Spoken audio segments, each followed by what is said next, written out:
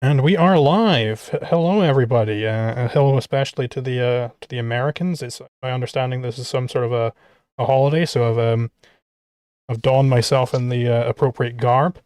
I actually bought all the stuff for July 4th last year. I think I was going to do a stream with Jacob Winograd, and that ended up falling through. And I was just like, oh, fuck, I just kept it back there the whole time, and none of you even realized. I was gonna wear it for Ask ANCAP, but Canada got nuclear bombed by the sun today, so Galazar couldn't do Ask ANCAP. So I figured might as well also do a stream. Yeah, cool. So yeah, of course I am joined by two guest hosts, Nil Vaughn and Zetetic. Do you guys wanna introduce yourselves?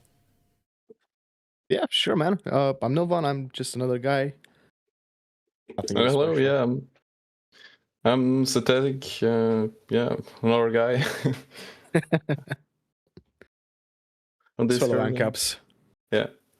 Hell yeah. But yeah, so I haven't even explained what we're doing today. Where's my Oop. Okay, yeah, so today we are, and this is my new fucking watch together setup. I got it working this time. So this time everybody can fucking play and pause, at least they should be able to. And it should all sync up and everything, and we won't have to fucking deal with Discord any goddamn longer. They're watching this video by Jubilee on Socialism versus Capitalism, and of course, about 5 seconds after the stream ends, Jubilee will go ahead and try and copyright claim this stream, and I'll go ahead and deny that. I'll go ahead and dispute that, and explain that, no, actually, as it turns out, Jubilee, I'm allowed to fucking do this, even under your retarded laws. I'm allowed to respond, react to your content. We're going to be picking this apart. Believe you me, this stream's going to be 4 or 5 hours long. I'm going all night, baby. This is an hour-long video. We know how fucking long that takes me to get through. Why is it saying ends at 23:54? I don't like that. Don't know what that means. I guess we'll find out when we get there. But yeah, so, well, let's go. So you want a 91% slavery, people? No. Of course, this is, here's my first piece of insider baseball knowledge. We're in the baseball camp, of course. This is Karen Ann Harlow, I'm actually mutuals with her on Twitter. This is an anarcho-capitalist. We got anarcho-capitalist representation on the Jubilee channel, which is not something you often see. I believe that's what this was pitched to me as. It's like, hey, they got an ANCAP on a Jubilee there. So yeah, it should be good. Why is it saying syncing? Well, I assume one of you guys are behind. I'm not doing anything. So you want a 91% slavery, people? No. That's Back not there. the prompt, though. Unfortunately, But I'm giving an example. Oops. Thank you, Sebastian. It does work. I don't think that's a valid question. That's not what we're talking about. It's exactly what we're talking No, it's not. Maybe you're misunderstanding my point then. I'm making the argument that capitalism is the most perfect system we have out of any other market. This is not...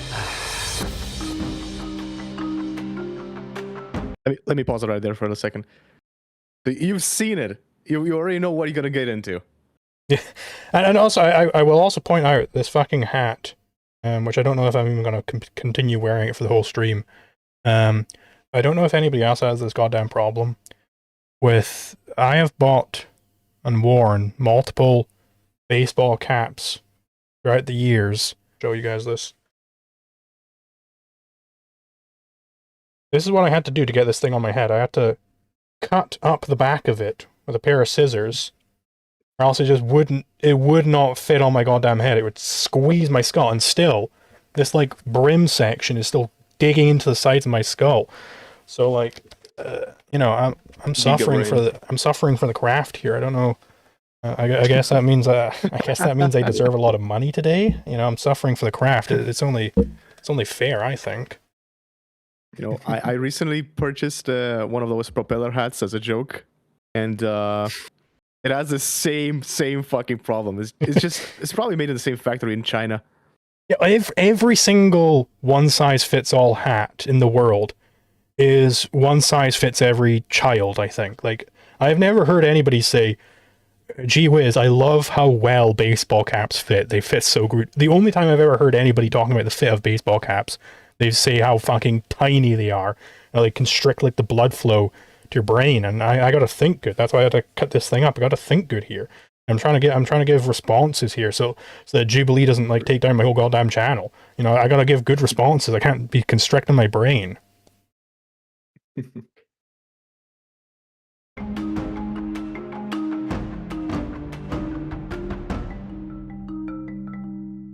No one should be a billionaire in a moral society. Can they agree a step forward? Oh, okay. Oh, God. I just personally believe that no one makes $1 billion from their own work.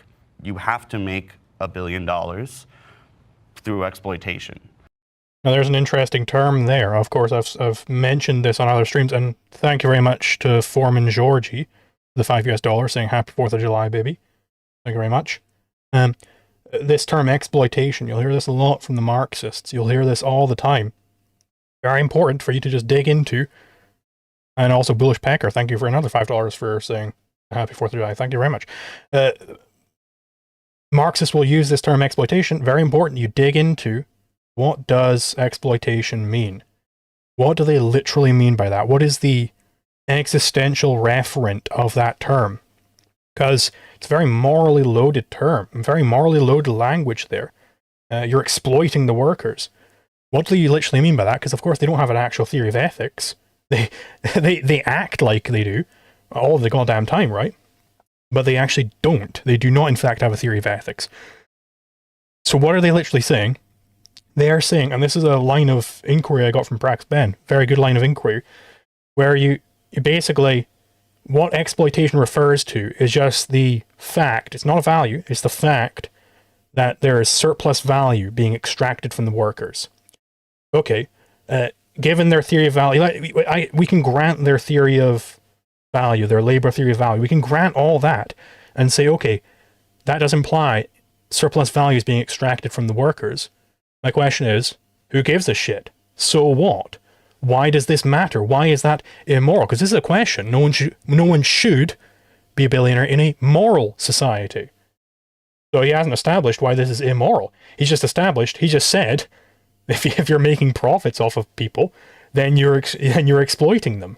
Okay, so what? You're extracting surplus value. Why is that a problem? What is the problem here? And it could have been, no one should be a thousandaire in a moral society if they're a capitalist, right? It could just read, no one should have workers in a moral society. You come up there, they're exploiting people. It's okay, but this is a moral question here, sir. What is your moral answer? What is your theory of ethics? That is an irrefutable line of questioning when posed against a Marxist, because if they're being consistent, they don't have any theory of ethics. They've got to just say, yeah, that is what exploitation means if they're smart and they actually understand their goddamn theory. And I'll add into that, there's a few extra things, because you mentioned that they're really against, ideally, I mean, the core of the thing is that if you have workers working for you, right? If you have employees in any capacity, from their logic, they're going to say that it's wrong because you're always extracting surplus value. This unquantifiable surplus value, whatever it is, right?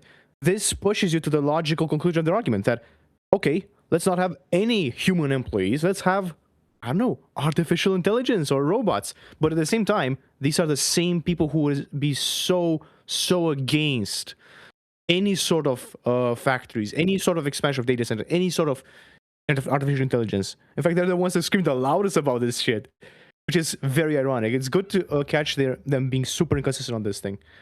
In fact, if you take their arguments to their logical conclusion, as you've done before in the videos, they are just anti-human in essence. Because the only conclusion, if they don't want to go for having employees that are human employees, right? Having factories, having any sort of technology development in the name of, it's always going to be in the name of the planet, in the name of my environment. Well, it's all about just complete primitivism. Yeah, exactly. Isn't there a difference? Isn't there a difference between the old left and the new left that Ayn Rand talks about? I'm not familiar with the. I did read that essay, I believe, but I can't remember the distinction she makes. Right, that the new left is more like explicitly anti-human, but the old left aren't necessarily. They just have a bad economic theory. But I haven't read it myself, so. Okay, yeah, no. So, like, I mean, yeah, I think they're becoming bolder. I think that's just a sign of the fact that, we know this as the history of philosophy progresses. Philosophies get kind of ground down into their diamond form, They get compressed down into what is essential about that philosophy. You see this with, Descartes. He had the cogito, right? Cogito ergo sum, which was his one fact about reality he thought you could know, and then he tried to deduce everything else out from that, right? He was a rationalist. Later Cartesians, they see like, well, that's clearly an arbitrary leap. What is essential to this philosophy is the method of Cartesian doubt, which leads you into total skepticism. So, of course, after Descartes, you get this rising skepticism coming out of it, culminating in David Hume, of course. And what do you get after David Hume? You get Immanuel Kant. He had this, some connection to the real world, I suppose, with his noumenal world. As it turns out, it's a pretty flimsy connection there. Because this is all completely arbitrary, everything he's doing here. So, how does that get rounded out? Well, you get Hegel. Hegel just goes, get rid of that noumenal world bullshit. We're only phenomenal over here, boys. Everything is mental. And that is the essence of Kant that I'm going to take away from that. And he was very successful doing so, right? Which kind of tells you that that was indeed the essence of Kant right there. So, and then that's how you get Hegelian idealism. And of course, then Marxism is a derivative of Hegel.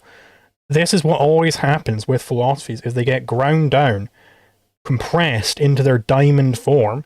And we're seeing this with objectivism right now, with us people who are rising up in the objectivist movement. It's not the old guard of objectivists who are at all impressive or at all, moving the philosophy forward. It's us. We're the ones moving the philosophy forward here. And of course, we have ground out some of Ayn Rand's errors there, and we've got a much better formulation of the philosophy.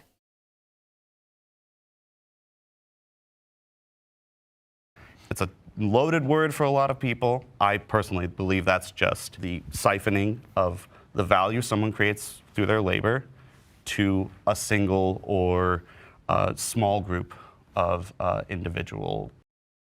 Let me pause it right there. It's important because he actually gave a different definition than what Marxists usually provide. He's not even talking about surplus value. It's about value in general. I think it's a bit more expansive than what Marx has been saying. Yeah, so then it's a question of what does it mean to take a value from someone? Because if you don't have the idea of surplus value, okay, he's not using the labor theory of value then. Okay, then you've got to provide some theory of value here. And maybe you've got some connection between your theory of value and whatever theory of ethics you might have cobbled together, doubtfully. But you need to provide some theory of value, because objective theory of value definitely wouldn't say that you could possibly extract a value from one person to another. Value, economic value is not like this intrinsic thing, which is in things, it can be like extracted from someone and given to someone else. Like that, any voluntary trade has to be mutually beneficial. If I want to buy a hot dog from a hot dog vendor for $5, which works in my American attire here, I want to buy the hot dog from the hot dog vendor for $5. I give him the $5, he gives me the hot dog. Both people profited. How? Well, I wanted the hot dog more than the $5. I valued it higher. I think it's better, right? And vice versa for the hot dog vendor. He values the $5 more than the hot dog. So we both go up on our value scales. It's not one person getting the value extracted and the other person gaining the value. We both get a value there. Capitalists, ultimately. Yeah, so I support because I agree with what you're saying, but also I think society's morals are a little mixed up right now. So that's one. But then for two, I do think there are some billionaires doing great things. Like I think of like Melinda French Gates, Mackenzie Scott off the top of my head. Oh.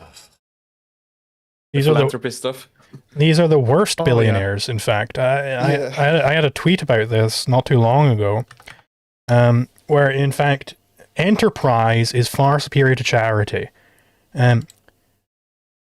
What's his name? Jeff Bezos has done far, far, far, far, far more good in the world than Mackenzie Scott ever will. She could give away every last fucking penny of that fortune she siphoned off, the value she extracted from Jeff Bezos.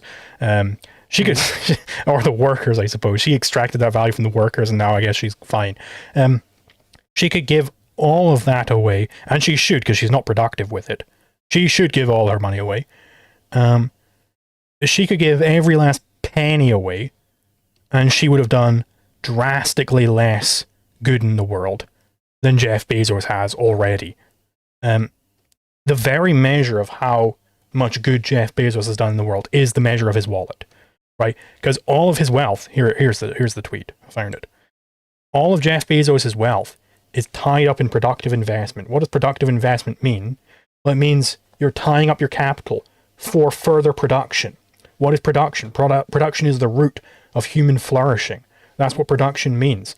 It is taking something which is bad for humans and making it good for humans, right? So the measure of how productive you are is the measure of how much good you've done in the world, right? So Mackenzie Scott, terrible, hate her. Same with Melinda Gates or what have you.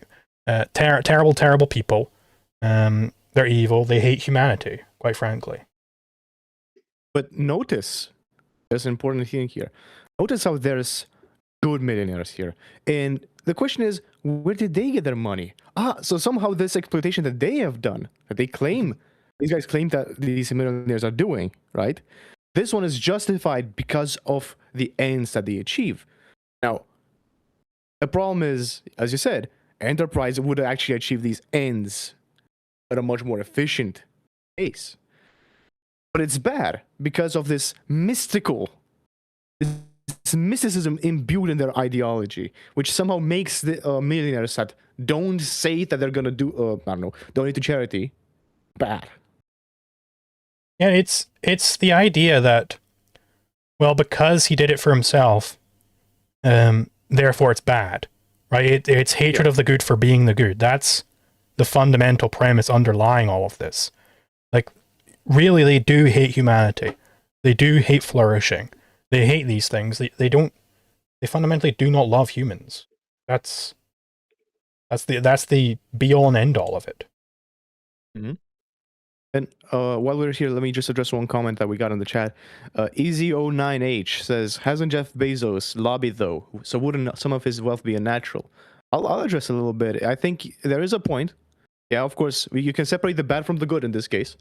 The intentions and the way he's doing it would be valid even without the state. The fact that the state intervenes and offers this kind of ability to lobby is definitely bad, but that's not more so on Jeff's side. There is a bit of, guilt there. But the way he's actually doing it would be the same without the state, so without this lobbying. That's the more important thing that we're attacking here, Easy09H. Yeah, it's about the fundamental... Sorry, there's this fuck-ass moth keeps flying around. One of these times I'm going to catch you, you bugger. And you're going to get crushed. I'm not going to crush you fully. I'm going to crush you a little bit, and then throw you to the side, and you'll suffer for hours. Yeah, it's about the fundamental method of how they're gaining their wealth. Jeff Bezos didn't fundamentally gain his wealth through lobbying, because how did he lobby in the first place? Well, he had to have the money in the first place to lobby. It's this question about, what is the source of wealth? That the Marxists, they don't have any... their idea on what is the source of wealth, well, it's workers working. Like, okay, that's one sort of idea. That workers just work. What do they work on? How do they work it? Well, it's got to be socially necessary. Okay. Who identifies what is socially necessary and directs the production such that that gets done as against other things? What do we call those people? We call them entrepreneurs. Don't they deserve a little fucking something? You know, like what is the benefit of their labor, right? What do they get out of their labor? Also, I will go over these super chats because they're starting to pile up. I'm suffering from the craft here, guys. This hat is digging into my skull, so of course people are donating out of the kindness of their hearts. They're giving me charitable donations. They can write this all off on their taxes. They're being like Bill and Melinda Gates here. They're being like Mackenzie Scott. They're giving me charitable donations. We've got a Griff One Nun for $2 saying nice drip Zulu, very air conditioning built. Well, thank you very much. Then another for another $2. You actually look good in hat. Well, thank you very much. Unfortunately, I never fucking wear them because digging in my skull. And then we've got a Evangelion enthusiast for $10. Thank you very much. Nice hat. Keep up the good streams. Well, thank you very much. Yeah. Just me or does Zulu's Nice co-host sound pointer, like Casimir except higher pitched? I guess I'm assuming Nilvon. I think you're also like some sort of Eastern Euroi, so maybe. That is correct, and I'm not actually putting in a lot of effort to keep an accent right now. If I could definitely go really posh British, but I'm not doing that. Fuck the Brits. Griff One Nun $5. The Moth is a modified flock camera sent by Jubilee. Yeah, it's you can see the bastard there. If I had a gun, I'd shoot it. It's the CIA are trying to spy on me. I saw it this morning, then it went dormant all day, and now it's come back again. Like they're nocturnal or some shit. There's another thing that a guy has said in chat. Till, I'm not going to try to pronounce the other characters. What do you say to those who say that SpaceX would have never been profitable if NASA had never provided the issue contracts? Well, I mean, it's kind of hard to really say because there's so much, that sector in general is so regulated, and there's so many taxes and so many restrictions that you cannot really say what would have happened. You know, it's kind of hard to estimate. I mean, imagine if NASA didn't exist or the state didn't exist. Would SpaceX be profitable? Hard to say. I mean, definitely there's a part of SpaceX that is, has been funded by the government, unfortunately. You know, bailouts and shit kind of suck. But I'm not too knowledgeable about it, but isn't there like a ton of demand for it? And that's why like he recently became like a trillionaire? Yeah, exactly. That's what I was going to get into because you can imagine it's a service that is really in demand because, I mean, more efficient space travel is something that people really want. I mean, for satellites and whatnot, why wouldn't you want that? Why wouldn't you want to pay less to send your telecom satellites or whatever you want in there, right? It's probably not going to be immediately profitable, but the demand is there such that this would probably have been profitable on its own as well, over time at least. Yeah, that's the thing with SpaceX is I believe Elon Musk was already highly wealthy at the time. It's entirely possible that, he would have been able to fund it with just private stuff, especially without all the regulations that Nilvon's bringing up. If you look at the proportion of government funding that he has gotten throughout the entire history of SpaceX, it's a tiny fraction. It really is a tiny fraction. I mean, space is massively underutilized. Like, if we had a true free market all along, if that's the true counterfactual, we would already be fucking up there. Because it's massive. Space, I think, is massively undervalued still, right? I understand SpaceX dropped off after the IPO. Yeah, it often happens with IPOs. But I see investing in SpaceX as investing in space, because they're like really the only serious company at the moment doing that stuff. And I think space is drastically undervalued. I think if you, project it out, 20, 50, 100 years, space is going to be massively more utilized. Like, there's so much you can do up in space. I've got a low enough time preference that I can fucking buy some SpaceX stocks and just sit on them for decades. I'll be willing to sit on those for decades. And that's all tied up. Most of my net worth is tied up in productive investments. I've got to do that because otherwise it gets whittled down with inflation. But we'll see how it goes. Maybe I'm wrong. Maybe we'll try and get up there and we'll hit the firmament.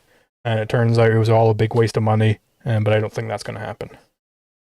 The Earth is actually donut shaped. We don't know. And they are like trying to distribute their wealth to help other people. I think the issue I have with billionaire or some people that are soon to be trillionaire status. You can see it there, the premise, because they're distributing their wealth to help other people. It's the idea that if they've got the wealth themselves, that it's not helping other people. The first premise, of course, is that helping other people is morally superior to helping yourself, which we, of course, completely reject. But also the other premise that having productive investments, in fact, doesn't help other people. That's completely false. Having productive investments, having your wealth in productive investments, that helps everybody. If there were no such thing as Amazon.com, I would not have been able to purchase this outfit and get like free next day delivery. That doesn't exist without Amazon.com. Okay? Without PayPal, Elon Musk's company, of course, there isn't a good way to do payments online at that time. These are things that wouldn't exist without them, right? It's not that you just need enough workers and then suddenly you get Amazon. No, you need somebody to have the vision there to create Amazon. Yeah, and like being like selfish, like as a human, as a long term, that's beneficial for everyone. But that's you couldn't be, and that goes into the objectivist theory of selfishness. Yeah. Griff won none for $5 Thank you very much.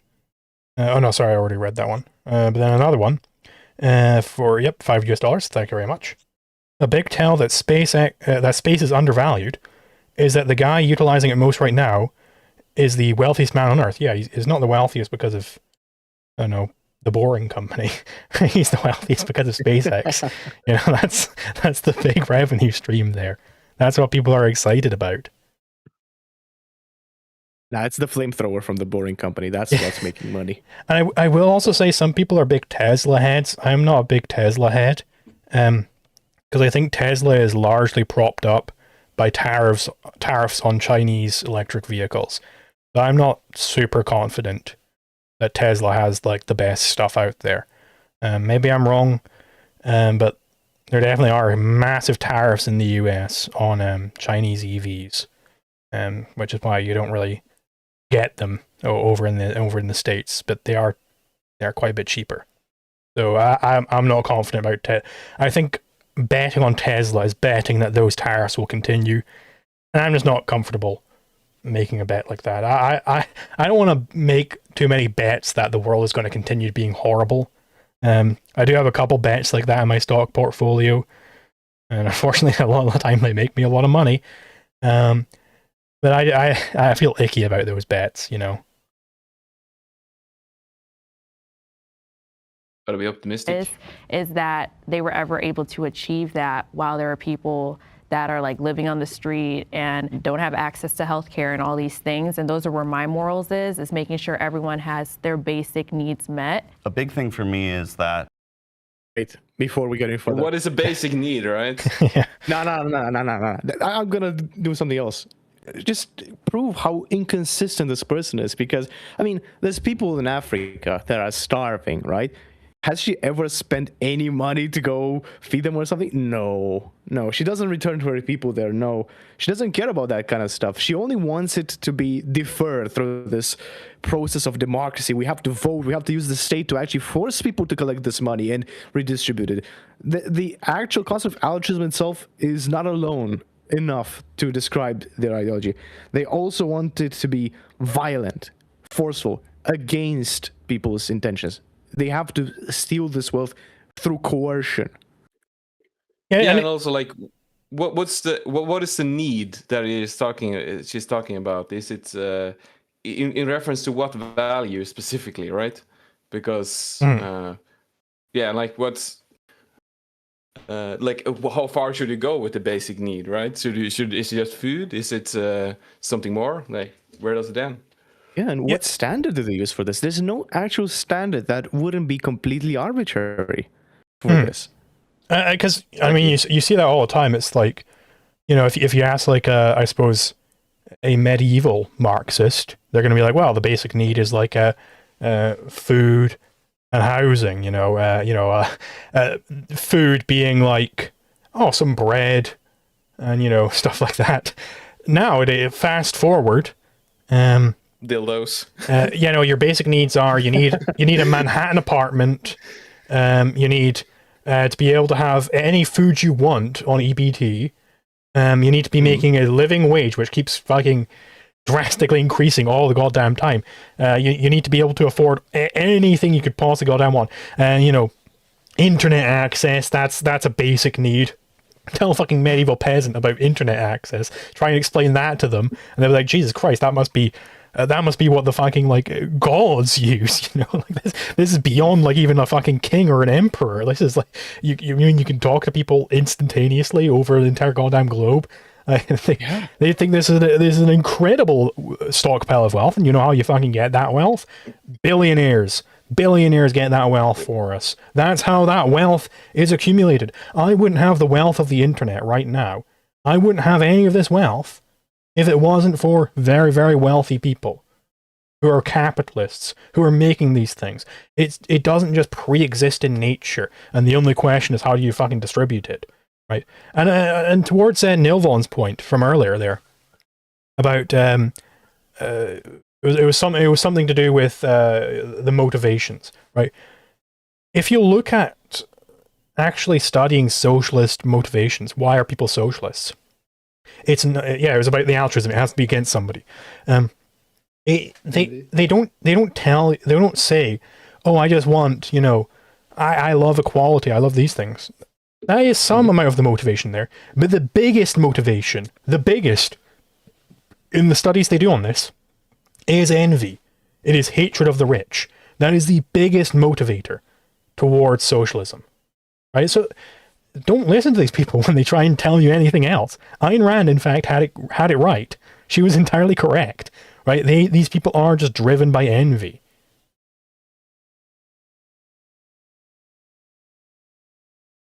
That is correct. Let's continue. No matter the incentives, no matter what is done in terms of a free market society, you're never going to get every single billionaire to agree to give up large, vast amounts of their wealth to help the rest.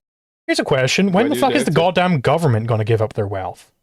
There's a question for you. Who are truly the wealthiest people on the planet? It's the governments. When are they going to give up their fucking wealth?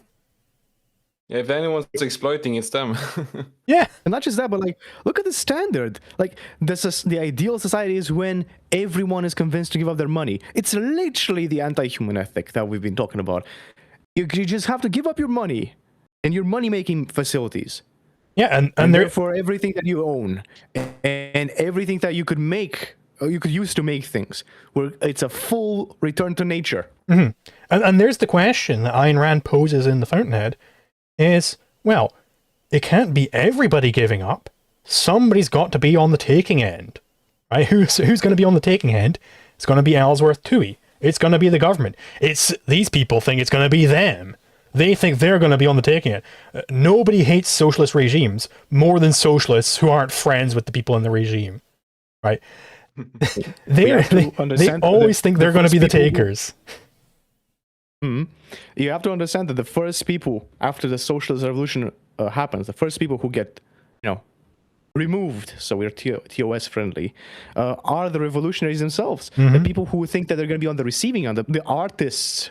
The party has decided they don't actually need that many artists. We need more coal miners. Are they going to work in there? No, they're going to just get game ended. Yep, and this will be a good cut for goddamn Chronic, who's in chat.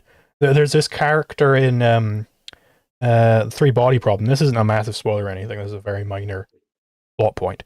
There's this character who like beats this girl's mother to death during the Cultural Revolution. She's like one of these communist like fucking jackboots, right? And then she ends up in the same like work camp as this girl years later. It's like, well, as it turns out, you won't necessarily be on top forever. We do have some super chats from Griff One None for $2. Thank you very much. But no, Zulu, government made ARPANET, government good. Indeed, this is the problem with having government have its fucking tentacles in literally everything.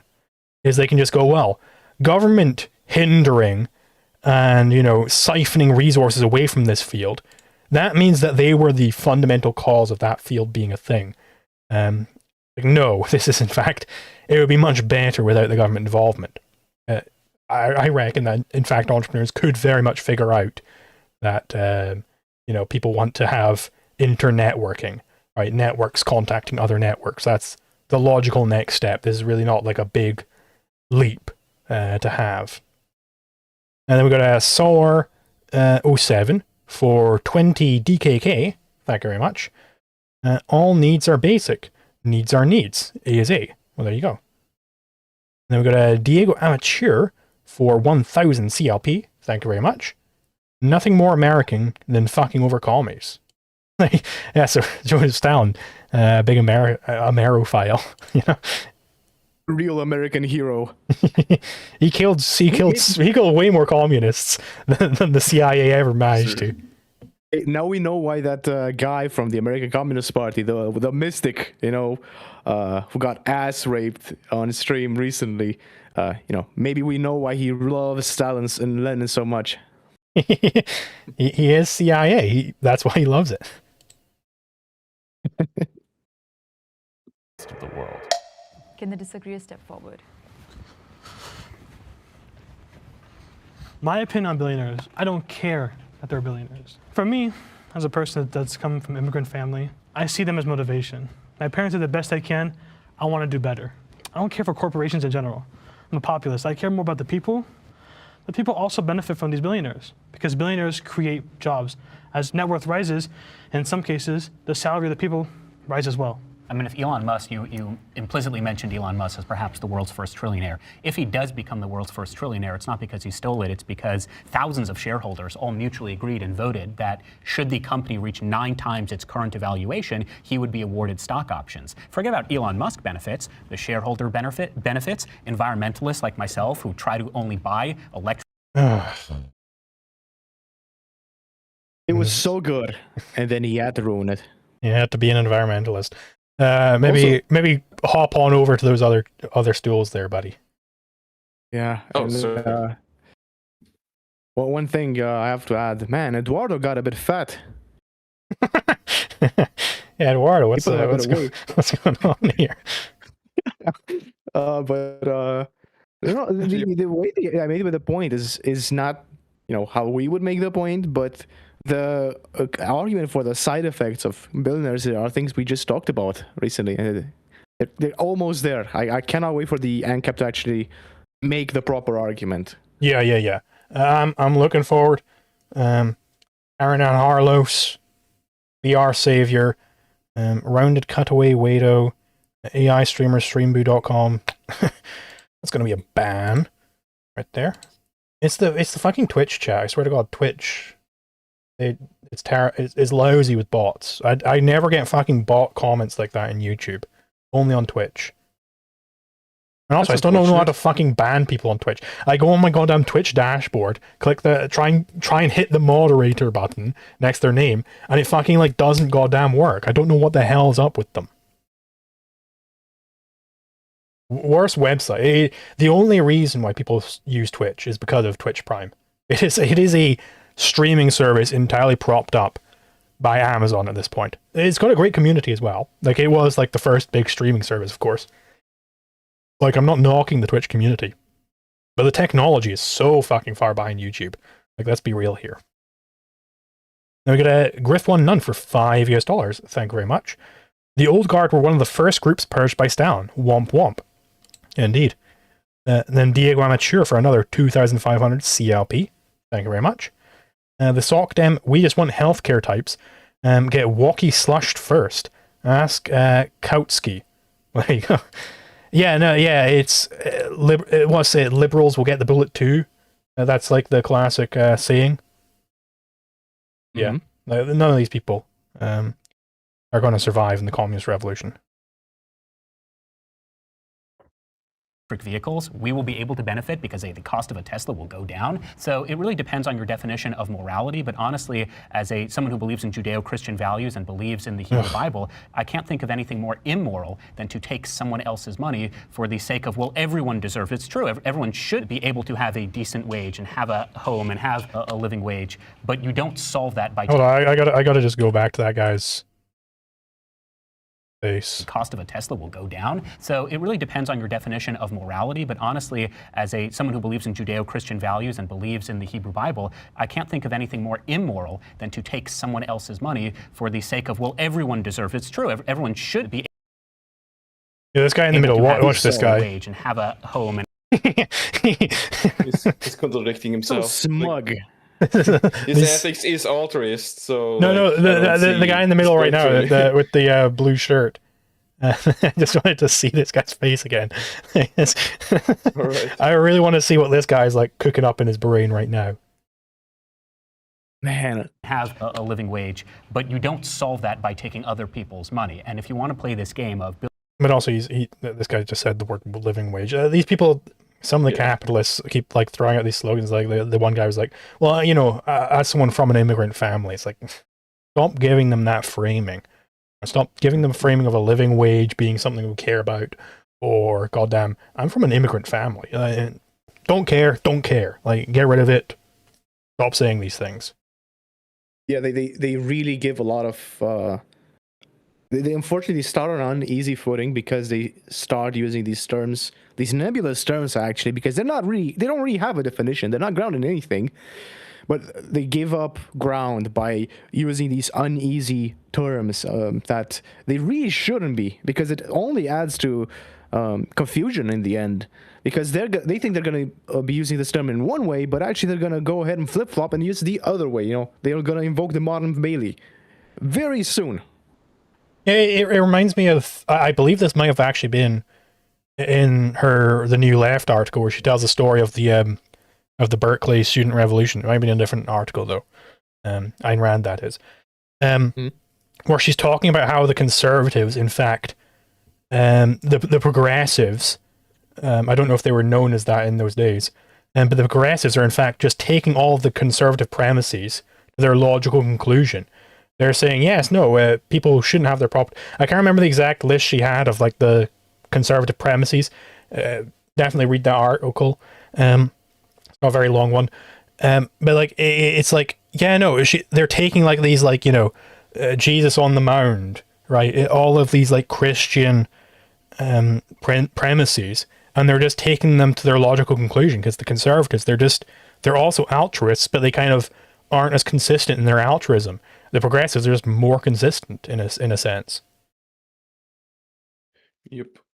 And then we got a negative 38.89 for $5 US. Thank you very much. Screw environmentalism. Everyone needs a Thneed. Happy 4th of July from DFW. Indeed, yeah. I can't remember the Onceler. That was his name. He was the hero of the Lorax. Or O'Hare Air. You wouldn't have air without him. Guess what? If you want to make your trees, then do it on your own goddamn property.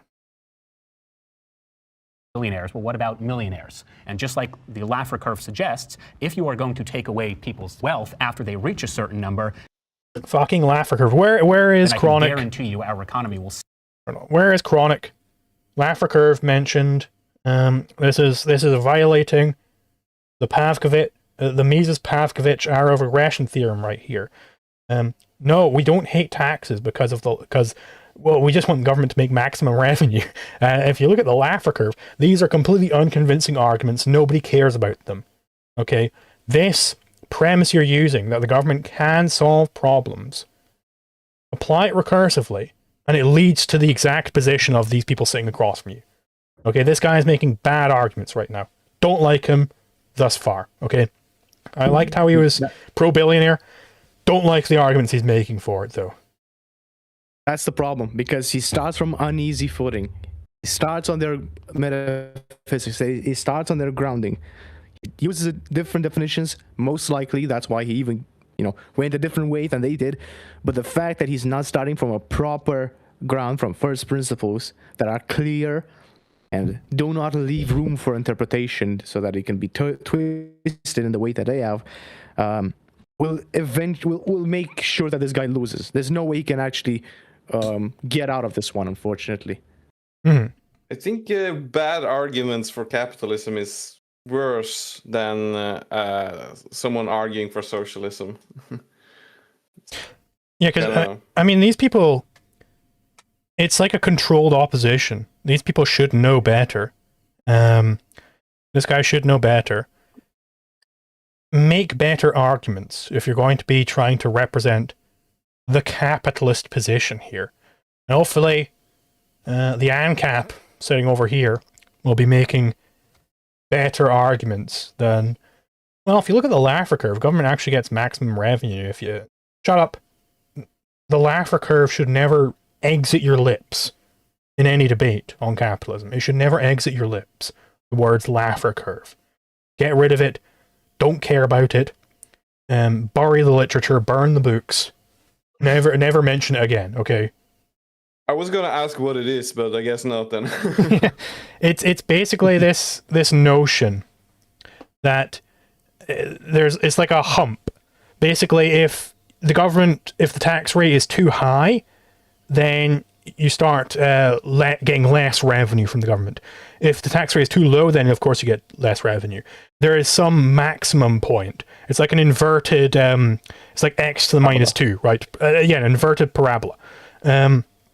So basically there is some maximum point, which is, not 100% tax. Because if you had 100% taxes, then suddenly you're no longer getting any, fucking production done or anything of the sort, right? I think that's the basic idea. Parasite. Yeah, exactly. It's how do you be a parasite efficiently? That's the Laffer curve, which is terrible. Get rid of it. Yep. Stop being as productive as it currently is.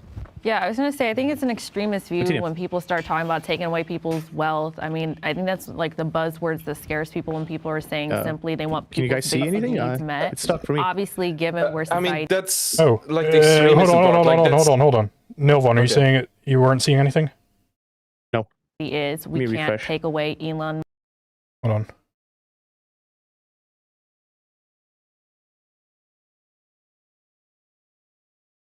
Give me a second, guys. Apologies.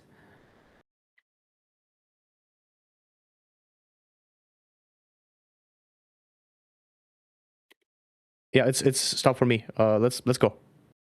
You good? Yeah. Okay, it's still showing me the clock icon, so you're still syncing, I guess. Also, I want to point out to the Jubilee. Hold on. I want to point out to the Jubilee lawyers out there. We're 3 minutes 21 seconds in to the video. We are 47 minutes into the stream, almost 48. So yeah, this is transformative. Good luck fucking getting this one past me. Not gonna work. Not gonna happen. We do have some more super chats. Diego Amateur for 1000 CLP. Do you think any of these guys are pro-tariff? Very possibly. This gentleman, I'm not liking the arguments he's making so far. He's of course a Tesla head. Maybe he's also pro-tariff. Let's see, he's a keeper head actually. No, you got a DM Mandemi. Sorry, I can't read the end of your name on this view. Actually, I can pop this out so I can read it more better.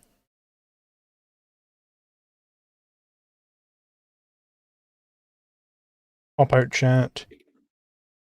Switch it over to fan funding, and hopefully, DM and DM and Demis Jet Wiener Geni Wee. Thank you very much for the 200 kroner. Why do some of the capitalists seem to support using the government power to infringe on personal and economic freedom? It feels like that goes against two of the core values of the right. Yeah, and it's very clearly anti-capitalist. Like, they haven't recognized that, what Murray Rothbard recognized, which is that to whatever extent you have government, you no longer have the market. right? That applies at every single level. If the government comes in and starts socialist centrally planning things, that is the absence of the market is what you're seeing right there. And we got a Diego Amateur for another 1,000 CLP. Thank you very much. Trump needs to be sneaky. Call me edition. Yeah, like who was it? Was that Dave Smith who said that? Well, I just hope that you can get these things done without pissing people off too much. I think it was Dave Smith. Like that was. Ooh. Then we got an Evangelion enthusiast for another $2. Thank you very much. My extremism equals false metaphysics. Yeah, it's the idea that we don't want to be like. In fact, it's good to be an extremist, right? It just means you're logically consistent. Now, you can be logically consistent in bad things, but you still want to be logically consistent in like the truth. That's being an extremist, right? That's not a bad thing at all. That's a good thing. She's just kind of protecting the ideology by saying that, like, it's like don't listen to those guys. But like that's where the ideology comes from. She's just being inconsistent there.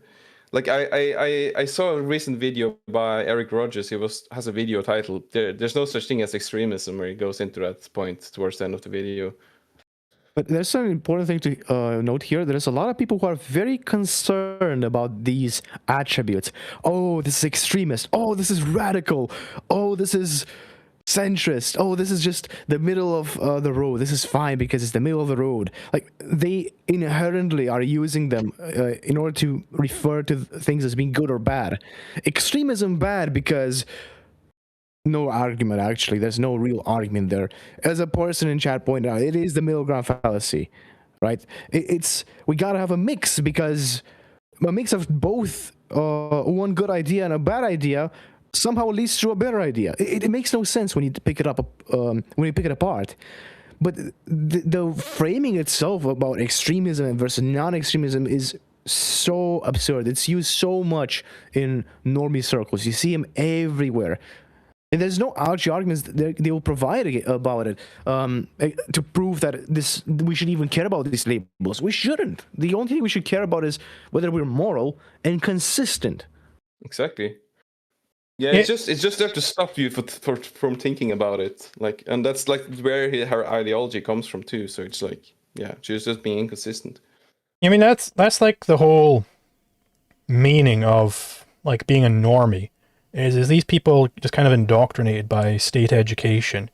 They have their minds destroyed by it, and it's the entire point is conformity.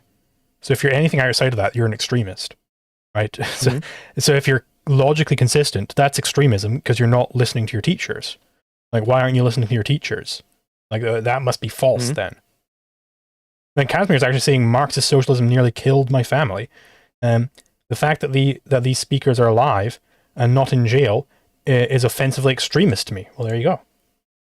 Yeah, it's the same here. I mean, my country, Casimir know me personally, but yeah, they killed a lot of people here.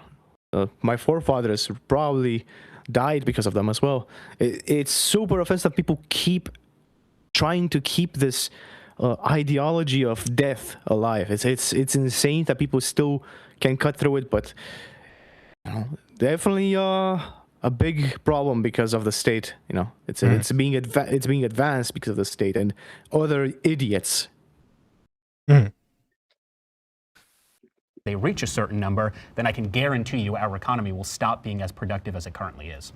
Yeah, I was going to say, I think it's an extremist view when people start talking about taking away people's wealth. I mean, I think that's like the buzzwords that scares people when people are saying simply they want people's basic needs met. Obviously, given where society... I'm curious, like, what her actual like prescription is going to be, because she's saying it's like, well, it sounds extremist. I'm against it when people start talking about taking away people's wealth. Like, well, how are you going to fund it? I want to see what she's going to say here. How are you going to fund it then? It's anti-conceptual thinking. You can't take away Elon Musk's like $400 billion plus dollars, but I'm just saying my point of view, my moral compass is everyone's basic needs met. And then when I see... Okay, so you just want the effect. How do you do that? But how is the cake made, in effect, you know? Certain billion... How is it made, right? How do you get that without taking away the billionaires' wealth? Because you were saying no one should be a billionaire. How do you achieve that without taking away their wealth? How are you going to achieve that, Miss Socialist? How is that going to happen? Please enlighten us. You know, she's not going to, of course. Billionaires, not just him, several of them that could be doing more and choosing not to. I think that's just a reflection of their moral compass. I'm not the kind of person to say we shouldn't have billionaires. I think there's the extremity view that like, yeah, like we should just get rid of everybody's assets, and that's not the case. Like you should be able to own your phone or a teddy bear or something like that. I think, but to say that Elon Musk got his wealth from free markets, I think is a little bit disingenuous. We have to acknowledge the fact that there is rent seeking by corporations just as much as the state. And so to say that it's a Okay, and which entity, maybe this guy doesn't think that fucking, maybe they're all socialists who think that wealth shouldn't be taken away from billionaires. Shocking, the first group of socialists who say that. Question, what makes them socialists? But you know that's actually what they fucking want, right? Because he's saying, well, there's rent-seeking being done, so stop the rent-seeking meaning take the fucking wealth. Okay, and who is going to take the wealth? Well, it's going to be the government. Is that not equally rent-seeking? Like, what are you saying here, Mr. Socialist? And before we go any further, it's important that he actually said, okay, you should be able to own a toothbrush, a teddy bear, right? But like, where is the line being drawn? Usually these people will go like, okay, the things that could be used for production, right? That would actually generate this value, the surplus value or whatever. The things that could be actually used for production in general should not be owned. That's what he's going to be saying. Of course, that's the next thing he's going to say. That's why he said the but there at the end. But what stops anyone from using anything as production? Absolutely nothing. You can use a teddy bear to make to produce things like producing entertainment for people. You could do a lot of things with anything, right? The world is your oyster. But this is actually an arbitrary limitation on production itself. Not even saying that it's an arbitrary distinction. What is rent seeking, if I may ask? I don't know, it's just a buzzword these people like to use. Let's look up a definition of rent seeking.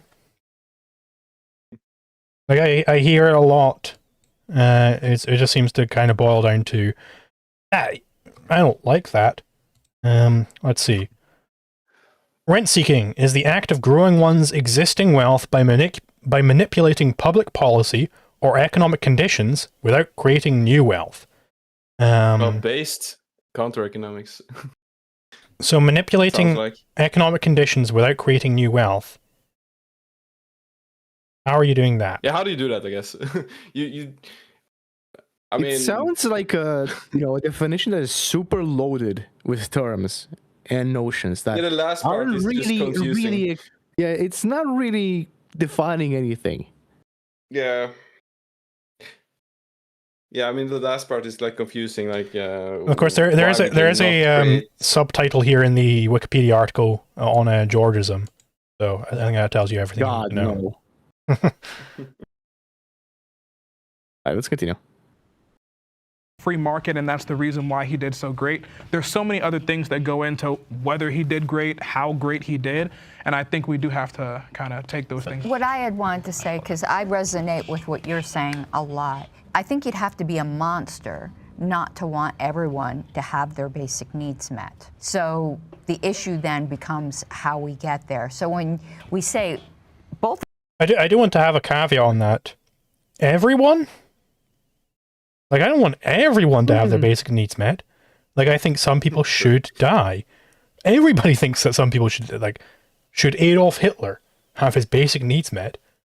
I don't think so. I think he should also die. I think Adolf Hitler should not have his...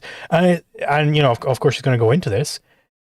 It's the question of how do you go about getting those basic needs. If you have the premise, everyone should have their basic needs met. Okay, let's say there's somebody who does not want to do any work at all. And they piss off everybody deliberately, right? They're deliberately... Pardon me. They're deliberately pissing everybody off. Anybody who tries to give them money, they take the money and then they spit in their face, right? They are deliberately antagonistic to anybody trying to help them. And they never do any work, right? Is the prescription that people should keep going up to this person and giving them food, giving them wealth, and getting spat on in return? Is that the prescription? I don't think that's very justified at all. I don't think that it is true that everyone should have their basic needs met. I would challenge that premise there. But I think Karen Ann Harlos is wrong here.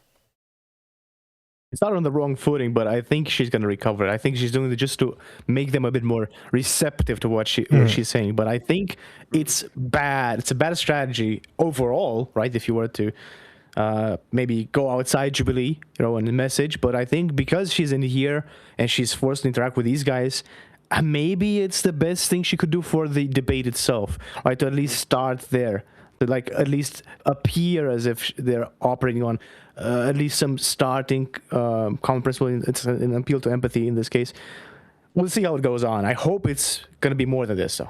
Yeah, I mean, it would be very interesting to see what would happen. Pardon me, my watch is going off. To see what would happen if, me or somebody like me went on Jubilee, just, not engaging at all with, the fucking, we're collaborating here, we're trying to find a middle ground here. Type idea, no, I hate you, I despise you, I reject all of your premises. What about it? I wonder what would happen there. Would they even allow someone like that on? I don't know. I don't think they would. Right.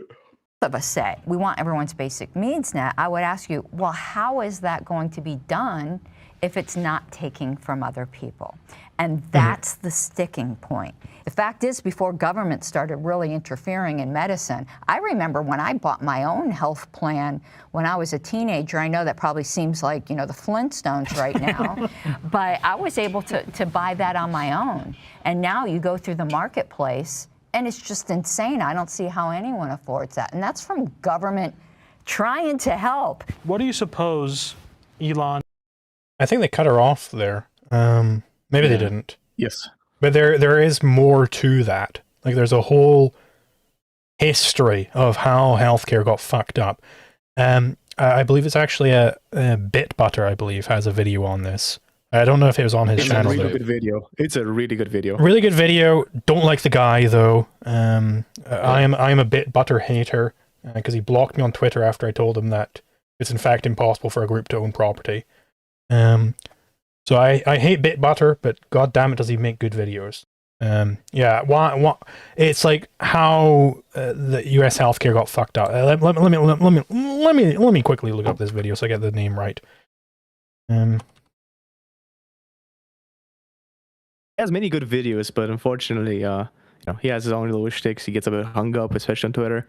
Yeah, how government solved the healthcare crisis by Bitbutter. So yeah, it goes over the whole story, and you can go in more in depth on this. Of course, there's books written on this. There's what's the one the something societies, fraternal societies, and the welfare state. No. I'm meaning that there's this book where it goes over the fraternal societies. I can't remember the title of it though.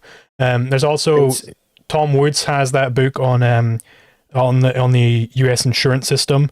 It's something. Send your Facebook friends this book on the fucking whatever. He's got a whole series on that. I could give you the name of the book for it that you're mentioning. It's From Mutual Aid to the Welfare State. Yeah. It's from David Beto. Yeah. That's the one. I think I was going to have him on. I think I was going to have Beto on stream at one point.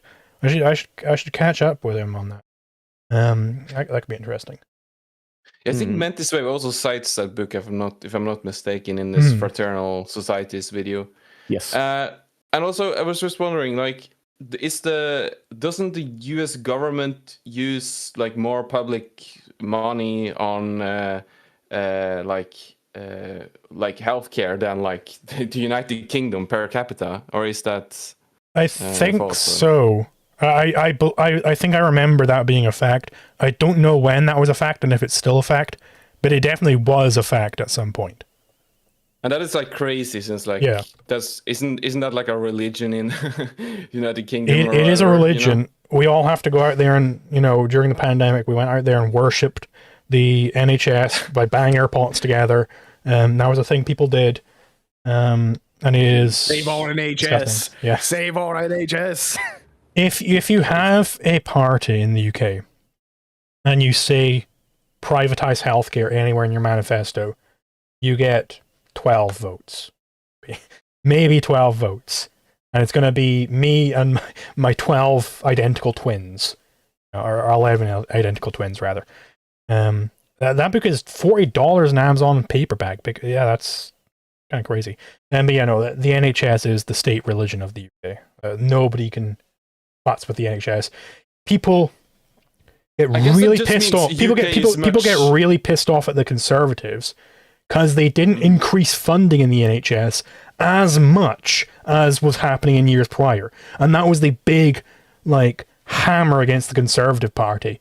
Is that they weren't increasing it at the same rate as was previously happening. They were still increasing the funding year after year, but it wasn't happening as quickly. And people were like, they're defunding the NHS. This is how people think about this thing. They want it to be an exponential growth in funding for the NHS. That's what they genuinely want.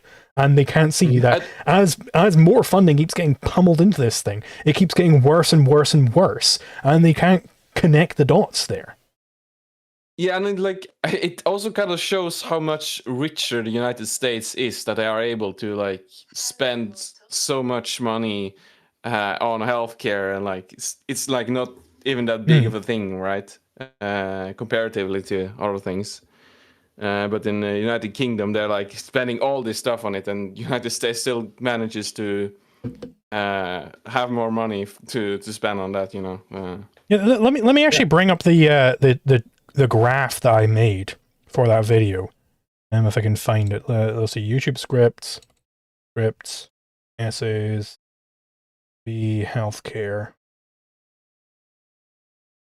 See here. H for healthcare. Do I not have it in this?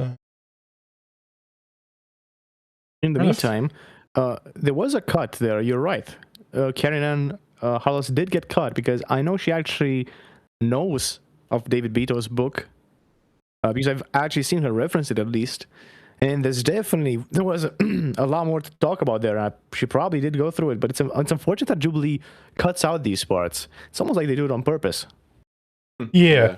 But I was able to find it. It was under P for privatize rather than, because it's privatized healthcare. I've got it noted down as. So OECD data. So yeah, if you look at this, let me get this properly up for the stream. Then it in here too, I guess. Yeah. Let me 1 second. Yeah, this is the OECD data for 2019. And as you can see, yeah, the US spends more public funds on healthcare than every other single country in here. And if you look way off to the right, and this is my own little addition, and that was the US under lodge practice, which is in fact $2 per year, is what the individual would have to pay. $2 per year versus this massive per capita spending by the government and privately. Yeah, Norway is quite high there too, and I know people personally who have to wait over a year or 2 years in some cases, who have very severe back injuries and such that have to wait this long, and so it's not even helpful. Most people who have serious issues go to private healthcare here. You just love the government, and there's another part there. You spend a lot of money, public spending on this shit, and it's not just a problem that you spend a lot and you get a shit product, but the people who would be accountable for this shit product that you're being served after you wait 6 months, of course, and die on the while you wait, and the things gets worse and you got to go get another analysis, right? All of these people are basically immune. Nothing happens to them. You can't actually go ahead and report them, because if you do, nothing actually happens to them. It's like the police system in the US or anyone else. There is no form of accountability that you could actually find in the private sector. If in the private sector you say one thing, okay, you're gonna be scheduled for this, right, and then you reschedule, right, that could even be classified as fraud. And you could sue for that. There's no such thing against the public sector. You can get delayed month after month, like one of my relatives has, and then you could die by the time that your condition is treated. People with cancer, for instance, right? A very unfortunate situation can happen where you're diagnosed now, and you're told, hey, come back in a few months because we have this huge backlog, and then by the time you get there, it's terminal. You're gone, or you even die by that point. I had a relative die like that. It's absolutely horrible. It keeps happening, and the solution that the people who are in favor of these services is just give him more money. A system that doesn't work clearly just needs more money. Yeah, just make more of that system, and then it's going to be better. But I do want to pass on this advice to people. I heard this advice. I was on a train, and an NHS surgeon, I believe he was, or a doctor or something, he sat next to me on the train, and we got to talking. This is the advice he gave me if you want good service from the NHS. I presume it will work also for other state healthcare systems. It's not based on your need for how sick you are, how much treatment you get. It's based on how much you complain. So if you go in there and you've got some like long-term condition, keep writing to your MPs, keep writing to people in government, and they're going to get the fucking wheels moving because you're just so fucking annoying. You're going to be the most annoying motherfucker in the entire world. And they'll grease the wheels for you. They'll get you through the system. Because they don't want to fucking deal with you any longer. They don't want to, their higher ups keep saying, deal with this fucking person, deal with them. This person's not getting dealt with. I'm going to lose votes because, they'll grease the fucking wheels for you. And that's how you got to treat them. Don't treat them like they're people worthy of your respect. Treat them like a big socialist egregore. They're a barrier towards you getting what you need. They're just a barrier in your way, and you need to treat them like that. Don't treat them like they're a fucking person you're talking to. Treat them like a barrier in front of you continuing to live and be the most annoying motherfucker ever. And they're going to pay way more attention to you. They're going to help you way more. Okay, that's the advice I got from an NHS doctor. And that's the advice I got.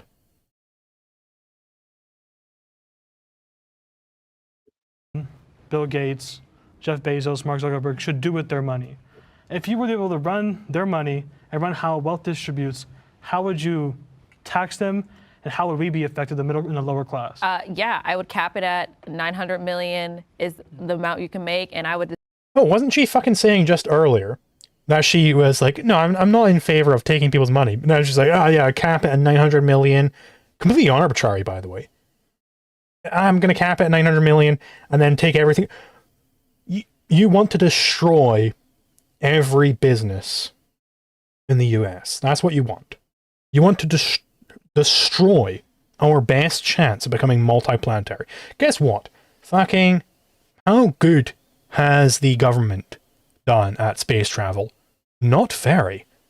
They've not done very well at it at all. Right? They have. What is the big innovation of NASA in rocketry since the shuttle? What is their big innovation since then? I asked this because there was a clip made of Ask ANCAP, which is a show I run with fucking can't remember his goddamn username. Galazar, that's it. I don't want to use the wrong username because he's got multiple usernames for unrelated things. Galazar.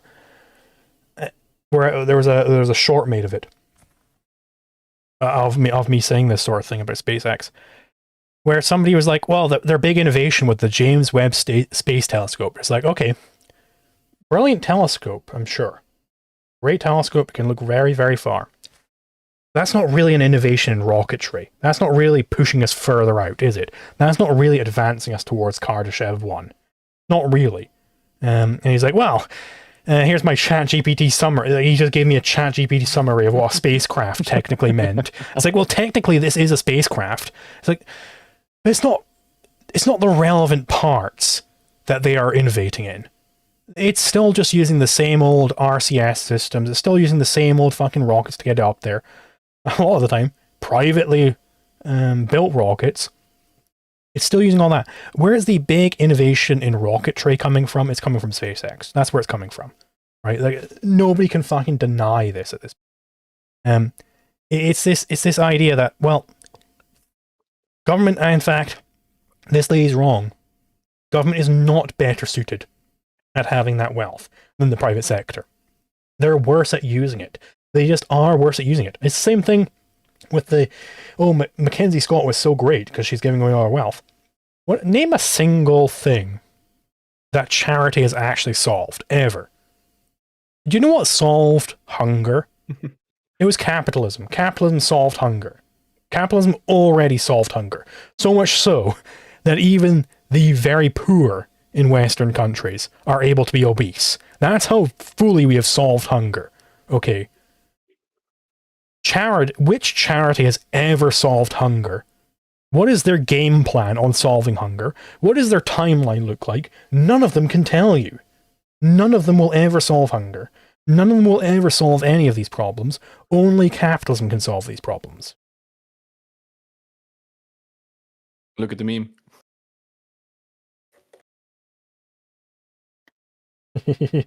Yeah. Let me pull this up. Pretty accurate. Yeah. Adding on to that this important thing, it's not just that capitalism solves this problem, but look at let's actually do a comparative analysis of what the government has done via NASA versus what SpaceX has done and how much time it took SpaceX to innovate. Right? NASA has been basically doing the same thing. Of course, iterative changes here and there, right? But there's nothing being done that is completely revolutionary. They've never went ahead because of the fact that they didn't have this pressure of innovating, this pressure of, hey, we need to get the cost down, right? They didn't have this pressure like SpaceX or anyone else did. Yeah, it's right? when Elon Musk first started, the entire pitch for SpaceX was, well, I mean, why are we throwing away these millions of dollars every time we do a rocket launch by just throwing it into the ocean? What if we had reusable rockets? And people laughed at him. People laughed at Elon Musk for suggesting that you could have really reusable rockets like you have reusable planes. And he solved that. And now it's way cheaper to get stuff into orbit. Based? Yeah. And the thing is that it's been such a revolutionary idea that people are actually using SpaceX so much for their services. And look at how much time it took SpaceX to do that. Compare it to how much NASA wastes on a single trip. It's insane. And not to mention a lot of NASA stuff, their old engines, for instance, they're not, because of the way they were built and because of the bureaucracy and all that shit, they can't even properly rebuild some of these older engines. Yeah, I mean, I do want to cut in here real quick though. Trevor6379 says SpaceX hasn't done anything that NASA didn't already do decades ago. Well, actually, I don't recall NASA catching a skyscraper that they just sent into orbit decades ago. I don't remember NASA doing that. But you know who did do that? SpaceX. SpaceX was able to put a skyscraper into orbit and then catch it as it came back down to Earth. So, no, you're wrong. Cool. I was just gonna say, I remember when kind of looking into this stuff.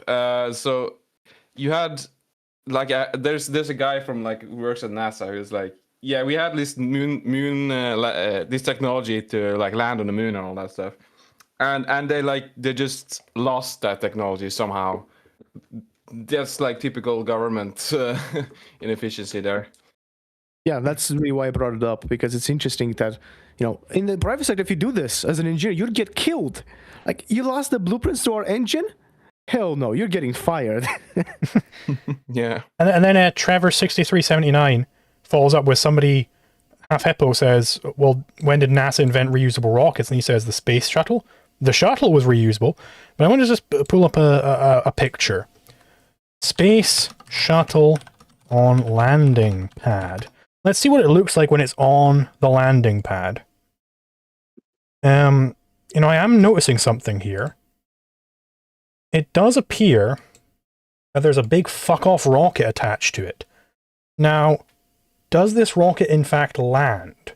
Does the space shuttle go off and fly away, and then the rocket comes back down and lands? I don't fucking think it does. I think that rocket plummets into the goddamn ocean, and it's lost forever. So, what are you even saying? I don't think you understand what you're talking about, or you're being dishonest. No, they landed on an airstrip. They landed the shuttle on an airstrip. Sure, they managed to land a fucking shuttle on an airstrip. But what happens to that big fuck off orange thing that it's attached to? What happens to that? It gets fucking discarded. Do you know how much that fucking thing costs? I don't. Probably not free. I can't imagine that thing was free, right? That is not allowed in private industry. You don't throw away your plane's engines after every fucking trip across the globe. You don't throw that away. That's very expensive. Well, I don't have the numbers myself right on hand. The last time I did check is that it is actually pretty expensive. You know, it's not like 50% or something, right? But it definitely is a significant amount of money, such that the venture of making it reusable has reduced the costs significantly and was profitable enough to go into by SpaceX. Yeah, he's saying that orange part is just the fuel tank. The two solid rocket boosters are cheaper to build new ones rather than reuse them. Okay, so can NASA put payloads into orbit cheaper than SpaceX? Answer that question, Travers, and I'll wait for your answer. Because in fact, if it is cheaper to just build new ones rather than reuse them, that is rockets, it's cheaper to just build new rockets than reuse the rockets. I'm curious, can NASA put payloads into orbit cheaper than SpaceX can? Who can put payloads into orbit the cheapest? Because I don't think it's NASA, or else why would NASA buy so many fucking room on SpaceX rockets? Why would they keep buying up so much room on SpaceX rockets if it was cheaper to just build new rockets every goddamn time? It's just cheaper to build a new plane each time you do complete the journey. Like, this is ludicrous. This is not true at all. And can't they like put bigger payloads too, or is that Almost certainly. Yeah. Let's see, Trevor. Yes, they could do it cheaper. The Russian Soyuz was cheaper than SpaceX rockets are right now. Okay, why are people paying so much money to SpaceX? Here's my question to you, Trevor. If SpaceX is more expensive to put payload into orbit than these other alternatives, why is SpaceX so profitable? Why are they making so much money? Why are governments giving SpaceX money to put payloads into orbit for them? Why wouldn't they just build a new rocket if it's cheaper? What is your explanation for that, Travers? Please enlighten me. Enlighten me. As a SpaceX investor, maybe I'll just divest immediately after this, because you'll convince me that it's really inefficient. Please, enlighten me. Because they're not allowed to use the Russian shit anymore because of the war. But I thought it was cheaper. I thought it was cheaper to use that, those solid rocket boosters and everything. It's cheaper. I thought NASA could do it way cheaper already. Why do they need to use the Russian stuff? If NASA can already do it cheaper than SpaceX, why aren't they doing it cheaper than SpaceX? What are you saying?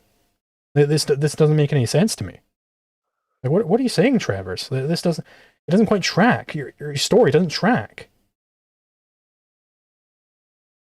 Well, whilst we wait for the Starship just blows up every time. So who knows how that'll work out? Okay, but who can do it cheaper, Travers? Who can do it cheaper? Why are these governments? Why is the American government paying SpaceX money instead of just doing it cheaper on their own? Why is that? What fact explains that? NASA could do it cheaper, but instead they pay SpaceX. Why? Why, if they could do it cheaper, why are they paying SpaceX to do it? For what reason? What is the reason for that? Zulu crash out? Yeah, I'm crashing out in this fucking chatter. Because he's saying nonsense. Utter nonsense. Okay? Why aren't they doing it cheaper? I'll read some super chats and then see if Travers has any response for why on earth the American government would be paying SpaceX to do this if they could just do it cheaper on their own. Why the fuck would they do that? And let's see these super chats. We have got Sawyer 07 for 20 DKK. Marxism is a materialist death cult, indeed. And then another for 50 DKK. Thank you very much. The lack of economic calculation and its consequences have been a disaster for the human race. Indeed. And then, very big name. I'm sorry, I'm not going to try and pronounce that again. It's a very long username you got there. For another 100 kroner. Thank you very much. Saying stop the cap. Presumably, the socialists were saying something cappy at that point. And then another one for 50 kroner. Thank you very much. Charity solved money laundering. they are very effective at money laundering. Then we got a null paradigm for 5 Canadian dollars. Speaking of charity in Africa, are you still planning on making a video about poverty in Africa? And if so, will it be a longer form video? It's going to be a very long video. I've been collecting stuff for that video for a very long time. Another from DMN blah blah blah blah blah for 100 kroner. Thank you very much. The German V2 rockets were cheaper than the NASA Orange thing. Yes, everybody just uses V2s, of course. So let's see, Trevor's. Trevor's, do you have any... No. Before you go into because the shit's... Oh, sorry, you go ahead. I think he sent his response now. Yeah, I'll have to add a little thing here, right? You know, the original shuttles, you know, SRBs, you know, the actual things on the side, not the main fuel tank, not the orange one. Those were recoverable in the sense that they would land in water. Problem is now you have salt water in them. You're gonna have to wait until you recover them because they're gonna be in the fucking ocean. Whereas SpaceX, you know, their engines that they use, they land back on the fucking landing pad. Or some other carrier that could take them back. Like, you're talking about the logistics of this, right? And the repair cost on the SRBs. It's one thing to just splash some fucking rocket in water and then expose it and whatever. It's another one to actually land it back on the strip. It's a completely different thing. And if you actually want to look at the cost, and I mean, probably never going to really know the true cost of the space shuttle and whatnot, but it's estimated to be like $500 million to more for one flight. It's kind of nuts, right? You know how much what the actual public price is for, you know, launching something with the SpaceX stuff, with the Falcon 9 thing? About $70 million or something, maybe less. Probably going to be, their internal cost is probably less, right? Because this is the public cost. This is the actual cost you pay as a company, right? Internally, it's probably going to be a lot less. And we're comparing an order of magnitude difference, if not 2 order of magnitudes difference. Like, it's insane to even compare them. Mm. And so his response was, well, the reason why NASA is paying the money to SpaceX rather than doing it themselves for cheaper is because the shit's rigged. And there's preferential treatment for SpaceX, and it's not really a secret at this point. That's how they got the moon landing contract, which they're a good 6+ years behind schedule on. Who is it being rigged by? Right? Who is it being rigged by? That's my confusion here. Because initially everyone at NASA was very haughty and like, SpaceX, that's not going to be a thing. So NASA isn't rigging it. Who the fuck is rigging this thing? Very confusion over here. But let's continue. And by the way, Jubilee, fuck off if you want to try and copyright claim that goddamn section. Piss off. You know, to make sure everybody got their needs met. So yes, I guess to answer your question, if we're talking about today's society where we're at with all the billionaires, that's what I would do. I would bring us back to 1950s tax rates in the United States. 91% tax rates on the highest tax. Which, by the way, was a temporary war. Was supposed to be a temporary war tax. That was supposed to be a temporary tax. The income tax is just going to be a temporary tax. You know, just to recover from the war. Of course, this guy's like, no, bring us back to that.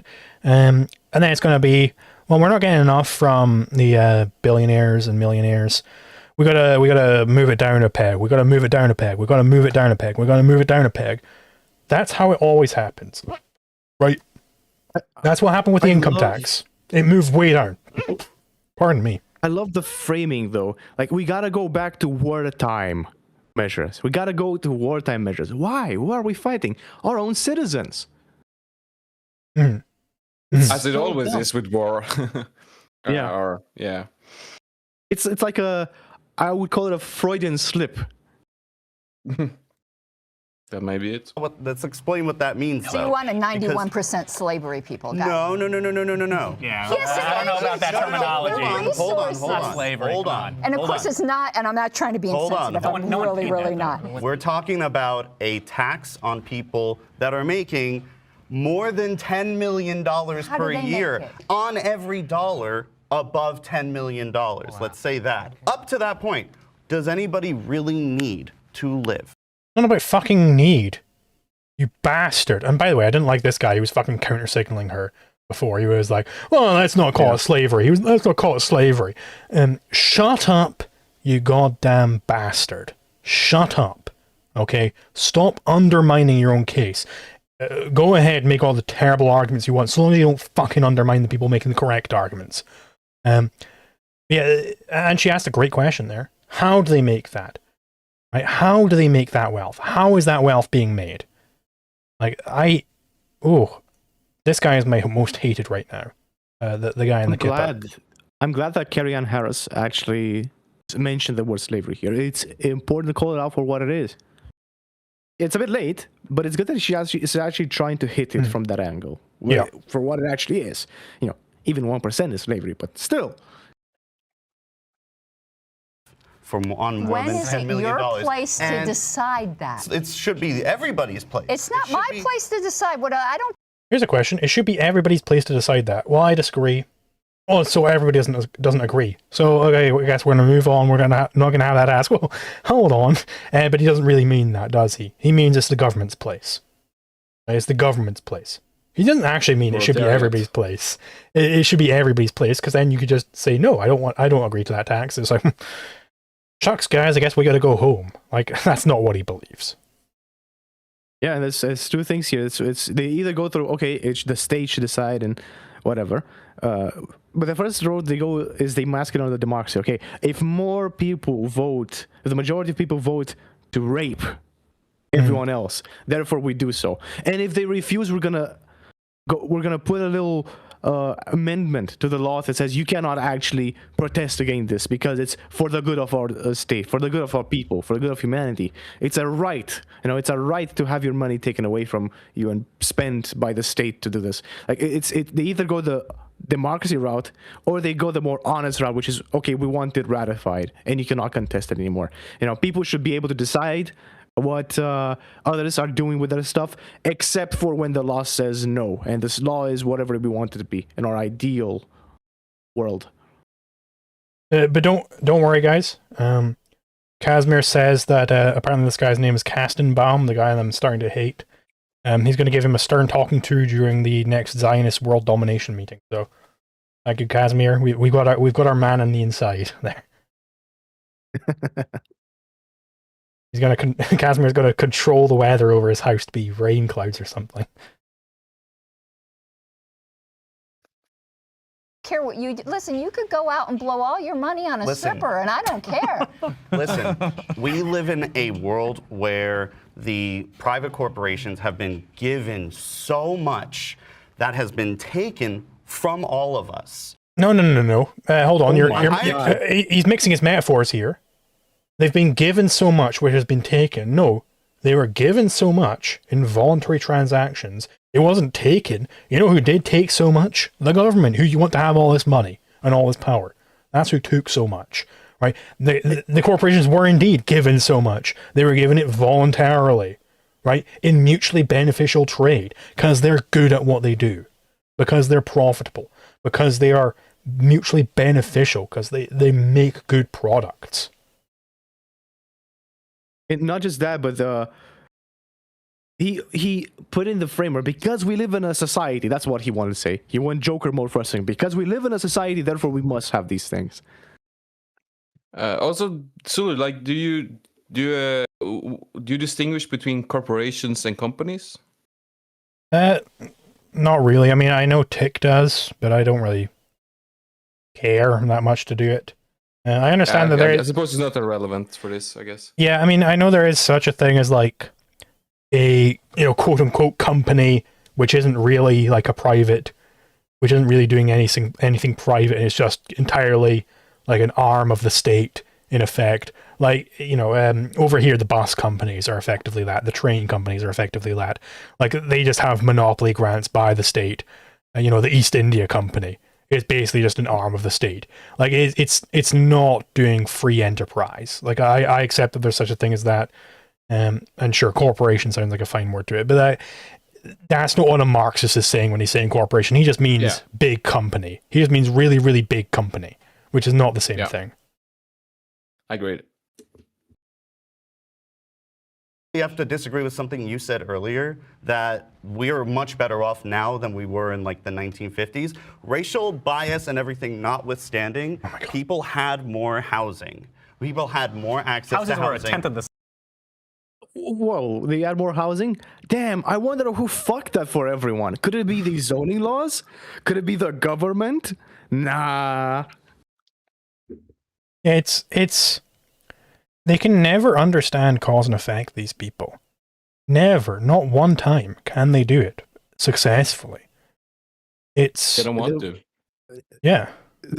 Louis Rossmann actually had a nice video on this where he was, he had his set up his office in New York, if I'm not mistaken, initially, and I thought it was California, whatever. It was one of these stupid locations with a lot of regulation on actual properties and building stuff. He was like, he was highlighting how some of the buildings that he was looking at as he was strolling down the road had like these thousands of build permits on their windows, and in order to actually build or renovate something, you need 1,000 build permits that must be acquired in sequential order.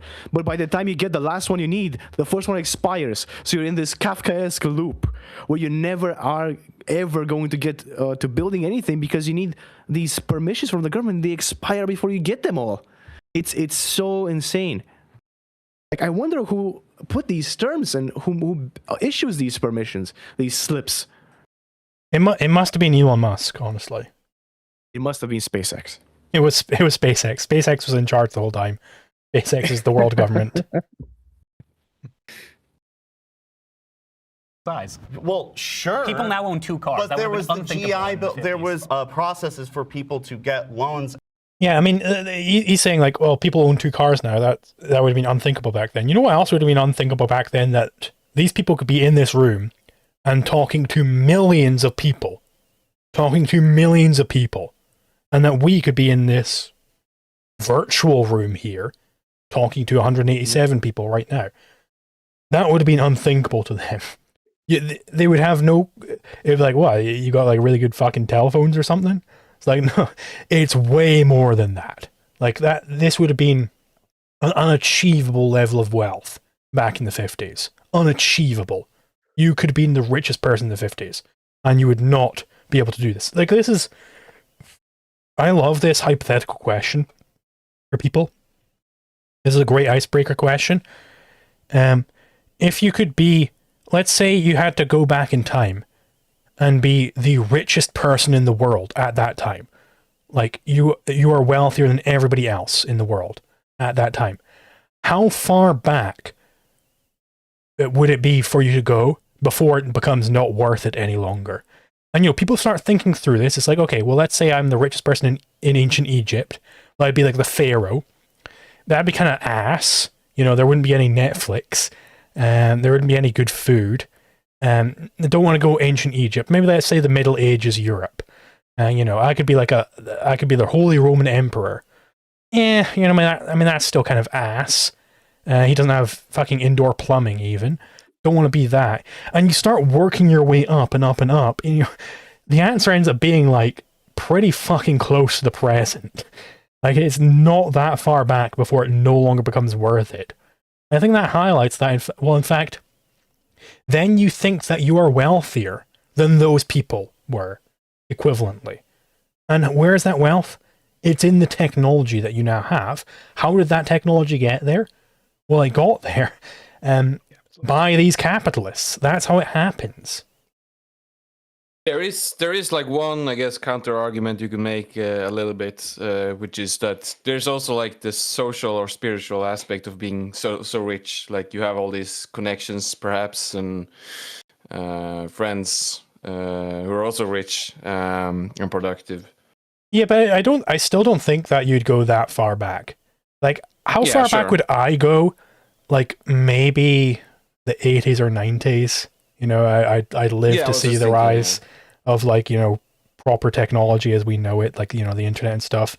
But it would be fucking annoying to not be able to have technology for a while. Like, I'd be like, this is all primitive, for decades.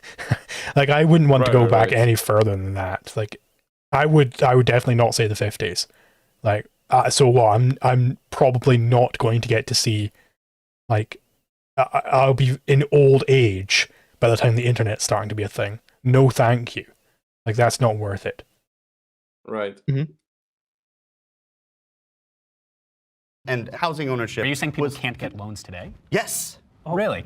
They How can't so? get housing loans? I got Well, a if you don't have housing the loan. capital to put up money, sure. I but there's can't nothing get a preventing housing you. loan. Correct. Most of us can't. If a bank knows you don't have the capital to pay back a loan, sure, they won't give it to you. But the idea But that that's you are not as a- disenfranchised from getting a loan because of a capitalist The system, I think is idea that it's not that it's easier now to get a loan for a house than it would have been in the 1950s is absolutely ridiculous. It's safer to get a loan now. The It's issue, safer. The issue I think the point they're leaving unsaid is the business cycle. So it would have been easier in the lead up to 2008 to get a housing loan. It would have been very easy. You could have gotten a loan. I could have gotten a fucking loan for like a goddamn mansion, you know, whatever, and a loan I'm never going to be able to pay back. Because there's this boom bust cycle, right? It's the question of when are the booms, right? If it's in a boom time, then yeah, it's very easy to get loans because the interest rate's all been futzed with, right? But what is causing that? It's not the capitalists causing that. It's state central banking. It's fractional reserve banking. That's what's causing the boom bust cycle. It's this introduction of fiduciary media, which leads people to be more long run than they should be. It leads investors to think that more has been saved than actually has. That's the problem. And that's not a capitalist problem.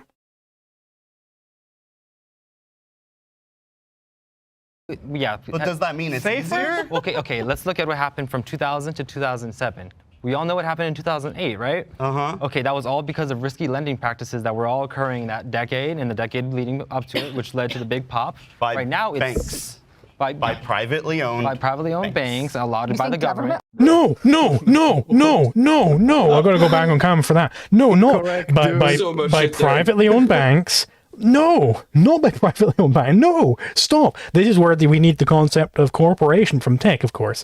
Hopefully, Karen Ann Harlow's will pick up on that. Like, no, this was not private institutions. Like, this guy just granted, yes, by privately owned bank. No, this is an aberration on the market.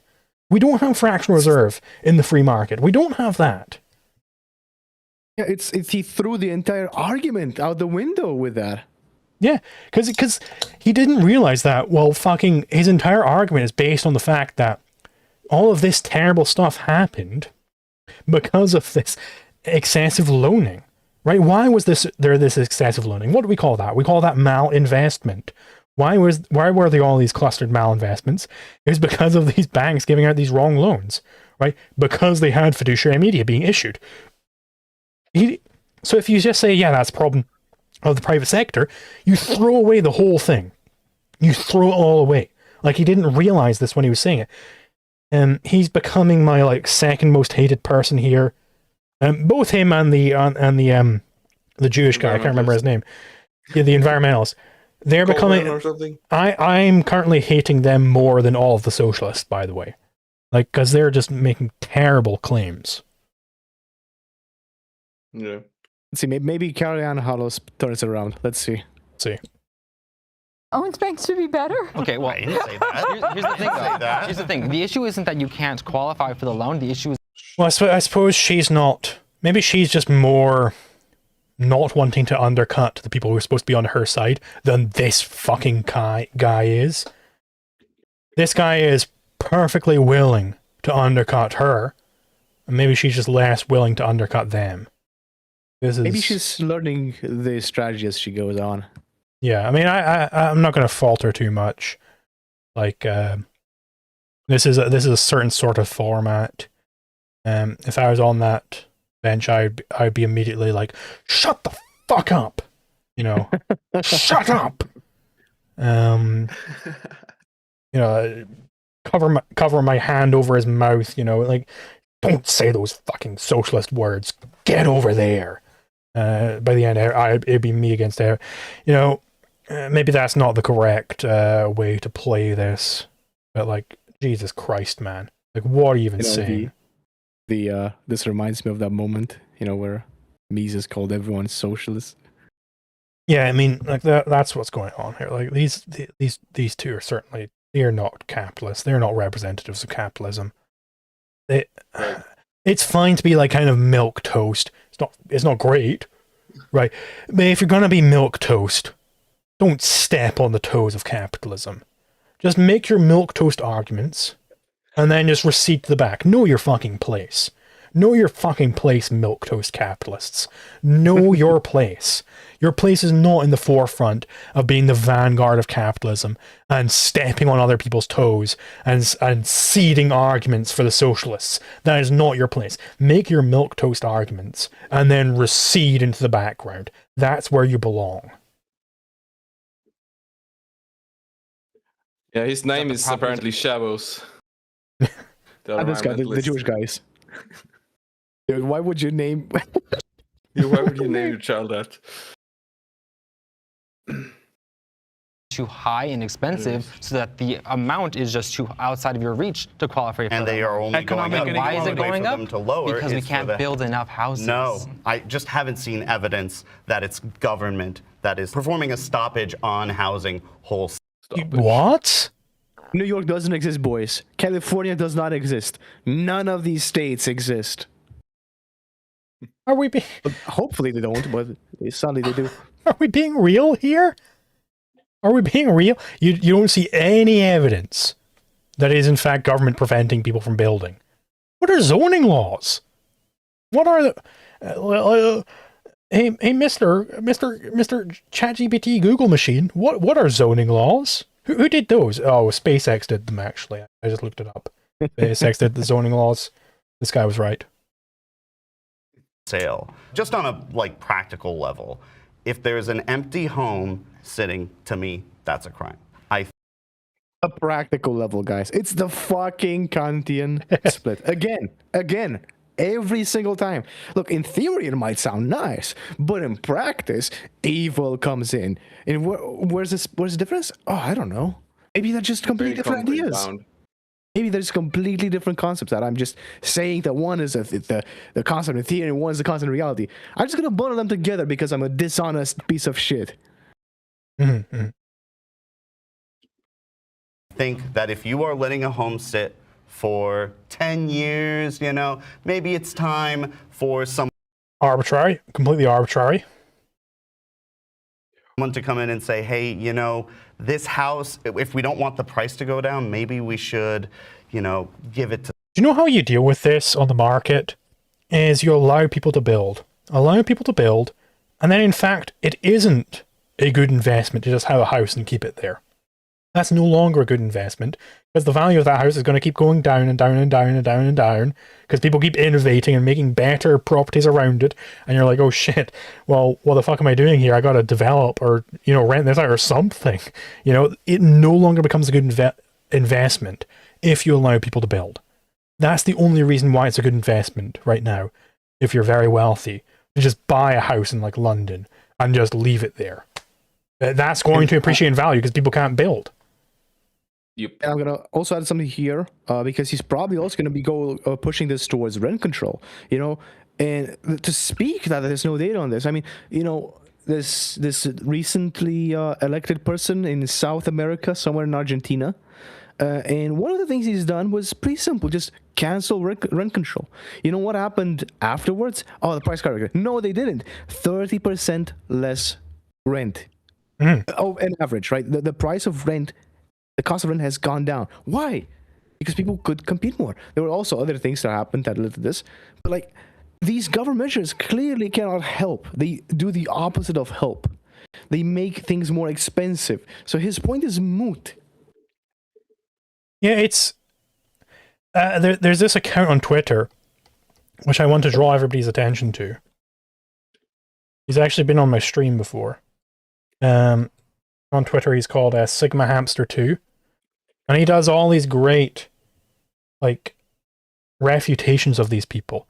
He's got this great, graphic where it goes over, well, in fact, when you get rid of these rent controls, when you get rid of this stuff, when shit gets cheaper, in fact, landlords do voluntarily reduce their rent. Because they've got to, right? If they didn't, then nobody would rent from them. Because there's still competition there. They can't, in fact, just do whatever rent they want. Or else it would be $1 billion an hour to rent anywhere. Right? They're just, if they could just get away with anything, they would just do it. Right? But they are subject to the exact same market pressures as everybody else. So if housing gets more abundant, Chinese Japanese meme right there. I just scrolled down.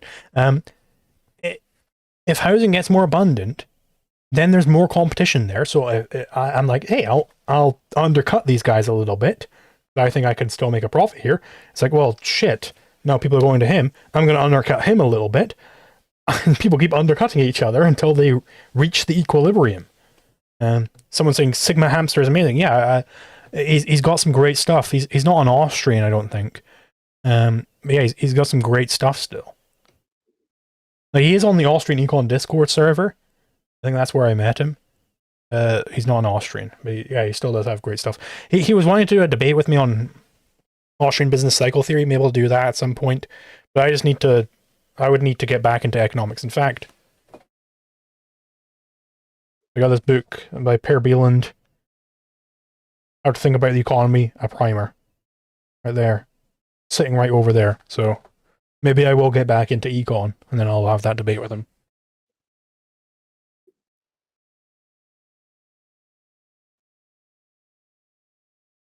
Somebody else. Forcefully take it from somebody. Yeah, I actually, yeah. Okay. So you advocate force. I'm glad we got to that. I don't believe in, okay. Well, here's one thing. See that? She's building agi. Building agi. Exactly. She's got that agi now. He advocates force. So now he can't do a whole big song and dance about how the capitalists are so forceful. They're forcing me into the... He can no longer do that without her going, but you advocate force. So what's the problem there? What's the problem there, big guy? What's the principle at hand? Yeah. That was a really good move. Socialists don't want to take your freaking toothbrush. I just want to They'll say take my home. I'd rather you take my toothbrush than my home. No. that whole We'll have to person. talk. And the thing is, But make a very good point. yeah, I love this section in Wheel of Living, where it's going over how I can't remember the main character's name. Kira. Kira, that's it. Yeah, of course, it's Peacock's daughter's name as well. Kira. Where she has this like small apartment, and it keeps getting like divvied up to other people. It's like, well, we need actually more people to stay here. So like the rooms she has access to keep like shrinking until like every different room is a different apartment. Like that's exactly how this thing progresses, because they can't efficiently allocate resources. They got to just keep rationing it out in different levels. Property thing. Listen, you could have my toothbrush. You can't have my house. I'm sorry. You're not a property owner. How do you know how many houses I have? It's not what I'm saying. Vast majority of housing is not owned by individual people. It's owned and maintained by corporations. Not true. Even that is incorrect. Yeah, that's It's not incorrect. true. People talk about like BlackRock. They don't actually mean BlackRock, by the way. But the company they think they mean. Tiny portion of the rental properties in the US. Most of it is private landlords. Vast majority of it is private landlords. In fact, Sigma Hamster has another graphic about this. So definitely go check him out.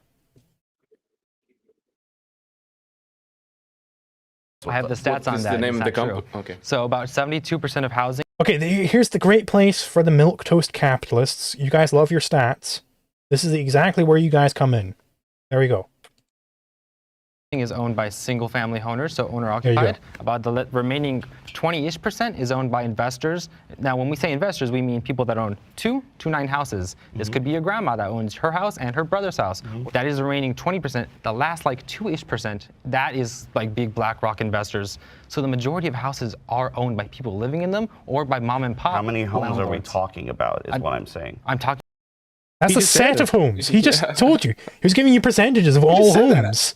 Like, what are you talking about, socialist? Does he not know percentages?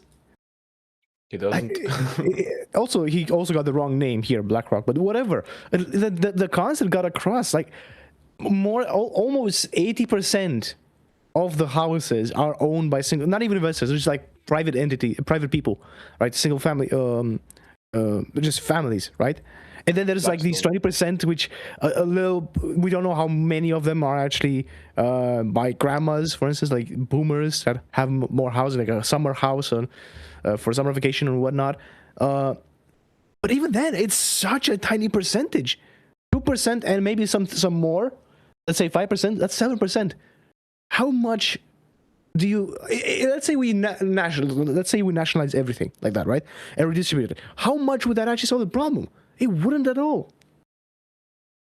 Yep. Yeah, and also like the name is Blackstone, I think, not Black. Yes. Yeah. People conflate them a lot, I think. But like, it's not really. Very similar names. I can't Yeah. really blame them that much. I mean, it's similar to how people think like Palantir is like. They think what they do is like spy on people. Not really. That's what I say. Palantir is a data analysis company, and people don't want Palantir in the NHS right now because they think it's like, well, that means spy tech. Not really. They build software for clients to analyze data more efficiently. That's what Palantir does. That is the job of Palantir. Yeah, the people who do the spying are the MI6 and. Yeah, they do the provide equivalents. software to those sorts of people, but like that's not causing that thing to happen. Don't approve of their cooperation with the government, though. Yeah, I don't like their business model, but like they're not the people doing the spying. People are misplacing the blame. That's true. And like if Palantir was hired by the NHS, in fact, we know that deaths would go down because they've already looked at this in places where Palantir has been accepted into the healthcare systems. Because they're just better at data analysis than other people. They just are. Okay, they make good software. Right. They also have some prime schizos on their Twitter. Yeah. They're like the guy is like a Jarvanite. Like he speaks exactly what Jarvan speaks. Like the Peter Thiel guy. Yeah. Not a huge fan of Jarvan. Yeah. Let's continue. I'm telling you the percentages But the percentage of all of the houses. there needs to be a number there, though. So. There needs to be a number there. What are you Why? talking about? So your contention with him is I want you to tell me how many houses are in the US right now. Like, why is that a contention? What does that contend? Like, what are you even talking about? This guy, he's rising up my list of most hated people. He's rising. The thing is, I think he wants to do the following tactic, like, oh, so it's this 2% or however many there are, right, that he doesn't like. Oh, this maps to 1,000 houses, 1,000,000 houses, or whatever, right, this number. And he's like, oh, no, it should actually be just 5,000. Oh, it should just be this number. Why? It's going to be exactly like that. He tries to say, okay, no, we're going to have this density, like the good central planner he is. Economic inequality is the root of most social problems. Ugh. If you agree with the prompt, step forward. Good. We gotta listen to the socialists. I Yeah. guess I can go. I think if you look at all the problems that cause social harm in society, you can regress like crime, you can regress domestic violence. Hold on, pause. Crime. So you said domestic violence. That's the same thing as crime. So the idea that crime is caused by poverty. No. In fact, I've been very poor before, and it didn't make me want to shove old ladies off of subway platforms onto oncoming trains. No, at no point in my journey did I want to do that, no matter how poor I was. Pappy in Liberty tells the story of how he used to be literally homeless, and he didn't have any food for 3 days, I think it was. And at no point did he, start shoving old ladies off of subway platforms. Crime is not caused by poverty. Poverty is caused by crime. He's reversing cause and effect there. This is related to my thesis for the video, the poverty is a choice video. It's reversing cause and effect. It's not that you are poor and therefore you commit crimes. It's you commit crimes. You're the sort of person who commits crimes, and therefore you end up poor. That's the way around it goes. It's not that economic inequality causes crime. That's just false. And let's also pinpoint the fact that this comes from a very specific place. If I'm not mistaken, isn't this just coming straight up of dialectal materialism? Yes, it's your economic class is determining your actions. Exactly. We should point this out because these all most of these things come from the same errors. It's the same error class. This is, for instance, this one is just a specific entry in this set. Yeah, it's the idea that the class you're in causes your actions, as against your actions causing the class you're in. You're entirely right. It completely gets agency out of the window, out of the picture, right? It makes people be nothing more than just drones, robots. No actual individual choices, no actual choice to be had. I mean, you remember the debate with Haas? It's the same shit here.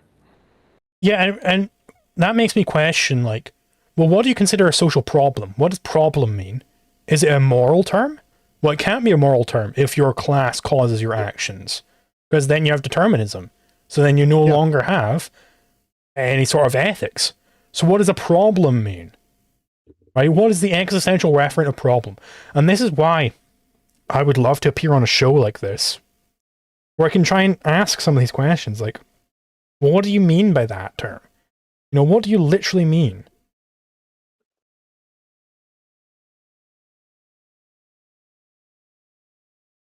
Balance, who can regress pretty much any issue on inequality, and I think that there's a pretty clear link that that's the problem in and of itself. Every issue on inequality. That's, I want to stop here because this is important. He said every issue. Like, our disagreements, right, are just because we're a different level on this hierarchy that they're imagining, right? Like, me and you disagreeing over some idea, right, that gets us into a clash. That's the same problem he's describing here. It's pretty nuts. And we try to compensate for that in many ways through distribution, but I think it'd be hard to make a case that something else is worse than economic inequality. Yeah, I agree. It's a knock-on effect. You have economic inequality. It leads to people being unstable in them being able to feed and house themselves, being able to support their families, being able to... I think these people just have like a Les Miserables view of crime, where every single crime is just some instance of stealing bread to feed hungry children. Like, I think that's their view of crime, and that's not it at all. Yeah, they clearly have not seen any of the multitude of unfortunate events that happened, even this year, not even the years prior, right? But like the people who just murder for their own reasons, like for instance, there's these leftist murders, there's these also incel murders. There's a lot of people out there that do commit things outside of the need for bread. Like, I'm pretty sure none of these people that I've mentioned, for instance, required bread, and therefore they murdered for bread. No. They did it because of, the state couldn't give me a girlfriend or shit like that, right? There's multiple other reasons, and I don't know how those come from wealth inequality. In fact, I'm doing a video summary of the Rape Gang Inquiry Report right now, which I recommend people read. I'm going through it right now. Read this report, or I suppose maybe not everybody would want to read this report, because it is... I mean, I did cry at multiple points reading this report. Some of the most harrowing, disgusting things you could ever pen are penned here. It is truly terrible, the things these people did. And the worst part of it is that it was hidden for a long time. It was hidden, in fact, encouraged in some cases. There was one instance in this report, and I'm going to do a full summary of it if you don't want to read the thing, because it's a tough read. You're going to need to take breaks. There's one instance where the police officers returned a victim to her abusers and said, "Have fun with her." This being a child. It is the worst things I have ever heard about, read, seen. I mean, I've seen like live leak footage and stuff before. Obviously, I'm an adult. I've been on the internet before. But I didn't know that people could be that evil. And if people think you're really putting this lightly, I gotta jump in here and say no. It's gruesome. It's the justifications these people came up with are nuts. But I think the even uglier part is not even this. It's how the state itself has allowed this to happen, and not just allowed it in the way that, okay, we didn't punish them, right? But actually made it worse. Like you said, the victims were brought back to their abusers is one thing, right? But then what's the justice delivered to the victims? None. There was none, because of just it's if people are talking about systematic discrimination and whatnot, systemic discrimination, they don't know what they're talking about unless they read this shit. Yeah, I don't think it's surprising, given that there are so many of them are in the Epstein files, to be honest. That is true as well. And also the fact that the Prophet Muhammad was a child rapist, to be clear. Prophet Muhammad was a child rapist. Well, let me draw Prophet Muhammad real quick on stream. Based. Because they don't like that. Yeah. Let me open up GIMP. Create new image. Okay. And this is going to be my Prophet Muhammad. Paint. Size. That's and this is my. Trying to like censor this stuff too. So like they're actively trying to help these grooming gangs. That's what I was mentioning. That was, I think, the even more disgusting part of all of this is the fact that the state was like, we're not going to put out names because people are going to go out of them. The state has wanted specifically so people do not get vigilante justice against them, because people know that if these guys had their names, addresses, whatever published, right, people go after them because it's so vile what they've done. It's so vile that they know that they're gonna get fucked for it. But no, the state protects them. The state protects these abusers. Put a bomb in his turban. Yes, that's what's gonna get you. And also like a long beard. He's gonna have It's a real Durka. a long beard. Oh, let me make some stink lines.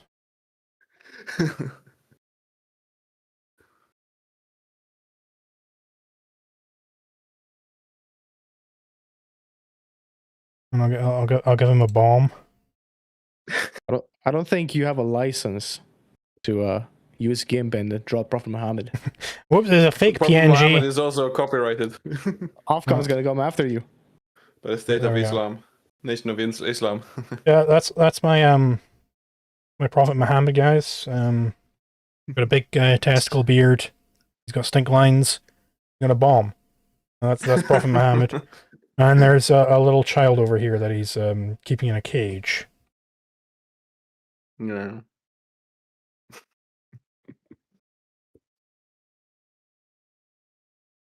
Survive. We live in a society that requires you to have a certain amount of money to survive in a livable way. What requires you to have a certain amount of money to live in a livable way? Survive in a livable way. Weird turn of phrase there. Survive in a livable way, as against survive. What does he want to live as? Does he want to live like a dog? Does he want to live like a? What does he want to live like? But moreover, like, what causes that requirement? Well, it's scarcity, right? The fact of scarcity causes you to need a certain amount of wealth to survive in a livable way, I guess, as against surviving in an unlivable way. Not sure what that would mean. Scarcity causes that. That's a fact of reality. A is A. You can't just wish things into existence. Your consciousness doesn't, in fact, have primacy over reality. Okay? That's what capitalism doesn't cause that. No economic system causes that. The question is, how do we efficiently allocate scarce resources? That is the question. Not how do we make sure that people can wish things into existence. That's a fantasy, right? Go play your D&D game.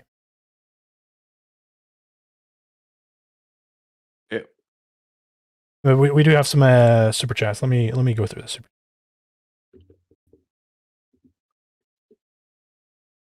There's this there's this one from Griff One None I saw for $20 US. Thank you very much. I'm glad that I'm not alone in being emotional about the report. I personally know sexual assault victims, and it absolutely destroys their lives. It destroys them. It's almost on par with what I've read about the Cambodian genocide. Yeah, I mean, and it goes over this in the report, like how these people have been broken, and I'm not surprised that these people are broken. Like some of the things these women went through, these young girls. It is. I can't say any more without actually causing a crime here. Like it is. Crime in air quotes. Yeah. These people, they need to face justice. It is terrible. Problem of all this is that it's for these victims, you know, justice would be exceptionally hard to be met. Getting these people, the abusers, executed or putting them in jail for the rest of their lives would still not make up the victims. Yeah, I mean, the things I'm making a summary video on it. I mean, if people don't want to read the report, you're going to hear some very, very terrible things when I release that video. I would very much recommend you at least watch the video, if not read the report as well. How long is the report, and what's the name of it? It's let me pull it up. It is the Rape Gang Inquiry Report. You can find it on Rupert Lowe's Twitter page. It is 219 plus pages. Yeah, 219 pages. Harrowing. The victim testimonies, at the very least, I think should be read by people because, I mean, You said it wasn't Twitter. I just searched it on the search engine, and UK Parliament came up as the first option. Is that the one? let me see. Or do maybe they have removed stuff? I don't know.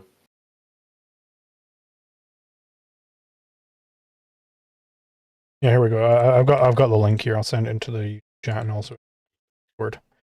Yeah, it's gonna be a tough read. Sure. Take breaks. Dang. But yeah, so got another from Griff One None for $2. Thank you very much. How do we get you on Jubilee? I'm not entirely sure. I have submitted myself for some of them, but I didn't get back. I don't know. I mean, I am not a US citizen, so it'd be very expensive for them to fly me out there, so not likely. Unless they want to do like a video centered around me. The US is so amazing, man. Yeah, I mean, the way that would happen is if I just get more clout. If I get enough clout, then they'll be willing to do it. Then we got Diego Amateur for 2,500 CLP. Thank you very much. Excuses. How am I supposed to trust socialists when all they give me are excuses? Indeed. We got Thunder Gaming 6342 for $5 US. Thank you very much. Pardon me. What are your thoughts on the Incredibles video I sent you? I remember watching it. I don't remember. Actually, what? It was something like how the Incredibles isn't objectivist. I remember getting pissed off at it. Because it wasn't understanding objectivism. I think that was my feelings at the time. The video or Incredibles? The video. The video didn't understand objectivism. Then we got Griff One None for $5 US. Thank you very much. During the George Floyd riots, I saw zero bread stealing to feed children. Yeah, it was mostly like stereo equipment, TVs, that sort of thing. things you need to live. It's a standard of living. Yeah. Anywho, let's get back to this. I mean, is there a way for me to like, modify the speed? Playback speed. I mean, honestly, the speed of the video isn't actually the main determinant of how long this is taking. It's our tangent. Yeah. No, we'll do 1.5. way. So, of course, And it the didn't work, inequality whatever. in economic stability is going to be a central cause of societal ills. Yeah, and I think too with like the different intersections, like Black and Brown communities, queer communities, disabled, like you mentioned, domestic violence. We already have a society set up a certain way, and being such like a capitalist society, that when all these other intersections come into play, it like we've. I don't know what you might call it. Maybe intersectionality. We got all these intersections coming in. I wonder if anybody's called this out before. I prefer roundabouts as a European, to be more, honest. Inequality within it. Yeah. Absolutely. And if you look at the vast majority of crime or any other social ill, like monetary factors are what drive a lot of it. Even No. Other way around. Other way around, guy. if you look at stuff like domestic violence, you could even break that down and say, hey, look, because we're having financial problems in our marriage or whatever the case may be, that can cause. But because we're having financial problems, I'm gonna beat you to death, bitch. Like, no, that's not what happens. Like, no. I told you they see any problem as being a subset of this. It's erroneous from the start. It's not even about having the wrong causality, and even the principle itself that any sort of problem is caused by economic inequality is retarded. Yeah. Yeah, it's the idea that you would have a person who would, like, there's a certain sort of person who would beat somebody senseless. Beat somebody they're supposed to love senseless. It's not that anybody could be that if they're just poor enough. Like, no. They are poor because they beat their wives senseless. That's why they're poor. For this, it's caused by the same thing. He's just correlating two things and going, well, it must be that being poor caused it. No, it's the other way around. You haven't considered that, man. The issues. And so it's, if you have everything like better distributed, then I think that you would solve a lot of, not all crime, but the vast majority of it for sure. And I'm a survivor of domestic violence, so I can definitely attest to like the financial abuse aspect of why some people can stay longer. Hang on. She's trying to frame financial abuse as being a problem with the free allocation of resources, i.e. the capitalist allocation of resources. No, it's not. That's not what's going on there. It's that you have some abuser who is controlling all of your shit, and you're not controlling your shit. That's not capitalist, right? They're basically stealing everything you have from you and keeping you, coercing you to be in a certain situation. They go over this in the Rape Gang Inquiry Report, of course. It's not that if you just distributed it better, that suddenly this is no longer a thing. All of these muzzies, they're getting government welfare. Like it's not that distributing it more suddenly makes it better. Because guess what? You can still have financial abuse. Multiple instances of these girls later when they're women being coerced into signing up and doing welfare fraud and things like this. And it all just goes back to the abusers, right? If anything, this creates more incentives for this financial fraud to happen. If we were to get these welfare programs, like it happens right now, it has the opposite effect of that they want to achieve. Yeah, it's she's twisting what that word means, right? Which I think is bad. I think it's very, very bad.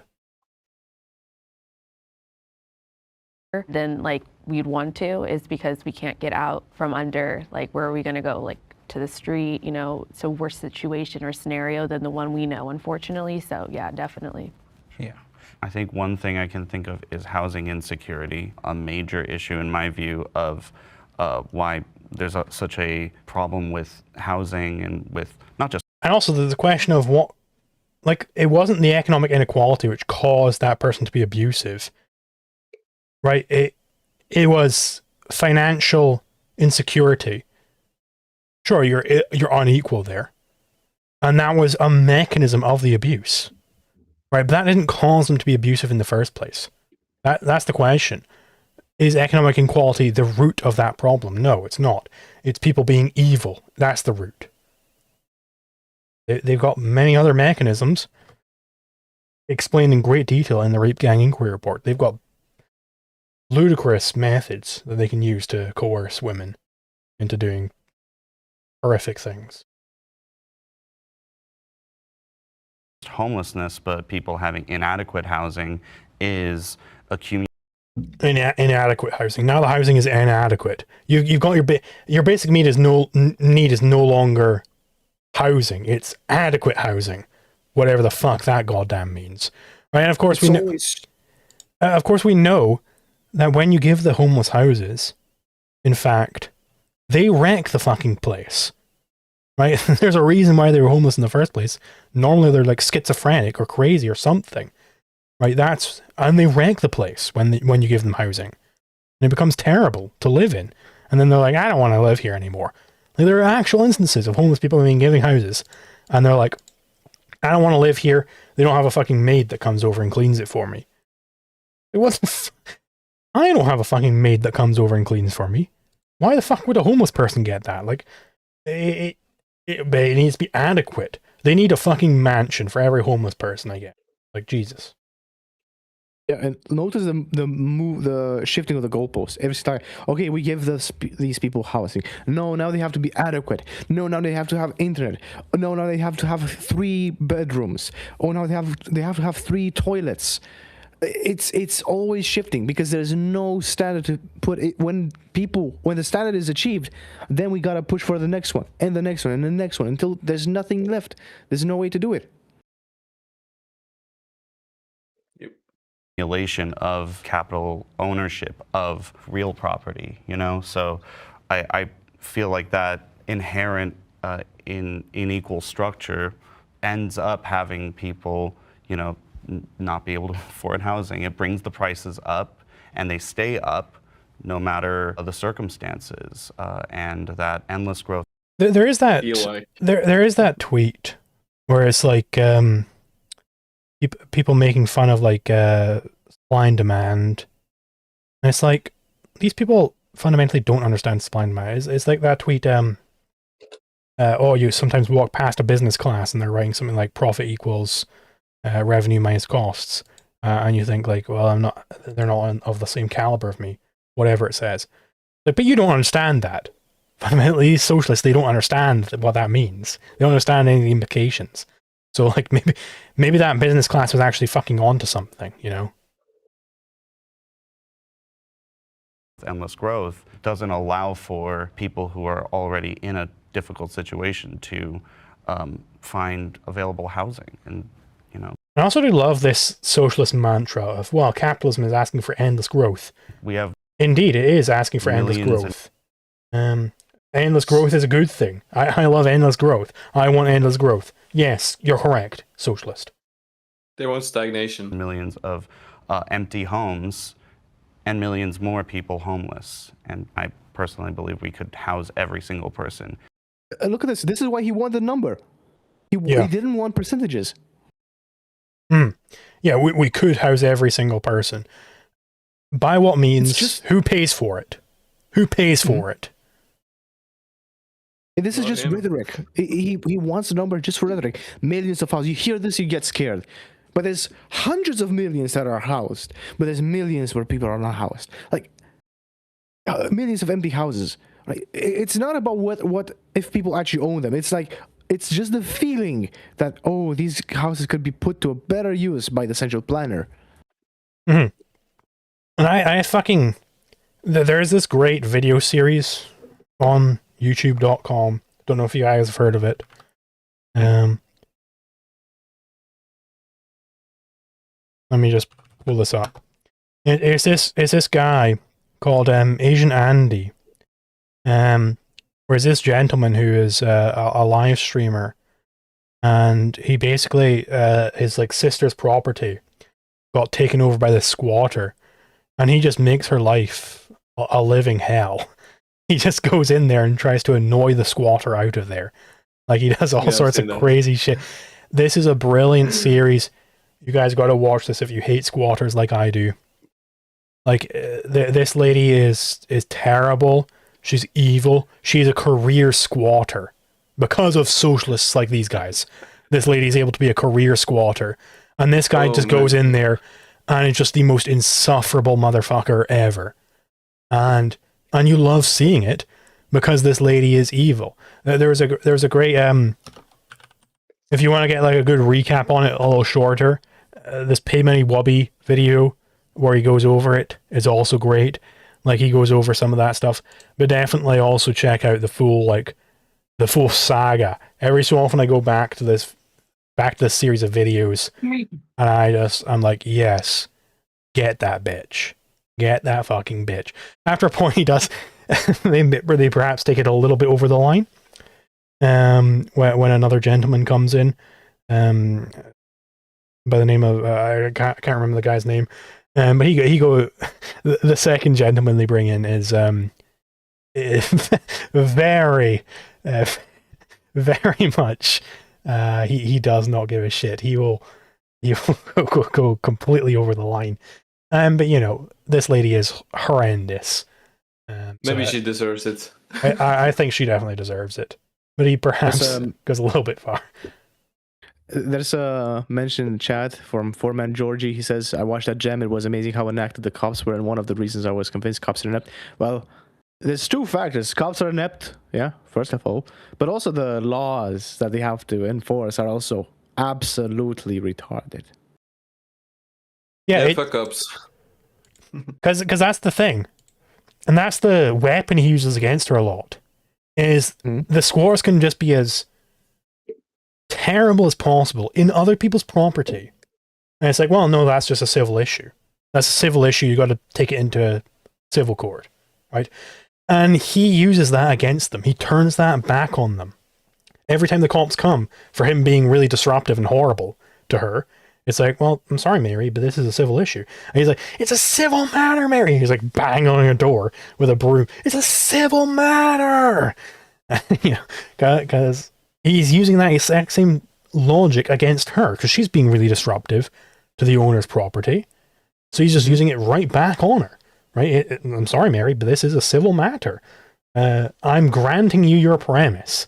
There you go, right? And that's what I love about it. It's very Atlas Shrugged-esque, where in Atlas Shrugged, it's the capitalists, the producers, they're granting the premise of the socialists. They're saying, okay, we're exploitative. We're not going to exploit you any longer. We're going to go on strike, right? We're granting you all your premises. We're going to go over out of your way. We're not going to exploit you any longer. And the people, of course, start clamoring for the exploitation because they don't want their premises actually granted. Yeah, Asian Andy tried to kick out another squatter, but they pulled a knife on him, and they had children. Yeah, I did see that video. It wasn't quite as successful because, yeah, I think they were a little bit more messed up. And a little thing here, since we're on this topic, you should, if you guys are interested in that, you should also look into a guy, Flash Shelton. You know, he's a squatter hunter. He actually has quite a lot of things on Instagram. If you guys are more into that platform, he posts them there. Also very enjoyable, but you can also see the length these squatters go for, and the way, and especially in these states like California, where you can't do much against a squatter, even in civil matter, you can't really do much. Is he the one who squats on the squatters? Like, he just does the exact same thing, as them. Whereas, like, no, sorry, I'm squatting on you. Like, he changes the locks and everything. And he uses the exact same things to like keep them out. He doesn't change the locks. He doesn't change the locks because in California, for instance, that's illegal. You can't do that because that's self-help eviction, apparently, right? So what he does is actually just make it unlivable. Like, he puts music at night. He doesn't cut power onto that, but he did find some loopholes. Like, hey, if you can't cut power right away, but if you announce, if you put a notice, if he gives the squatter a 24-hour notice that, hey, the power is going to go down for maintenance or something like that, he can totally do that, and he does that, and this is because he's actually grown. He apparently came from a medium where this was very he happened a lot, so apparently he has some personal childhood experience with this shit. I don't know. It's a very, very, very cool thing to look at because of the ways, the loopholes he has to go through, the jumps he has to go through in order to make some squatter quit. Mm-hmm. Anyway, let's continue. Yes. If we literally just give people housing. Yeah, I agree. And then also too, even with there's like the stereotype, because I've also experienced homelessness myself. Like lived on Skid Row the whole nine. So I was still working like 2 jobs, and we were not making livable wages. Minimum wage is different than like a livable wage. That's different than like a reasonable wage depending on the industry you're in. I do a lot of freelance, so sometimes they can get. Should we talk about minimum wage a little bit? Let's just touch on it. Like, if I only produce $12 an hour for an employer in some line of work, and the minimum wage is $15 per hour, 0% chance they hire me unless they want to go out of business. Right, 0% chance. Makes certain jobs impossible. That's all it does. Yeah. Makes this voluntary transaction impossible. The alternative for me isn't $12 per hour versus $15 per hour. It is $12 per hour versus $0 per hour. That's the alternative. Exactly. I suppose that's all we need not to just say. that. There's another thing that must be added here, because it's not just, okay, we lose a job, whatever, right? It's, okay, we lose a job, and now there's this loss of a job leads to other prices going up because this job cannot be satisfied. Mm-hmm. So maybe something in the production process itself now is degraded as a result. And by the way, that's why you get automation. So because you don't have to pay a robot minimum wage, so it drives automation, which these people hate. Exactly. Yeah, but there's nothing conceivably good about it. I don't know why it's even like. Because if you thought it was good, then make the minimum wage $10 trillion per minute. Make it that. Yeah. If that rises every, we'd all be so wealthy, right? That's a good counter. Yeah, for sure. Like, it doesn't create any wealth that by creating this law that just makes certain jobs impossible. You might say it's rent seeking. Yeah, what did that mean again? It was manipulating the economy through public policy or like whatever else. To get more money without creating wealth. You don't get more money though. Yeah, but I mean, you're trying to rent seek at the very least. I suppose. Yeah, that's true. Yeah. I guess that's just rent seeking. Yeah, that's sure makes sense. So I believe, to your point, what you were saying, like people are doing everything they can, and we keep like raising things up, but not raising up like how people are able to afford living. Mm-hmm. Then that's how we have like the homeless or unhoused epidemic. But we do. That's the thing. Wages do go up. Mm-hmm. The problem is that there is some specific entity that shall be unnamed. This mysterious entity that is totally SpaceX and not the government, who, unfortunately, due to the measurements it takes, for instance, through the Fed in the US, but in other countries, it's their national banks who have this legal monopoly over money, who get manipulated by the government and used by the government in order to increase inflation or control inflation, right? To pay off their debts or to pay off for things that would otherwise no one would otherwise buy, right? These things are the things that actually make a life hard. It's not that wages don't go up. Wages do go up, but the costs go up higher because of these measures that the government and the state take.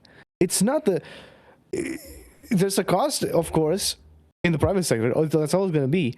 That also can increase, right? But the big thing in the increases is actually due to these regulations and taxes that come about from the government. Especially inflation. We see it here. I mean, I live in Romania, right? You know what the yearly inflation is? It's about 11% now. Oh my god. It's insane. That's leading towards Zimbabwe levels. It is. It's the highest one in Europe. And you know what the government is planning to do? Nothing. They're just going to continue spending more. Like, it's clearly, we know what the issue is. And inflation fucks everyone. It also makes it. There's also the concept of monetary velocity, right? Money doesn't go in. It's not distributed in society at the same speed, right? So by the time you get more money, things have already increased in price so much that you can't afford them at that point. There's a lot of things that can happen by the time you actually see that wage increase. And sometimes that wage increase will never even happen because maybe at some point it becomes unprofitable to hire you. It has the same cutoff effect as the minimum wage. Like, we know the government is fucking things over, and they fuck things over in a lot of places, especially where I am, right? This argument that, these wages aren't going up, well, the fact that you don't feel this thing is mostly a problem of government. Well, let me just do a quick BRB. You guys feel free to like either engage with chat or like continue in the video, because I mean we're gonna have to get through the video at some point. But do what you do what thou wilt. I'm gonna BRB in. Sure. Since you're talking about the euro, you're like in Bulgaria, right? Nope, I'm not in Bulgaria. Romania. Romania. Okay, yeah, but Romania, that's in the EU, right? So can't you just use the euro? No, we do not qualify for the euro. Okay, I see. And honestly, if we go ahead and transfer the euro, I think we're gonna have other problems. Right. Like what specifically would you say? For instance, there's requirements for for us to adopt the euro. But if we were to adopt the euro, nothing of the problem that we actually have, which is the government spending, would actually be solved. We're gonna just add another layer of bureaucracy. Okay, now we're also gonna be tied to the euro. Okay, that doesn't really change the problem, right? Like, we are borrowing a lot of money, which I'm pretty sure we're never gonna be returning, and that's the only way we're spending money here. Like, we have this fund this line of credit that we're getting from the EU that requires us to adopt some measures. Like, okay, cut some spending here, do some things there, get the inflation under control, right? And we cannot. And the plan of the government right now was to, hey, let's kind of try to do this so we can get the money from this line of credit to pay off our stuff, right? But we don't even qualify for the line of credit anymore. So the government is a big pickle because they raise spending, inflation is going up, and we can't get the line of credit that we would have used for things. Like, it's nuts how stupid these guys are. Right. I don't know much more about that. Yeah, it's not an issue. Do you want to go over the questions in chat? Yeah, sure. Let's see. Who was the squatter YouTuber that was mentioned earlier? Yeah, that was Asian Andy. And if you want to look for the Instagram variant, which is also, I recommend it a lot, it's called Flash Shelton. I'm going to post his name here.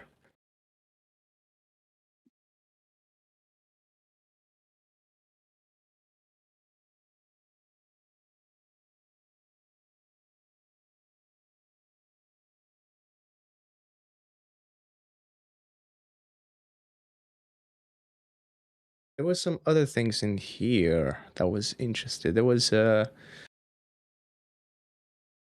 question from Anfash F1E. Question: if people cease to be employed due to minimum wage putting them out of a job, wouldn't scarcity increase the wage over time? Artificially, maybe. The wage of what? The minimum wage? Or maybe I'm not really getting the question. What wage are you referring to? Yo. What's up? Yo.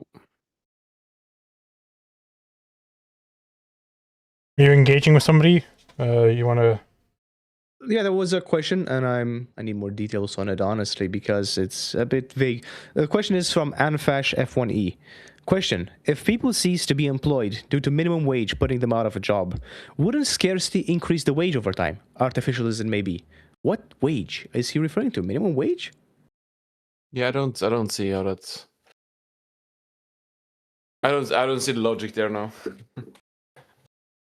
Wouldn't scarcity increase? Which wage? Like the minimum wage? Like the minimum wage is decided by politicians. Yeah. And the actual wage, like. I mean, there's one aspect in which this happens, but it's not really the question you're asking. Like, yeah, if people lose jobs due to minimum wage, there are second order effects in the economy that make the production processes less efficient, and they may also lead to some jobs being maybe a bit more expensive to do, and the whole costs of products on the market going up. Eventually, scarcity would drive the value they produce Well, I to mean, $15 or more. Well, let's take like the reduction case of the $10 trillion per minute minimum wage. Well, like people's jobs still would get done, but everybody would be self-employed, for instance.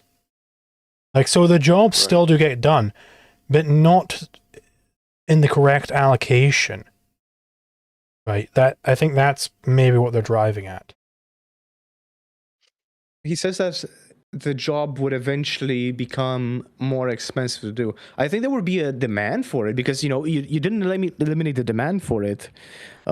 You just made it uneconomical to actually satisfy the demand, which would maybe force people to get it if it's vital, but more often than not, it's usually not vital if it's and then they're having to like eat away at other parts of the business. Like, for instance, he brings up the example of McDonald's.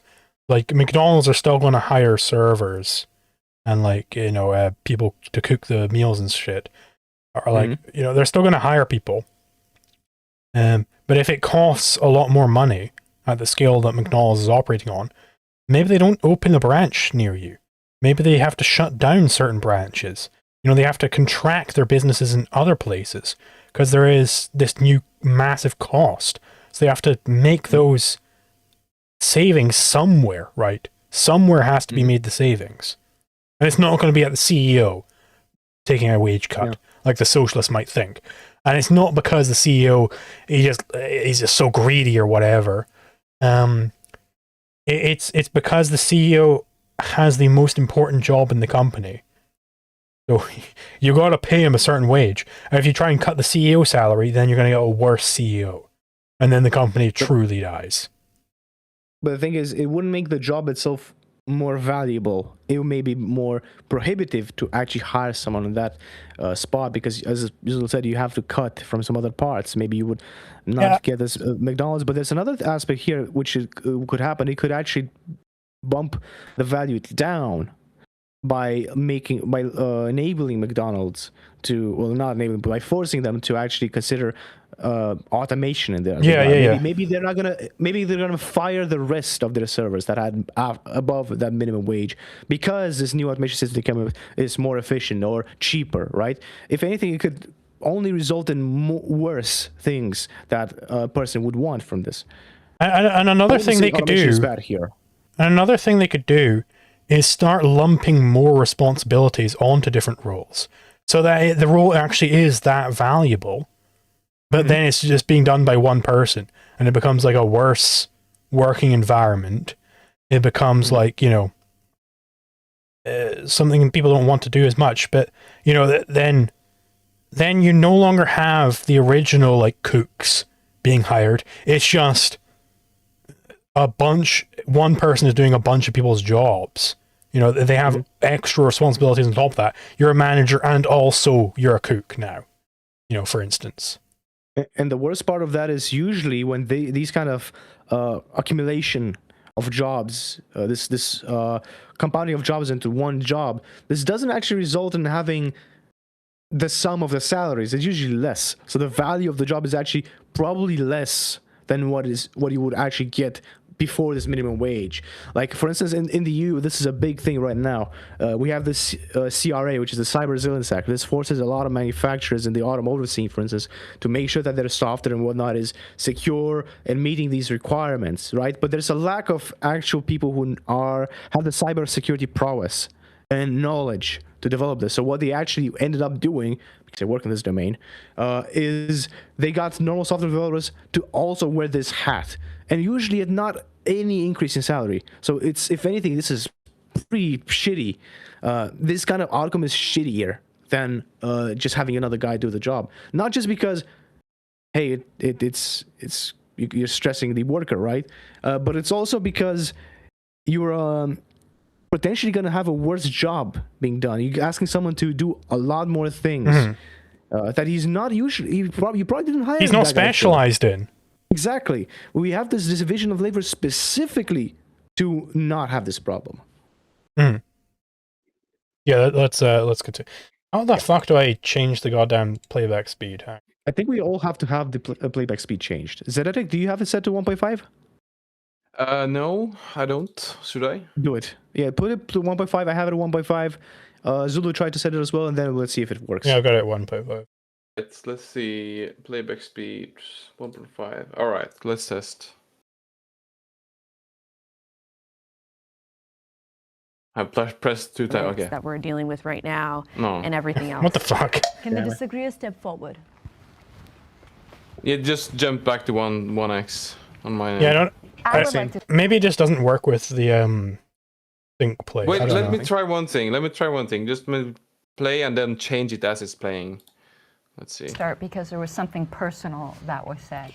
So I Yeah, it grew up works in on a my very end. domestically violent. Whoa, Does it work? but it didn't happen on my end at the same Not on time. my end either. Hold on, so let's let me scrub back to like some point. We all get to that point. Everybody, reset your things. Maybe I can do it in like change sync play preferences. I didn't see any option there. Time sync. Yeah, I don't know. Maybe it's just not doable. Let's just look at it afterwards. Yeah. Bruh. And everything else. Can the disagreeer step forward?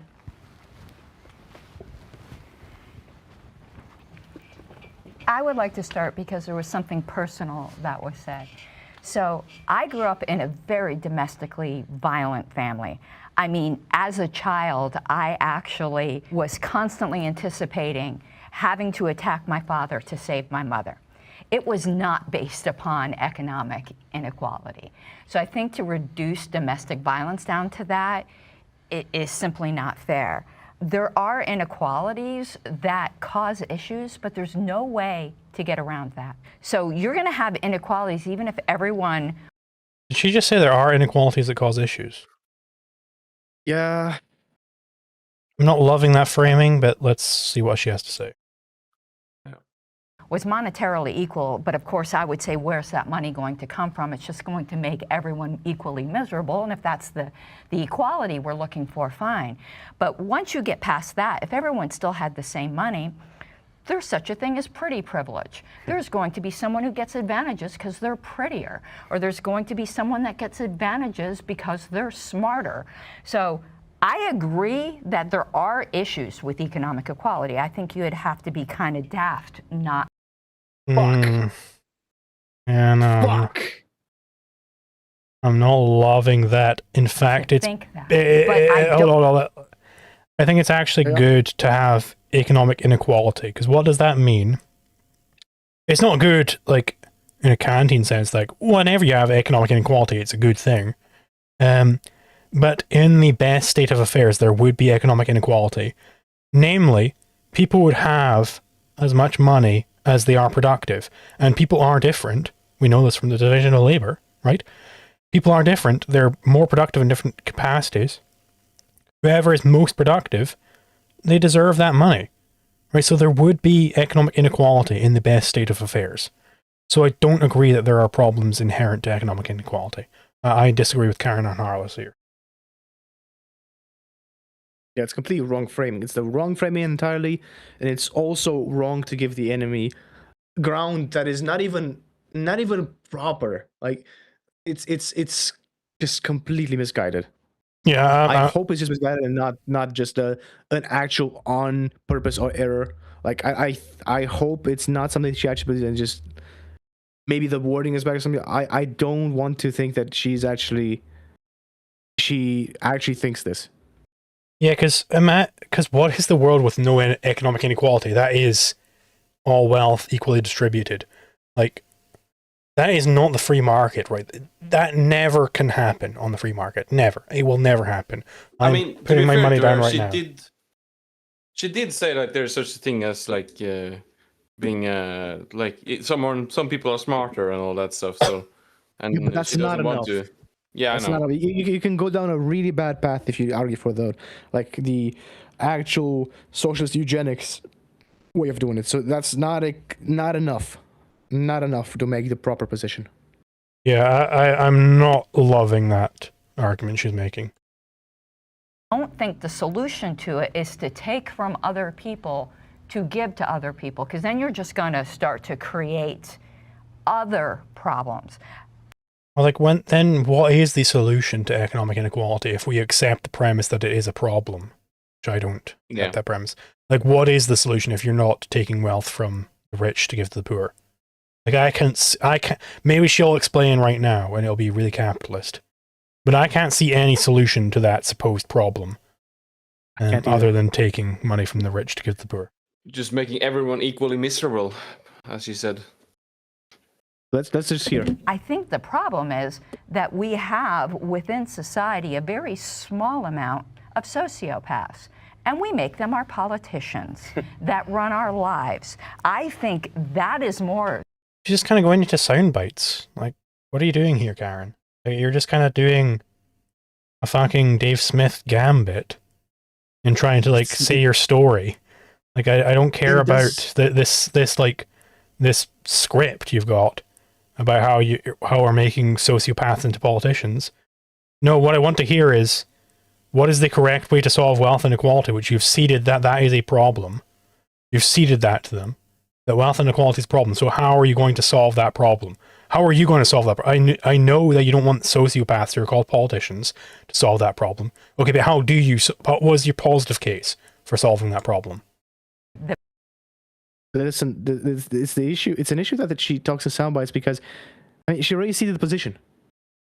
These sound bites, I think she's just confused at this point. I think she really contradicted herself a few times when she said, "Okay, there's this economic inequality, but you're also gonna have these privilege, these natural differences, right?" It's just there's confusion about what point she's trying to make. I don't think she knows what point she's trying to make. There's no way to bring it around. Yeah, this is really not ideal. Not an ideal starting point. Bigger problem, because I know capitalists have the reputation of not caring about people. That's not me. And if we started to create a culture of wanting to care about people, I think that would start to solve a lot of the problems. But no, altruism being brought in front. No. Yeah, and this is from the ANCAP as well. Like, I expect better from the ANCAP. Disappointing. It's very disappointing. the thing is, we farmed out caring. And the fact is, when government becomes the father, we go, we're not going to help that person because the government program's going to help them. And there's something ennobling about giving charity, but also about taking charity because you could be the recipient tomorrow. No. There was a good point combined with a stink bomb at the end. Yeah. There was a good point about making the people dependent on the government, and then the stink bomb at the end with the altruistic stink bomb was just no. I mean, she is right. She's correct that if you're gonna do charity, it's better to do it privately than with the government. But she's focusing on the emotional aspect. That's the I know. part. I know. It's the idea that like charity is this virtuous thing that is giving away wealth explicitly without the expectation of anything in return. Like that's not good at all. That is in fact evil. That is the root evil here. I think charity is best when you are like expecting to like actually like improve the world for your own selfish. Well, if you're expecting something in return, I don't think it is charity. You don't think it's charity? Okay. Like so, for instance, I can obviously get any Stefan Kinsella book I want for free in a PDF form. I could even print off my own versions of them or whatever. But it in fact, you want it in fact benefits me if I give Stefan Kinsella money because then he can keep making books, right? I don't consider that charity. Whereas charity would be something like I give money to some random African I've never met and will never know, so that he can have a well that gets poisoned by the neighboring village the next day. Exactly. Like that's charity, just throwing money into the well. Yeah, I see your point. Very interesting. Yeah, I haven't thought about it that way before. Makes sense. Casimir's saying no need to conflate charity with altruism. I think it depends on what you consider to be charity. I think charity is giving away money without any expectation of returns. I think that's a good definition of charity. That's technically evil, yeah. Not a good thing. Let's just move on. And that's the way like fraternal aid societies used to work in the early days of this country. So I think pinning everything just on the boogeyman of economic equality is not the answer, particularly with domestic violence. If I can complement that as well, none of us, I assume, are millionaires or billionaires. So we are, in fact, living examples of income inequality, yet most of us don't commit crimes. In fact, the overwhelming majority of Americans are not millionaires or billionaires, yet the overwhelming majority of Americans do not commit crime. So to me, the root cause of so many of our societal problems is the revocation of human agency. Casimir is clarifying, charity was traditionally within your own community as a form of retroactive insurance, and the return you received is societal. But then you are receiving returns, right? That's what I'm saying. I don't think our fraternal society that you're paying into, or anything approaching insurance, I don't think that is charity. I don't think that's what's understood to mean charity in the modern sense. Like, I think charity is giving alms, right? That is the historic understanding of charity. It's giving alms. Like, you see this all over Ayn Rand's writing, and in earlier writings as well. Like, it's giving alms to the poor, right? They're on that church doorstep. Give them alms, right? You should give them alms. What is alms? It's not that you're going to get anything back from that. It's that they deserve it because they don't have it. You don't deserve it because you have it. It is fundamentally altruist. Right? That is what is understood to mean charity. That's I think why Casimir went in and said to not conflate the terms, because we can label charity we can use charity to mean this form of investment, right? But usually nowadays it's used to refer to altruism on its own. It's great. It's good to separate them. But I don't know. I think we're getting hung up on this. Where we know what we're referring to, but we're trying to put this in this term of charity. But using this term is actually muddying the waters more than anything, because we know what concept we refer to. Mm-hmm. But we do have some super chats here. I should go through. From Griff1 Nunn for $2. Thank you very much. Has loves the ideology bad gangs have. Has Aldine, presumably. And Thunder Gaming 6342 for $2. Thank you very much. Asking if I'll react to the incredible videos on stream at some point that he sent. I mean, I could add it to the roster. It's a shorter video, so maybe it'll only take us like 2 hours to go through it. But yeah, I could definitely add it to the roster. And then Casimir's replying. Yeah, sorry. Tom V7P5I for £5. Thank you very much. Do you think you'll vote for Restore Britain? They're the best popular option, even though they're very clearly not libertarian in a lot of aspects. I mean, if they come to my area, sure, they're better than Reform.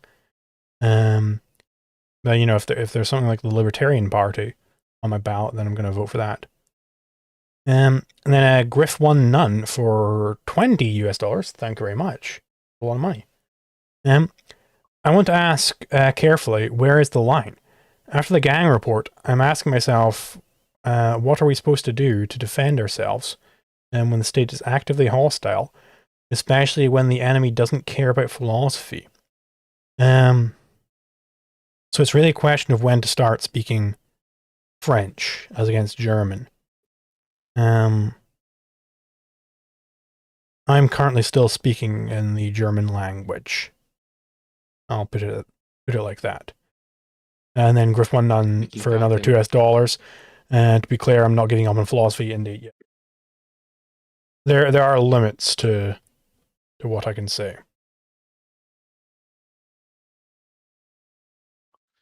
Right.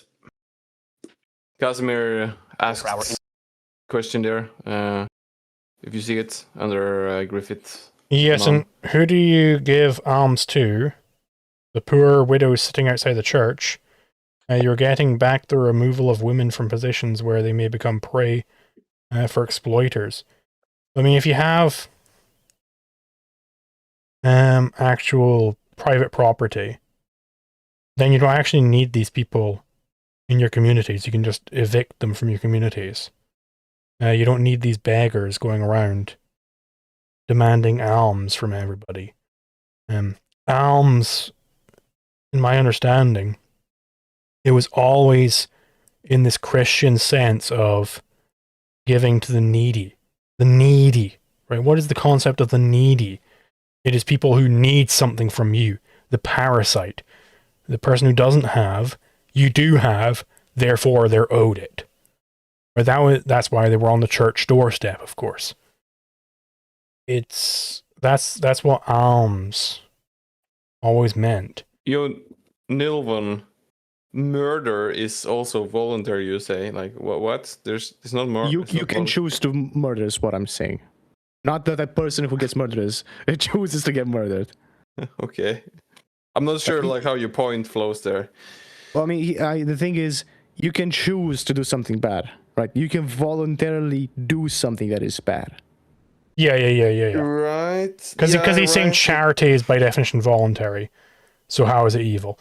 Like, there's a distinction between law and ethics. Law is a subset of ethics. Yeah. It's not all of ethics. I would just like say like doing heroin instead, because like murder isn't voluntary. I don't know. You know, I think he's specifically about Mandy Moorhall's point about like, well, I mean, it's voluntary, so it's not criminal. I'm not saying that charity is criminal, but it is bad. Yeah, but murder is criminal, so like Nilvan's point doesn't follow there. It depends on the point of analysis, right? There is the disanalogy if you're talking in the legal sense, but not in the moral sense. I'm strictly talking about the fact that you can choose to do something. Of course, it's illegal, right? Of course, it's immoral, right? But the thing is, you can choose to do it. I mean, assuming you don't subscribe to these morals, of course, right? But someone can choose to do this, and we see the people doing these things, right? This act is being done. It's not like they're being brainwashed to do it, right? It's not like they have no agency. They choose to do it. And it is something that we can recognize as being bad, evil. Mm. Anyway, let's continue. Individual choices. And I think the greatest proof of this is probably Venezuela. Venezuela is a socialist country. 90% of all Venezuelans have the same socioeconomic status, i.e. they are all poor. So you would think, well, because they all have the same socioeconomic status and inequality is actually not an issue, yet nevertheless Venezuela is one of the most crime-ridden countries on the entire planet. So to me, it is true that income inequality can be a problem, but at the end of the day, even though we are not millionaires and billionaires, our quality of life compared to the 1950s to 1960s is so much greater. I mean, yes, it is true the wealthier have never been this wealthy, but it's also true that the middle class has never been this wealthy either. So long as all of our wages are not stagnant but are actually increasing, then I actually don't see why that's a problem. I wanted to speak on the domestic violence one because I was just addressing an example within it because there's a lot that goes on in that. So I'm sorry that you experienced that, but I think financial abuse is a very big reason why some people do stay longer than they should because they don't have a way to leave. Like you have to get your own place, you have to figure out jobs and all that, and depending on your situation, your abuser might have used financial abuse against you. And then I want She's describing herself as being a parasite there, it seems. And that she's not... It doesn't sound that much like abuse, it just sounds like... So, I mean, it can be... it can be a mechanism of abuse. Like, taking away people's bank accounts. And, like, they're not allowed to have their own bank account, for instance. Right, sure. Mm-hmm. That could be it. But it just sounded like... she doesn't actually own the house and she just demands to be there, and then this guy is like putting conditions. She's not loving her unconditionally, so to speak, so therefore she thinks it's abuse. Like that's what it's like sort of sounded to me, but may not be that. I don't know. Mm-hmm. To go to you because aren't we talking about in the US? So why are we comparing like a socialist society to a capitalist society in that example? And then wouldn't you agree that what the fuck do you goddamn mean, bitch? Like, It's what, nonsensical. of course you're going to compare a socialist society to a more capitalist society. If you're asking on the virtues of socialism versus capitalism, like what the hell are you goddamn saying? Yeah, it wasn't real socialism. Be a better if we all made livable wages where we're at so that people could actually like. Well, so that's from the capitalist society. And it's like, well, wouldn't it be better if in this capitalist society with all this wealth that we were all socialists and then we had all the wealth properly distributed? Like, oh damn. Like, are you retarded? Like, Jesus. Live, not having to be check to check because we're making livable wages. So I just wanted to know why you went to Venezuela. Sure. The reason I mentioned Venezuela is because the debate is socialism as a political philosophy or as an economic concept, and there's no greater damning indictment on socialism being applied on a society than Venezuela. But we could talk about the United States as well. So I agree. We should all have living wages, which is why the job I had 2 years ago is no longer the job I have because it wasn't paying me enough. And now I'm getting double as much. And that is because we live in a free market economy where I can choose where I want to work. And I think you're actually probably the best example of it. You said yourself that you were homeless, you were on Skid Row, yet now you are not. And that's a direct result of your skilled capital, your skilled labor, your talents, and your ability to not be subjugated to a system whereby all prices are guaranteed, all income levels are guaranteed. You made something of yourself. So if anything, I know you're on this side of the aisle, but really you're living proof that capitalism actually really works. I don't know, maybe you could swap with her, bro. Swap with her. No, I worked like 5 jobs to get off of Skid Row, and I was there for years. And I should have never had to be there, but given Should have never had to be there. I mean, you can't really choose that, can you? I mean, shit, you're not dealt the best cards sometimes, right? You're not born in ideal conditions. That doesn't mean anything other than the world is not perfect. Arguing for sorry, I just saw this tweet. That message from Mandy Moorhall, who has been appalled by our disgust of charity. I just disgust of charity. Arguing for a living wage is an argument for capitalism. Arguing that the workers should own the means of production is arguing for socialism. Arguing for a living wage is not an argument for capitalism. It's an argument for capitalism, is it? Yeah, like that's what I'm saying. Like, the living wage argument is give everybody whatever is required for them to have a nice fancy house in New York City, regardless of their productivity. That's what living wage means. I completely reject that.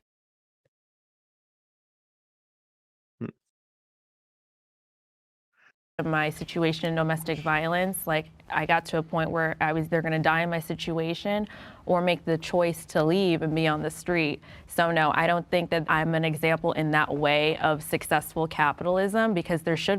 Then you got off the street, presumably. I mean, maybe she's still homeless. Like that was where his example started. It's like you were on the street, and then you built yourself up with whatever productive capacities you have, not be on the street any longer. Like, did she just not clock that? I think she just completely sidestepped it. Yeah.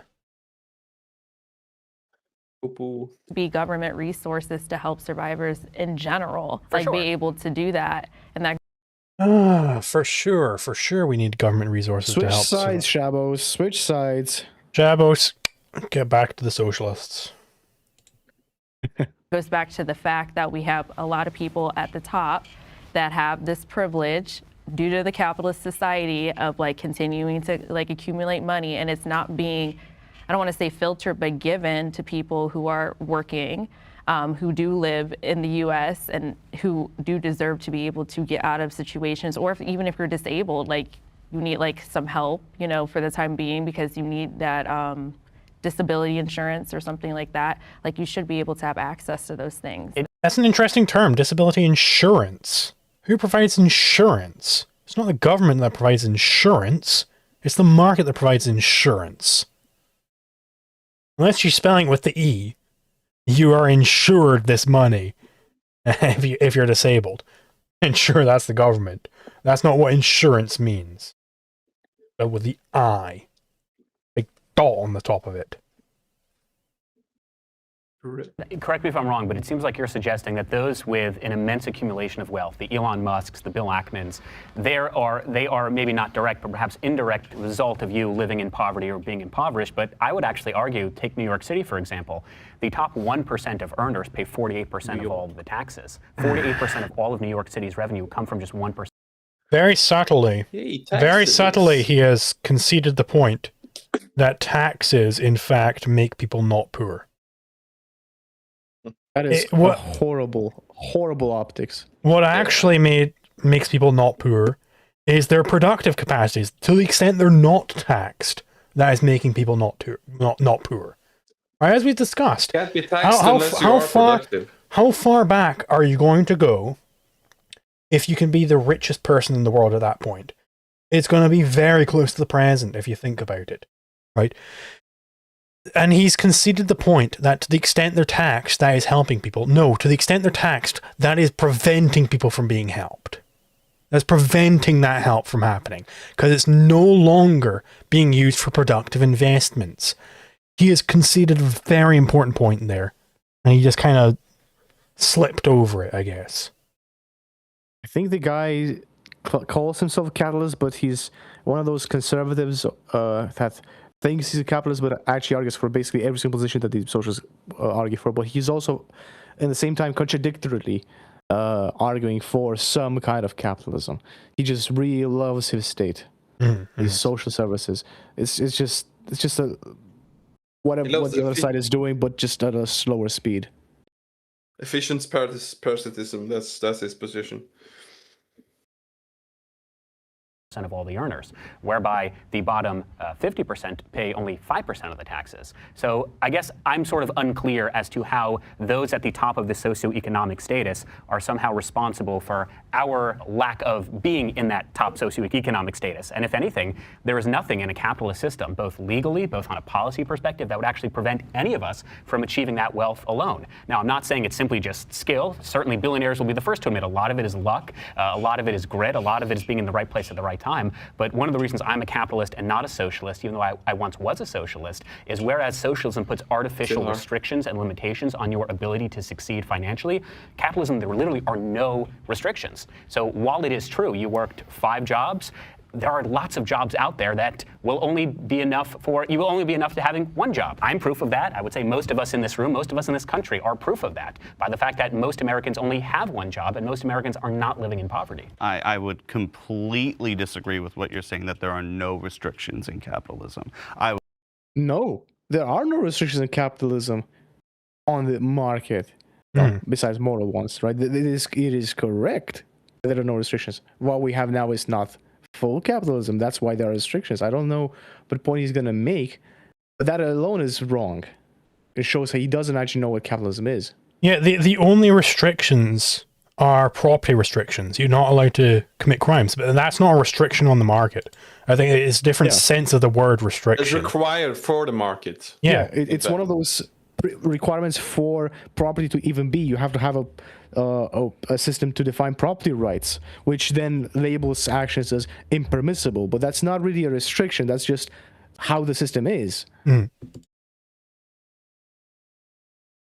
question that deeply, because the reality is the private sector has a vast control, and I mean the people at the top in the private sector have a vast control on what jobs exist. Why do the socialists keep play pretending that they hate the people at the top?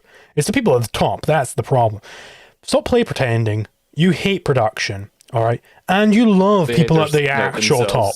You love people at the actual top. Namely, the people who can who are so powerful, they are allowed to circumvent all of this and tell Donald Trump could right now make it like some fucking law that says Elon Musk has to fucking pay more tax. Donald Trump is more powerful than Elon Musk. All right, he's the real fucking person at the top. And I know this guy doesn't like Donald Trump. It's true of all presidents, true of all rulers. They are the rulers, they are the sovereigns. They are infringing on the market, and you want them to be more powerful. You want them to be more on the tippy top. There's another thing that was added here, which maybe it passed you, maybe you didn't, but he also pretended like these guys have control over you. Like there's no other jobs. You cannot make your own thing, right? They're invoking the fixed, the zero-sum game here. Like there's no more jobs to be created because these guys control them, right? You cannot go ahead and make your own enterprise. You cannot be your own employer. You cannot do something new. You must always be under the whip of these people in power. It's revealing. They cannot imagine how growth actually happens. They think it's always just redistributing. Yeah, and the socialists don't like admitting it, but it really is that. It's this idea that there already was the internet, there already was reusable rockets, there already was electric vehicles, there already were these things, and these people just hoarded it all. It's like, okay, but then when Elon Musk lost a bunch of net worth after SpaceX stock went down, he must have given that away to people. Everybody else must have gotten a lot richer. They can't think coherently about any of this stuff. True. And are available. Mergers, for example, are supposedly a opportunity for businesses to grow and become bigger. You would think that that would result in a greater increase of jobs, and yet with every single... Why would that imply that? Yeah. It's not necessarily true. It might be that those jobs that there were just became more productive. Or it was a bad merger. In which case, it gets out-competed. The merger happens and jobs are lost. Like, there's no requirement for this to imply more jobs. Yeah, it just means either it's going to be more value productive, in which case it was a good merger, or it's going to be less value productive, in which case it was a bad merger, in which case that company loses money, right? There is a market mechanism here, which shows like, whoa, a mistake has been made here. Let's try and iron this out. Whereas under socialism, you don't have that mechanism. You don't know that you did a bad thing, right? That's the thing. And the idea of a socialist saying that mergers are bad when he wants every single company to be merged, right? That's what a socialist wants. They want every company to be merged. Like, why is the socialist saying that mergers are bad?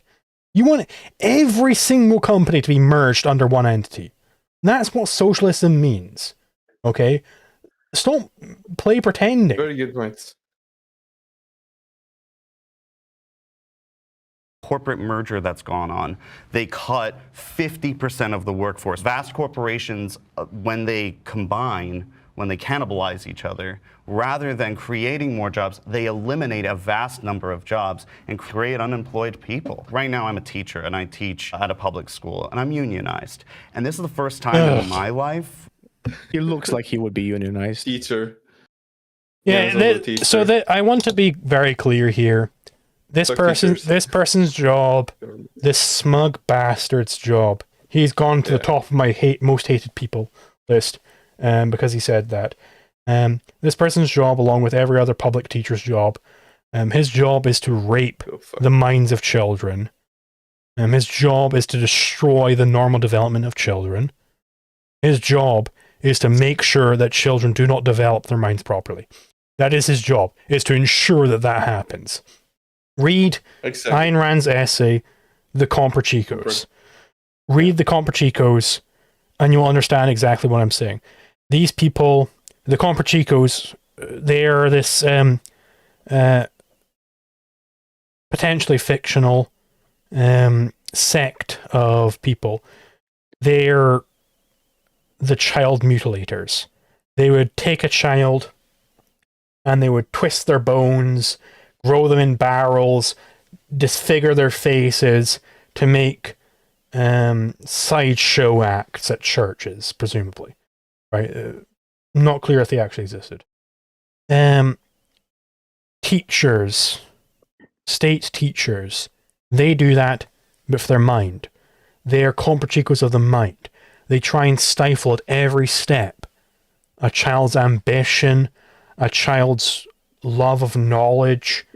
That is their job, is to stifle that at every step. And that is the entire corpus of their educational guidelines, are built on stifling education, built on stifling knowledge. I can remember in my own life multiple times when I would make a realization, like a light bulb moment, like, oh my god, I just realized what the 2 times table means. Like, oh my god, look at that. You just do these jumps. And a teacher would come along and go, get back to your fucking work. Just try and stifle that fucking creativity. Try and stifle that realization of knowledge and free exchange of it. These people, teachers, are some of the most evil people in society. They are terrible, 100%. terrible people. This person is an evil man, and he should be out of a job. I don't want him to have a job any longer. I want him to be homeless needs. and begging. I want this man to be begging on the fucking streets. Yeah. No basic needs Really, for and him. I've been a teacher for many years. I've also been, for long periods, underemployed, making below the poverty line. Underemployed. Yeah, what the fuck kind of concept is that? Underemployed. You mean you're not getting enough. You're not getting enough for raping children. Raping the fucking minds of children. You're not getting enough for that. Fuck you. Fuck you, yeah.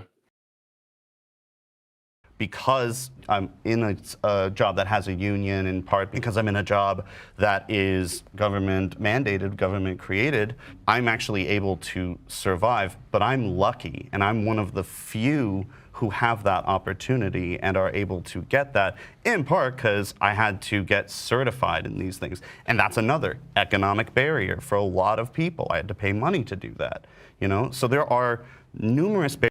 Who fucking who? You had to pay money in order that you could destroy children. Boo fucking who. I want you to pay $1 trillion. $1 trillion before you can fucking destroy children. Fuck you. It's probably like made it impossible for certain children to become like rich and successful. A lot of them, yeah. That's what they do, basically. Destroying the possibility of inventors and capitalists. Yeah. And Casimir is right. This is the moment we can see if anyone on the panel is libertarian capitalist. That is correct. Let's see what they're going to say to this. Mm-hmm. But they may cut it out. Who knows? If I was across from him and I said, you're a raper, maybe they just cut it out. To every single person succeeding, I think the idea that there are no restrictions is fallacious. So then let me rephrase. When I say there is no restriction... What's the fallacy? Get out of here, Shabos. Get out of here. Don't want you here. Shabos. This is... Okay, I want to be clear. Doesn't Shabos mean something? I think it means the Saturday, right? The day of rest. But Shabos, you need to get the fuck out of here. This is not the time for milquetoast capitalism. This is the time for somebody to point out that shabby capitalism, get out of here, shabby capitalism. This is not the time for shabby capitalism. This is the time to point out that this person, their role in society is to kill the minds of children. That is their role in society. Somebody needs to come in here and point that out. This is not the time for, let's be real moderate. Get out of here, moderate capitalists. You don't belong here. Get to the fucking back. And before we go any further, I want to law on the books right now that would prevent you. There's a thing I think we really have to address because it's a very important thing. In chat, Gringo2554D says, "Are you sure? Because the evil socialist Prussian-style mass public education system is the only reason humanity has reached this level of technological development." No. Any comments? No. Yeah, I mean it's the very opposite. We have reached this level in spite of that system. You look at the even unschooling, which I don't particularly agree with, where you literally just let kids do whatever the fuck they want in terms of their education, that has better outcomes than the Prussian education system. That has better outcomes, okay? If you go to something like Montessori, it's fucking way better, all right? It is completely false that Prussian education produces the best outcomes. Why are homeschooled kids way better off? It's partly because you have to be somewhat wealthy to homeschool, right? But why were they wealthy in the first place? Because, you know, they were more intelligent, right? It's not the case that pulling everybody else down. I understand the Gringo 2554D. I understand you weren't particularly intelligent in school. I understand that. But those among us who were intelligent in school, I'm speaking to you guys. You understand that we were on a different strata than these fucking morons around us. And we were pulled down constantly. Pulled down. Everybody who's intelligent remembers this, right? I remember when I was first going into secondary school, and I was very, anxious about it. Like, oh my god, this is like a big step. The thing that calmed me down was I was like, well, I mean, a bunch of retards who I'm constantly surrounded by, they were able to do it, so therefore I'll be able to do it. Like, then I was no longer worried, right? This is a violent place. Public schools. Public schools are a violent place. It's probably the only place that most people are likely to experience violence. I experienced a lot of violence during my public education. Okay, I experienced a lot of violence. These are not good places to be. Okay, they are deliberately made to stifle the natural development of your mind. It is the most evil thing you could do to a child. It is very terrible. Very, very, very terrible. I understand you don't get that, Gringo 2554D. I understand you don't get that because you're one of the really dumb people. But those of us who are better than you, to be clear, those of us who are better than you are, it actually is a problem for us. Okay, and that's a problem for you. I know you don't understand second order effects, but if you make problems for us people who are better than you, that has knock-on effects that are a problem for you.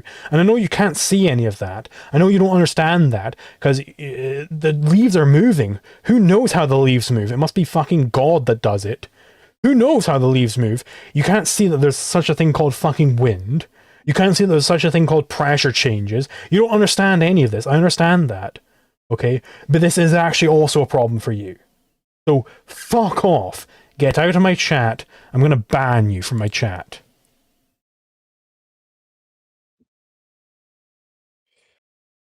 I think that's a problem that's been dealt with, mostly because it's a troll more than anything. There's a few others, but I think it's good that we address that because it's important, especially since when people are committing this post hoc or propter hoc fallacy very often to defend measures taken by the state.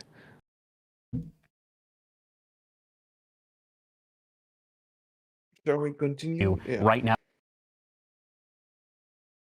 from starting your own company, from starting your own business, from taking a different job. You're only limited by yourself. You're only limited by your personal financial constraints. And that's true of any society. That's true of being a human being. We are only limited by our own skill and imagination. But there's nothing within a capitalist framework that will say, because you are a teacher, or because you are white, or because you are XYZ, therefore we are... Yeah, Chronic, we're still going. Do you want to join in? Come on, Chronic, come on up here. I even cited your theory when I was responding to the government earlier. When I was responding to the government in that survey they had on how they wanted to regulate YouTube. I cited you, so I mean you gotta join. You gotta join now.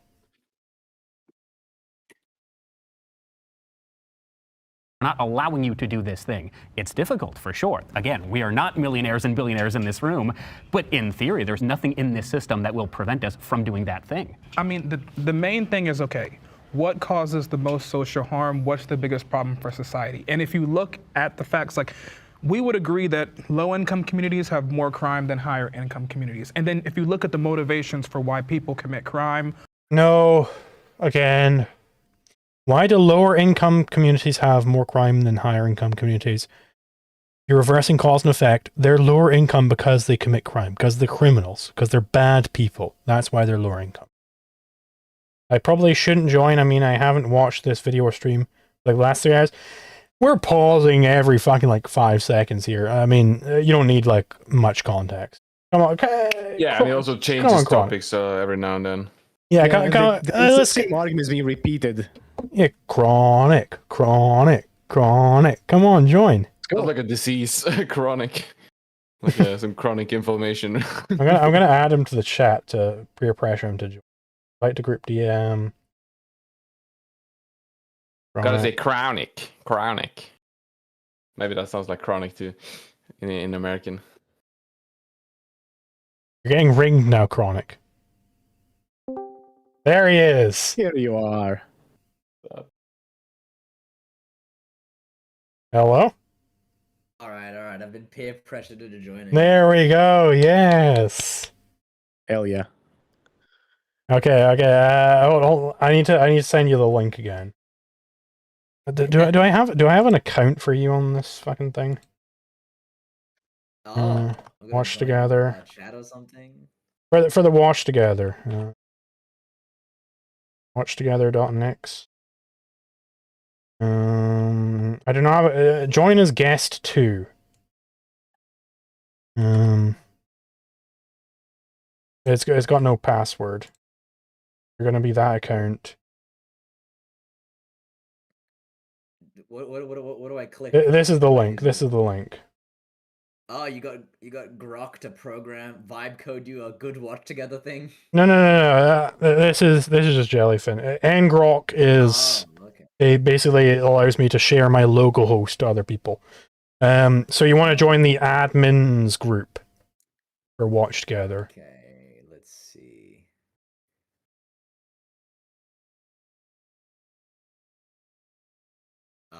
Hang on.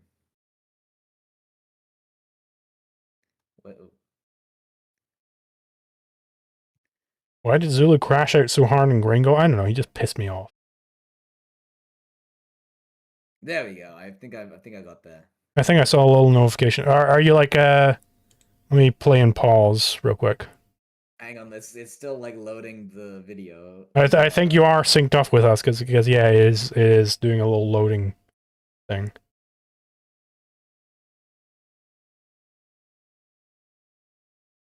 Okay, I think I should be in. Evil Praxman is on screen, says half hippo. You're right.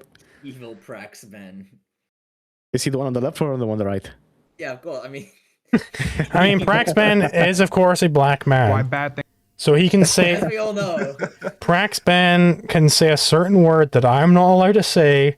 That he's going to debut tomorrow on his TikTok.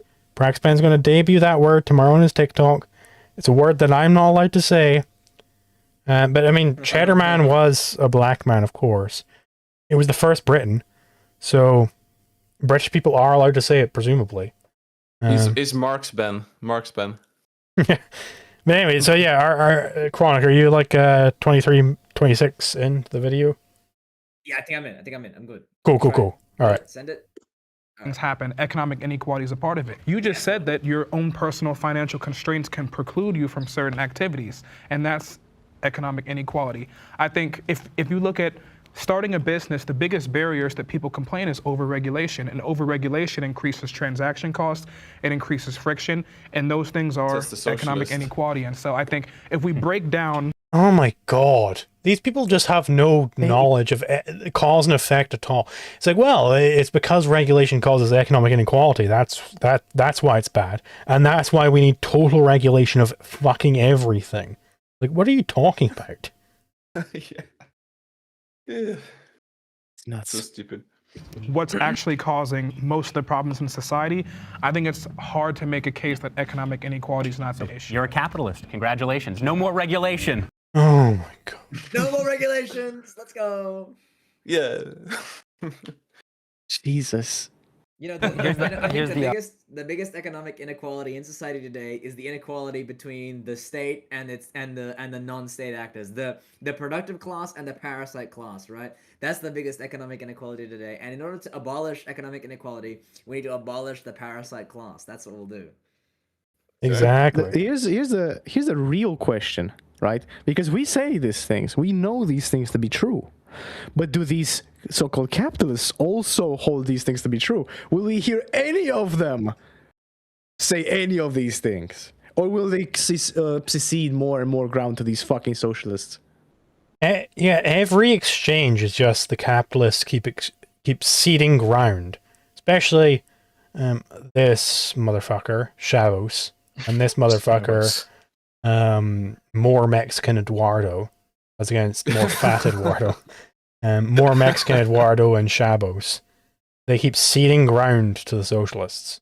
I don't This is like why it. in any argument, right? When you're arguing with a socialist, like, yeah, sometimes you can be a friend still, right? Sometimes you can have a friend who's a socialist and you can have a normal conversation. But if you're arguing with a socialist and you're not trying to preserve a friendship, you just take their argument and they're like, you're gonna be exploiting the workers, and you're just like, good, I want the workers to be exploited. I want them working 17 hours, 27 hours a day. I want them in the sweatshops all day, every day. I want them to make my Nikes 3 cents cheaper. Yeah, I want them to make the Trump Mobile 12 cents cheaper. I want whatever degree of sweatshop is required to make my Chinese products a penny cheaper. Whatever level of sweatshop is required for that, good by me.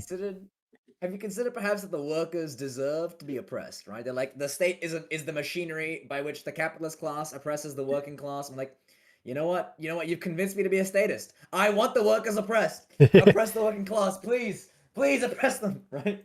I believe I did tax that tweet from you because you didn't want to send it because you're an art account. Yeah. You know, Casimir saying Eduardo is far more racist than these people. To be clear, I'm not saying that these people are like Eduardo in ideology. I'm saying they're like Eduardo in that they look Mexican. Eduardo in genetic relation.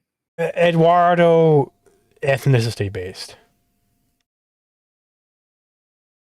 I think the prompt was actually pretty fairly simple, which leaves us with not too much wiggle room to discuss, which is why I think we're getting pretty wiggle room broad off the wiggle. topic. So all we really have to, as the negation that disagrees, is prove that there's a root cause or any sort of cause that can come right before economic inequality. Based off the prompt. That can supersede. That can supersede it in any case. Just Yeah, that's what it meant. Would that be fair? Yeah, that's what it means to come before. What the fuck is this shit? Yeah. Just To supersede, actually. Yeah, don't use this term. Use this term. That means the same thing. Just dumb. This is what Marxists love to do, is they love to muddle with terms because they want to have the most emotionally, ethically loaded term without actually having a theory of ethics. That's what they want. That's why they love to say, well, this is exploitation.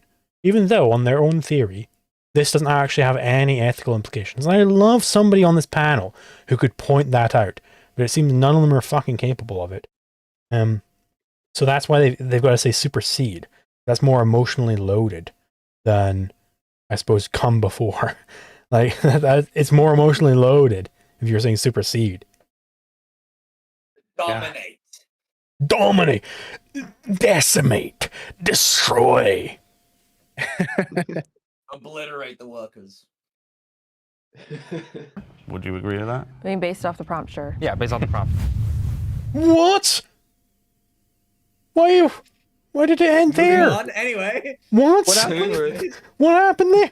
He was just about to get into something. He was just like, okay, well, this is what we're actually arguing about. And then, boom, we're back to another new what? Like, another cutout from the capitalists. They cut Carrie Ann's thing earlier, which was she was about going the history of fraternal societies and welfare before the state, and then they cut that off. And now they cut this off too? What the Come fuck? on. Have Ancapistan be actually put on the air. They can't let it happen. They know they would win. They know that we would win. I'm in disbelief. ANCAP would win.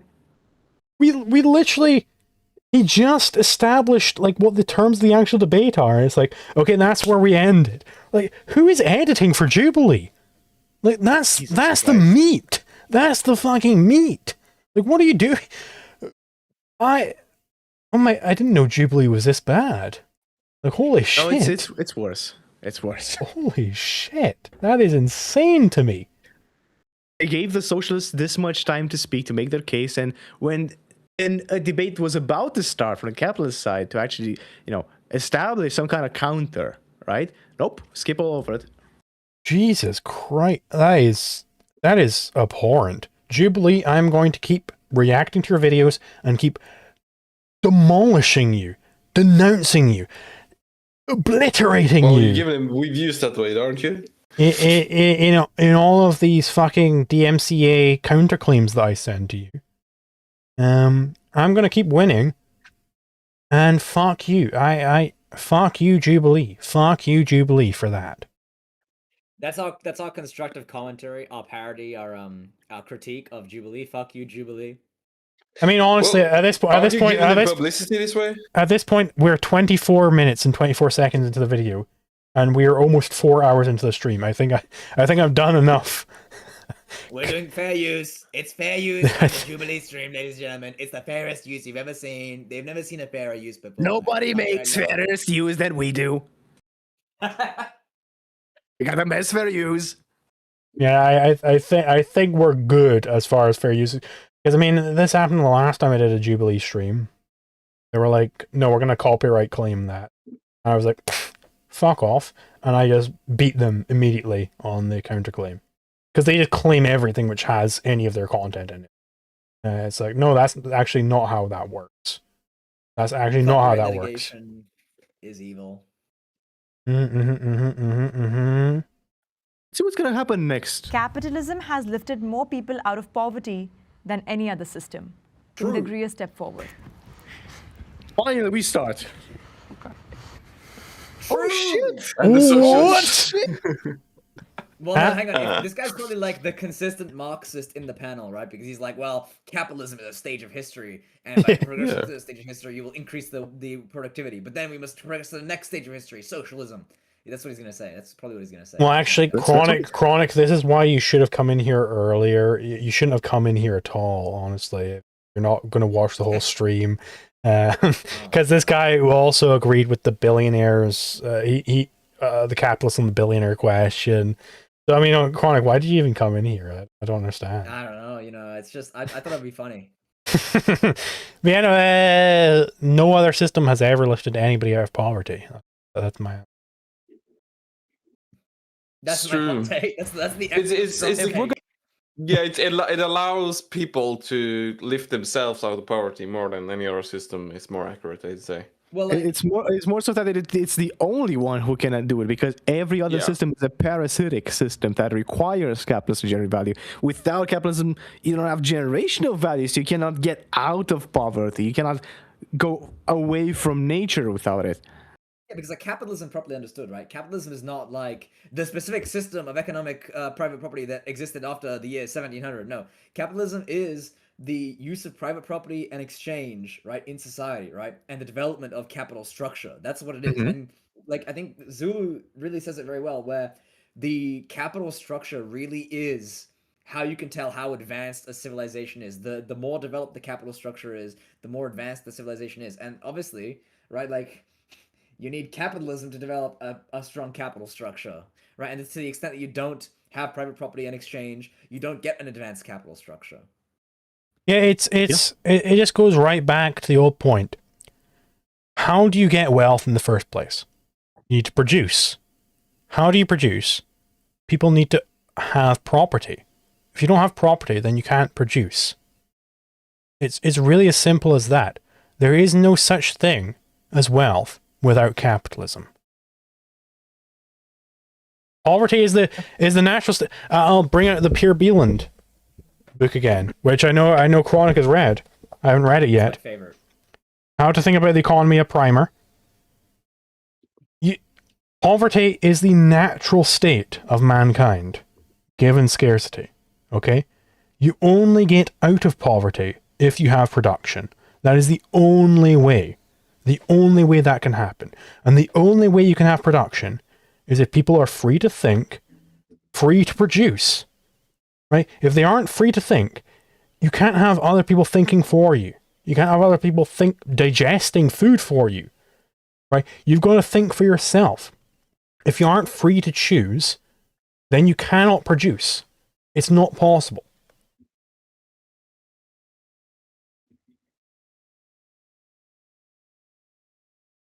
Oops.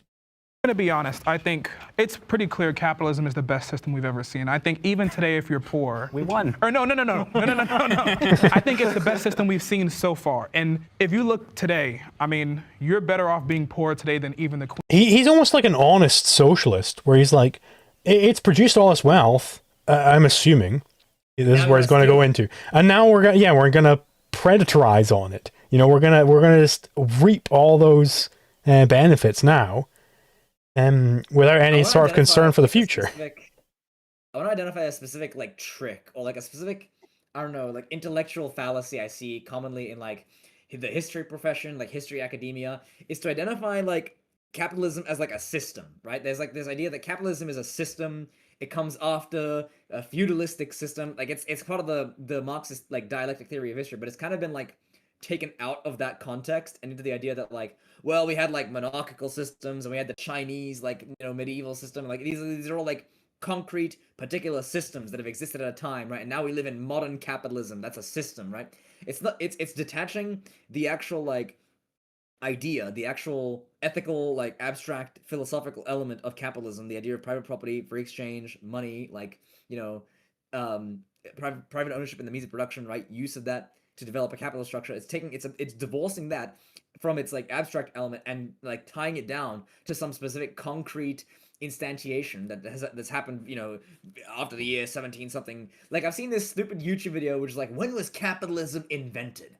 And it was like, capitalism, it starts with the East India Company. Like, and like, no, it doesn't. Capitalism starts when Robinson Crusoe on the island, it first takes a stick out of nature. Okay, Robinson Crusoe, like Trade. capitalism precedes the written word.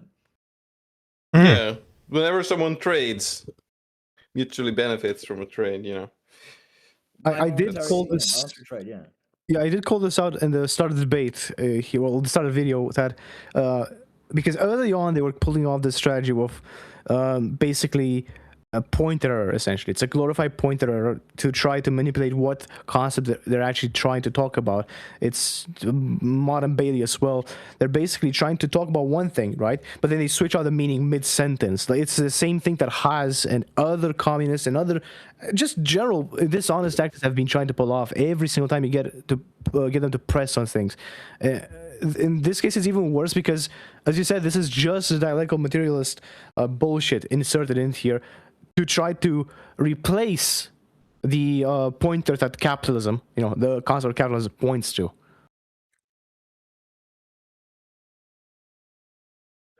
Queen of England was 150 years ago. But I think the problem with capitalism is that it takes a lot. Capitalism and financialization come at the same time. And so with financialization, you turn everything into an asset. Things like housing go from being a social right to an asset. And so excuse me. Hold on. Where was that ever? So hold on. So housing at some point, presumably, was not an asset. When was that point? At some point, it was a social right. No, it wasn't. And it takes it from being a social right into an asset that you. So there was some point in history where there was no scarcity in housing. Well, yeah, let's return back there. That's the answer to my. That's the answer to my. If there's a right, if it's a right. Yeah, that's the answer to my question of how far back in history would you go if you were the richest person ever, in that point in history, you go back to the point where housing was infinitely abundant. Right? You go back to that point. But then why would it be a right if it's infinitely abundant? Why would it be a right? Well, I mean, you just don't get it, because if you had proletarian logic, then you would get it. Yeah, true. But what Exactly. happened to the infinite abundance over time? What happened? How did he go from something infinite to something finite? Yeah, it's confusing. Maybe the professor here can explain further. I don't know. You reach a certain point. I mean, theoretically, if we believe in infinite economic growth, we're going to eventually get to a point where everybody has as much money as they need for everything and everybody can enjoy the luxuries. Nobody said that. You just stagnate at some point. So I want to be clear here. If you compared any of our lives, if you took like a picture of that, some sort of picture of our lives, and showed it to anybody in the Middle Ages, they would say, yeah, resources are infinitely abundant. You can go back to like my great grandparents, right? And they'd be like, "What? This is fucking magical." Yeah, it is the idea that I am wealthier than every single medieval king put together. I'm wealthier than all of them put together. I'm not particularly wealthy, but I'm wealthier than all of them put together. I'm wealthier than every single person in the year 1900 put together. I'm wealthier than them all. How am I wealthier than them all? It's as we were saying. It's because I have greater access to capital. I have access to this massive system which has built up all this crazy technology. I can be homeless in the year fucking 3 trillion. And I will be fantastically wealthier. Unbelievably wealthier. In the year 2026 and be wealthier than the king in the year 900. Yeah. I'm saying if we project out like 100 years from now, and I'm homeless in that 100 years from now, I will still be wealthier than I am right now. Assuming there isn't like some socialist revolution. Assuming the socialists don't win. Assuming the socialists don't win. The socialist victory is what's going to make you homeless. That's the problem. Yeah. They're going to implement rent control in Scotland. Global rent control, right? All the rents have to go to zero. Yeah. Then all the buildings collapse. Like, I want to give one concrete example of this. If I go into any establishment, any like bar, restaurant, whatever, and I say, hey, can I get a glass of tap water? I can get water for free. I don't have to pay a fucking penny for that. Water, for most of human history, was a very valuable resource. Very much something that you had to... Clean water, yeah, drinking water. Clean drinking water, yes, exactly. Imagine if housing was the same, where it's too cheap to meter, as they say for electricity. Too cheap to meter. That is, they'll just give it to you. It's like, yeah, you want a fucking place? Open up a tap and houses fly out. Yeah. the equivalent of that. Like, yeah, you want that? Oh, yeah, sure. Go ahead. Like it. Well, imagine you think about like, you basically have like an army of like little like robots, right? And you just tell them build a house here, and like in 12 hours, there's just like 17 houses now. Mm-hmm.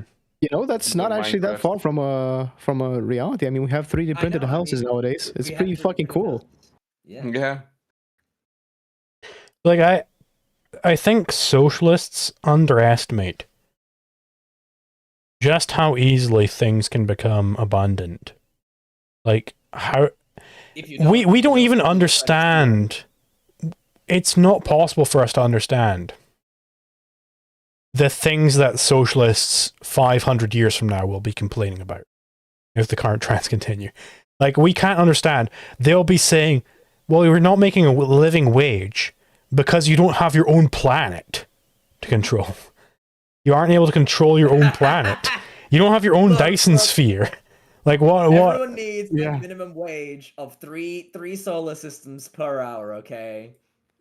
It's The thing that is important is that if you know we don't even need to think about the future and like try to see how unimaginable it is, right? We can just look at the past. I mean, in the times of Marx and even others, right? During the time, if you had told them that in the future there's going to be this little device that you can hold on your hand and you can access the global information network as a homeless person. It will cost less than rent, and you can own it for over 10 years, right? Mark, I don't think anyone will believe you. It's unimaginable just how powerful, how wealthy we are.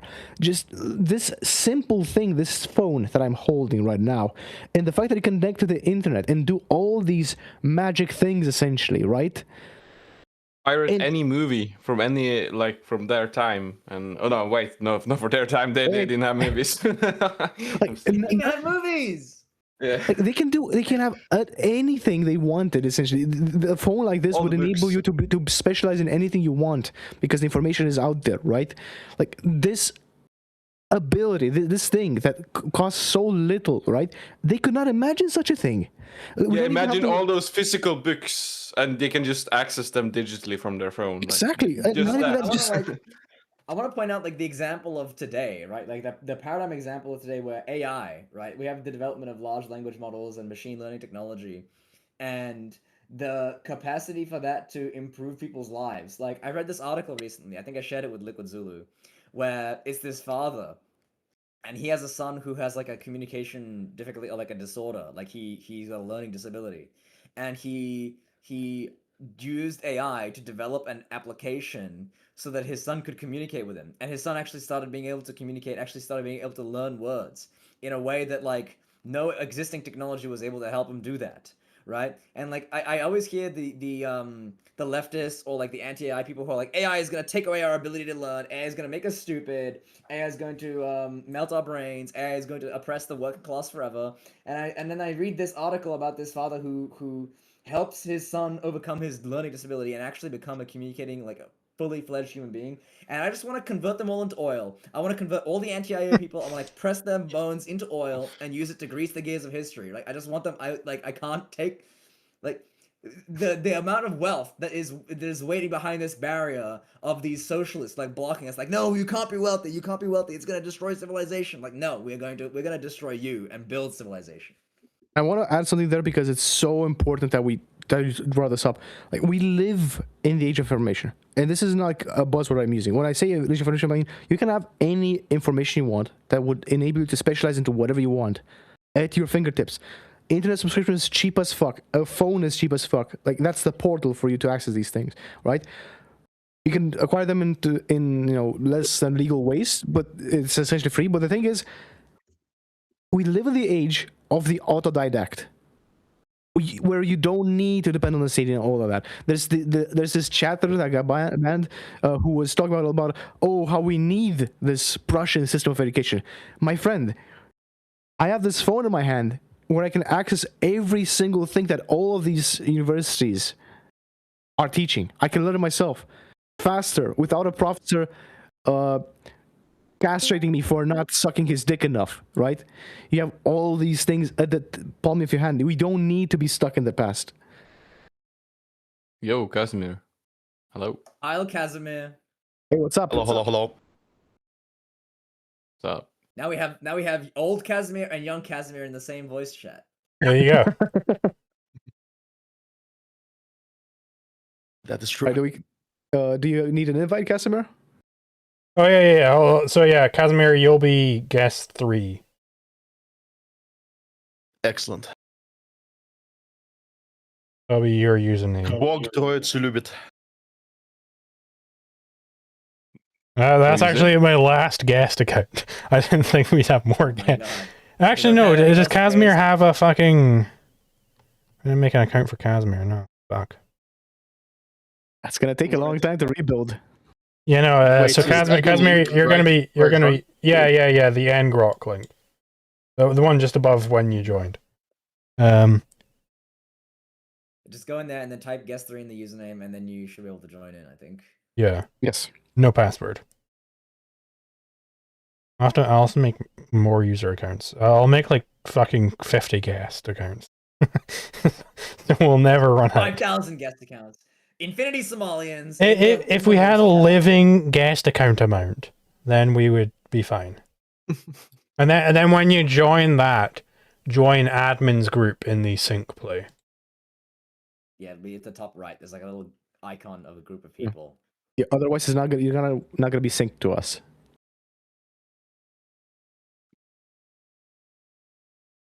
A little bit of technical issues until we There, sort them out. there we go. I know how to click buttons. Not a boomer. That's all it takes. All it takes. Shall we unpause the video? Yeah. Let's continue. By the way, Jubilee lawyers. This is us reviewing the video. We're 25 minutes in, and we are how many hours into the stream? 4 hours 4 in. hours. So fuck off, Jubilee lawyers. Eat a dick. Hey, it's good to And so bloviate. therefore you should switch to a system where everybody collectively owns things together, and it will be more ideal. And I think if you look democratically, a lot of the institutions that people support the most are socialists. Like if you think about But why is that good? Yeah. All the institutions people support the most, all the things that like are basically terrible, people support them because they are bad people, right? People support the army because it's going to blow up the people that they don't like, and they don't like those people for bad reasons. Like, obviously, if the people are bad and they're gonna support bad things, right? But if all of the American people were ANCAPs, he wouldn't say, okay, well now because the American people are supporting, ANCAPistan, then we should move to ANCAPistan. He would never say that. It's just special pleading because it's just a majority. The fact that it's just the argument that because a lot of people throw themselves out the windows, therefore it must be good. Like it's the same argument, but he's doing special pleading because in this case it's for his little idea of socialism. It's for his cause. If it was something else, as you said, like Argentina, for instance, or any other place, right? They'd be like, no, that's bad. The people are deluded. They've been fooled. They are class traitors. I think Praxman has said this before, where like nobody actually wants democracy. They only want democracy if they're the ones getting voted in, right? They're like, exactly. Democracy is when you vote for the thing that agrees with me, but not for the thing that doesn't agree with me, right? You can't vote for good things because good things are not democratic. I see Karian Hara, the ANCAP woman, she's smirking. I'm wondering what she's saying. Gonna say. I have to say, fellas, I have to say, for a black man to wager on the collective ownership of the means of production, it's pretty spicy in 2026. Oh no. That is true. It's quite unfortunate. Let's see what happens. police station or fire department, stuff like healthcare, those are all like socialist-oriented goods. And those are the kind of things that we want to eventually get to. Indeed, they are socialist-oriented goods. Police stations and stuff. Fire departments.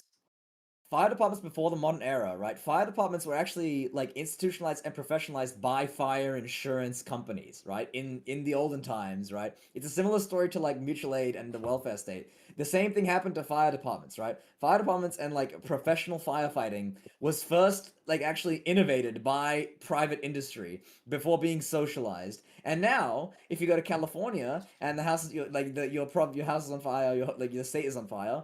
Guess what? They ran out of water. They sold all the water. Now you're kind of fucked, bro. Good luck.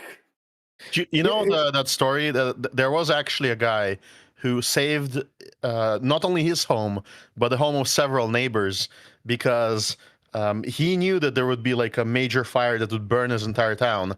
And so he prepared. He prepared water. He prepared, he made his home as like fireproof. So basically what happened is his home and his fireproof estate and the water that he used shielded several homes down the street. And it's done entirely based on, I think he's like some brain surgeon guy. Absolutely based person.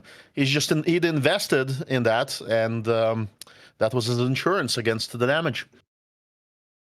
Avoiding the term charity here, but yeah, it's really telling how these guys think that They're trying to rewrite history essentially here, because they're specifically cutting out the part before the state, before these services were monopolized, before they transitioned to be social services. Most of these things were done via private entities. Not all of them. I believe that there is definitely some services that are strictly arising because of the state, like the current situation of laws.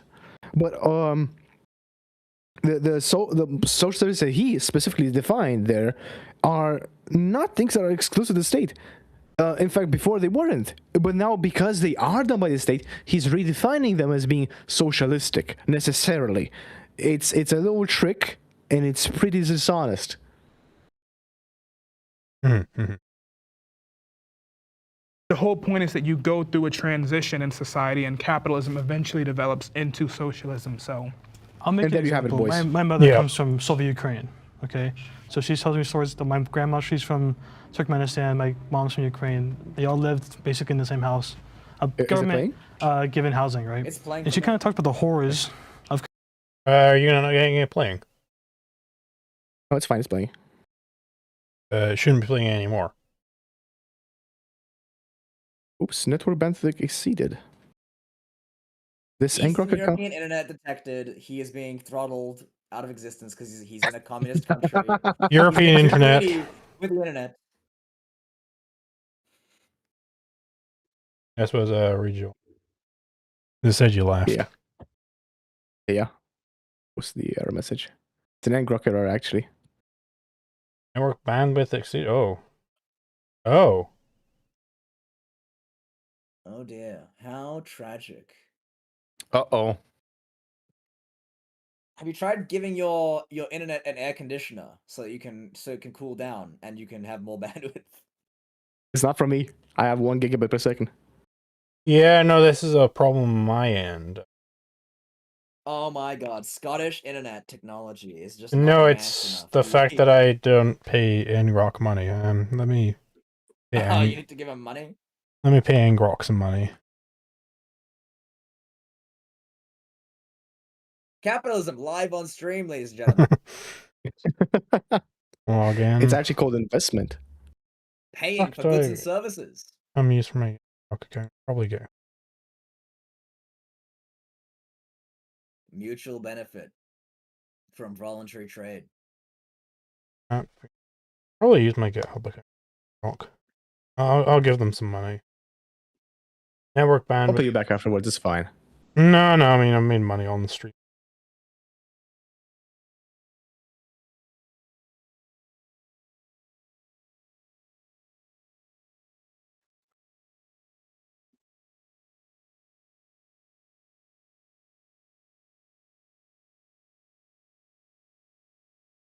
Because I mean, if you're getting that, then presumably other people are going to start getting that. I'm not getting it, but I mean, I guess it'll probably hit everyone in a minute. It's probably session based.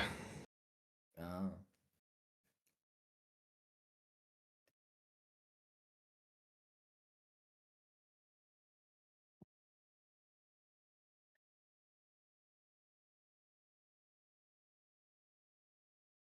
Yeah, I didn't realize fucking Ngrok had that. I suppose you're doing fucking. Ngrok is about to let the communists win. This is completely unacceptable. Let me see That here. makes sense. Upgrade your plan. How do I usage and limits?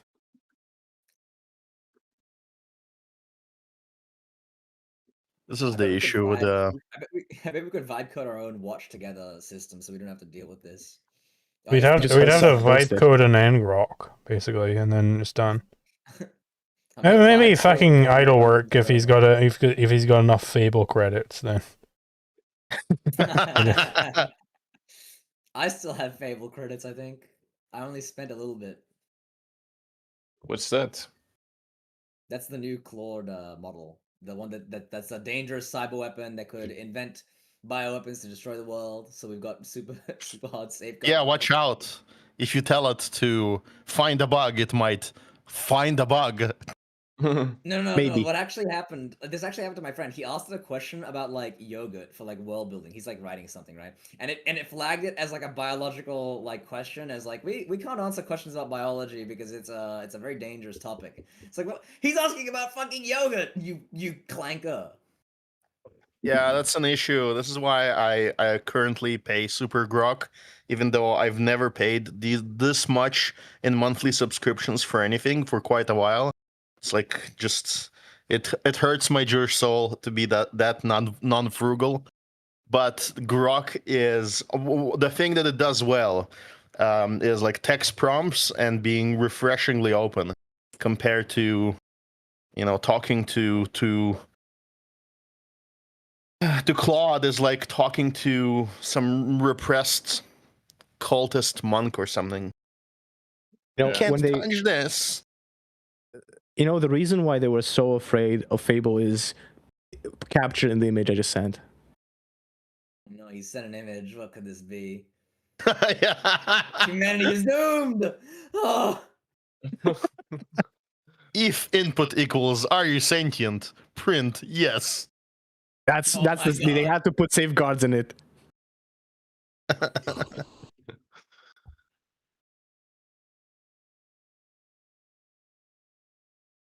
For quite some time, I think that DeepSeek protected against questions about Taiwan with similar mechanism. Like, if the input contains Taiwan, then stop. You can actually see it do it. Like, it types out Taiwan, and when it pattern matches that the actual text contains Taiwan, then it says, "Oops, I cannot answer that." Even though up until that point, the answer was being built, and you could see it being built. I guess you could bypass that somehow if you just talk. Oh, but maybe they did block. They were very extensive about blocking that word. East China, West China. Try refreshing Novon. Let's see. Should Hell I yeah, refresh? it's loading. There we go. Should I refresh?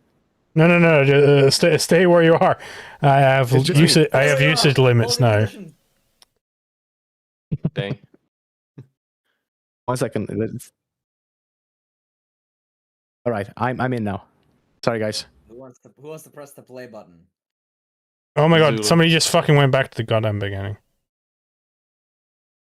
I didn't. No, So you want a 91%. 25 minutes? We have it in the stream. It's fine. We know where it was. We're up to like 25 minutes. 26. There we go. Something. That'll do. Everybody has as much money as they need for everything, and everybody can enjoy the luxuries. And so therefore you should switch to a system where everybody collectively owns things together, and it will be more ideal. And I think if you look democratically, a lot of the institutions that people support the most are socialists. Like if you think about like a police station or fire department, stuff like healthcare, those are all like socialist-oriented goods. And those are the kind of things that we want to eventually get to. The whole point is that you go through a transition in society, and capitalism eventually develops into socialism. So I'll make an example. My mother comes from Soviet Ukraine, okay? So she tells me stories that my grandma, she's from Turkmenistan, my mom's from Ukraine. They all lived basically in the same house. A government given housing, right? And she kind of talked about the horrors of kind of having this distribution of wealth, all these kind of things. But eventually when the Soviet Union fell, right, she came to America. She sought a better life. At that point in time, she was getting about an average like yearly stipend of 400 rubles, which is around, back then it was like $200, $300. So she came here with nothing. She spoke no English, no money, and she came with a disabled grandma. So she had to figure things out on her own, right? And the only reason why she was able to is because now that she has no restrictions, she has no shackles. She was able to grow, you know? She went from being a non-English speaking Ukrainian, then worked for the USPS, then she got into nursing school, then became a dental assistant, and now she does that to this day. Wow. And simply coming out of a society that kind of has a roof over her head where she couldn't grow. She was stuck in one point. She supports my family, me, my dad, but also at the same time supports my grandma, who thank God is still with us. And it's only due to capitalism because she was able to grow beyond what she was able to do before, basically. Everyone comes down to principle. This time, But I would unequivocally. Hang on, can we pause? Yeah, I was like, I wasn't ready to. I was almost gonna write him off. Like, oh, he almost had a good point, and then he missed it. But then he saved it in the end, right? Because like at the start, he was gonna talk about like government given housing, right, and how basically that leaves you in a system where you can be, let me use the word, exploited by the state, right? Because now, because they're beholden to the state, right, which provides them their housing, all their necessities, right, and there's no way for them to get it otherwise. They basically are like they're slaves, right? They are unable to escape from this totalizing influence because the economy is controlled by the state. They're not private individuals. They are wards, right? They are basically under this paternalistic regime where if they disobey, it's very easy for the state to take away their housing and send them to the gulag or whatever, right? And he didn't actually go to that point. Instead, he made the point where because he was they were in this economically controlled state, and when they moved to the United States, they were actually able to grow on their own terms and actually develop their own abilities and capacities. And that's actually an interesting point as well. I think he saved it. I think he really should have attacked that in the direction you've highlighted. That he should have mentioned what the state was where he came, where his grandmother came from, because that would have made the point a bit better than saying, okay, in the U.S. we have this freedom, because he could right now this other guy could flip it. Okay, right, but what if you already had the housing by the government? What basically he can't defend against this without going into the direction that he went. Yeah, the issue is because he didn't express the actual horrors that occurred in the Soviet Union, and he only sort of expressed what was seen, which is a whole, like, the industry was converted into building housing, and it was more effective than the socialized housing in the West for a particular stretch of time, and therefore he's actually highlighting that as a good of socialism instead of the unseen, which is the amount of waste that occurred in the economy, and the shitty level of housing that was built that basically did not account for people growing to the point where like entire families lived in a small apartment and they could never move. And so eventually what happened to that society is that fertility started going down because you didn't have that type of mobility. You didn't have the type of private housing that actually allows you to have a multi-generational family. So all of that remained sort of off to the side. He didn't make a good point, so at least, that's on that panel, that's a huge plus. I agree. Mm-hmm. Yeah. I do have some super chats I should go over. Of course, the super chats have now funded the ngrok bandwidth requirements. We got a Evangelion enthusiast. It's not a lot of money to get this working. But I suppose in future I'll have the videos only at 720p because that's what I stream at anyway. So it doesn't matter. But we have a Evangelion enthusiast for $5. Thank you very much. Saying 7 socialists debating over which flavor of socialism is better. It does seem like that at points. It definitely does. And then we have a Griff One None for $5. Thank you very much. By the way, that covers it. I just got the $10 plan. Public teachers end up being some of the worst people in society. Just look at sexual assault statistics among them. No shock he's a socialist. Well, there you go. Then we have Ariel David for $5. Thank you very much. Strangely enough, I don't consider myself that intelligent, yet resonate with all you've said, especially about public school. Yeah, I mean, even if you're like a little bit ambitious, you can see the hatred of ambition in the eyes of the teachers, like pervasive.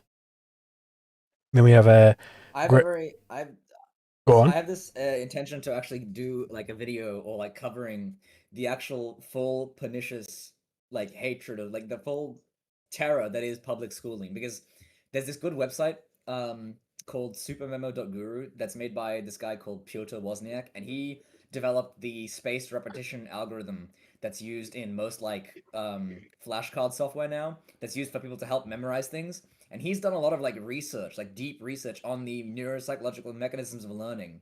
And he's concluded from like the empirical neuroscience direction what Murray Rothbard knew from the philosophical direction, that like forcing people into compulsory schooling is just bad, because like no one wants to learn when they've been imprisoned, right? And that's what public schooling is. Like public schooling is prison, right? It's part-time prison, right? The other half the time you go home to your family. But public schooling, you what is it? You're in a building which is surrounded by bars. You're not allowed to leave. Your time is scheduled to the minute. You have to do what you're told to do when you're told to do it. Like, yeah, it's literally prison. And people are so school brained that they don't realize that naturally learning is actually an enjoyable activity for human beings. Human beings want to learn naturally, right? Because just from an evolutionary psychological perspective, learning about your environment and becoming aware of it and developing this consciousness is actually good for your survival and for your life, right? And schooling is actually what makes people hate learning. Going to school where you are tortured and like put in prison and like forced and abused makes you associate learning with pain, right? And so like that's like the almost the most like pernicious evil thing about schooling. And I really want to do a thing about that. I want to talk about it. I love to see it. Well, first you gotta fucking publish that goddamn video on the regression theorem. I promise. I promise. I got delayed last week because I had to go to work early, and then I had to do other shit. But I swear it'll happen. Inshallah, it will be done. It shall be done. So saith God. Griff won none for another $5 US. Thank you very much. I don't want to be a nuisance. Apologies. I sent you a DM on Ko-fi. I think I might have sent it privately, so I don't know if I can see your response. Yeah, I'll look into that. I'll see if I can find that. Thank you very much for the money. I apologize. It's my fault if I didn't respond to that, honestly. My apologies. Then we got a Dennycat 98.95 for $5 Australian. Thank you very much. Do you consider yourself right wing? What do you think right wing means? I think it means being pro hierarchy. I think I'm probably right wing. I think it is a vague category, like a political alignment. It's very much, I think, always just been a label for strategic alignment. So, yeah, at the moment, the right wing are more advantageous to us than the left wing are. I think for part sure. of it is like left and right in terms of their original usage basically refer to people who want to change the system versus people who want to go back to some old system or maintain the system, right? That would be leftists want to change it and rightists want to maintain or reverse it, right? And that's like the original leftists involved the classical liberals, like the liberals who wanted to liberalize society because they were throwing off the reign of absolute kings, right? But now leftists are socialists and the liberals are on the right because they want to return to liberalism, right? And so that continues to be the actual like meaning of rightist versus leftist in a sense, right? But I actually really don't like these labels because they don't really get at any philosophical fundamentals, right? Exactly. I think as objectivists, we could actually do something useful and develop like fundamental political labels. That might be a project for someone else. Yeah. I think it's like dumb to like not dumb. I mean, I think it's bad to like associate with people who don't work on principles for our philosophy, which is based entirely on principles, and we just happen to agree with certain things. That's not like the cause there, right? The cause is we are for certain principles. Yeah, I think the to Chronic's point, I think the work to be done for defining different philosophies, I think we just leave that up to them. You know, like I don't think it's on us to define all of those different philosophies. I think it's on them to do that. Yeah. And so we've already got our own philosophy, namely objectivism. It is the philosophy of the primacy of existence. And it is aligned with certain other groups who have, you know, not necessarily the most precise definitions of their own beliefs.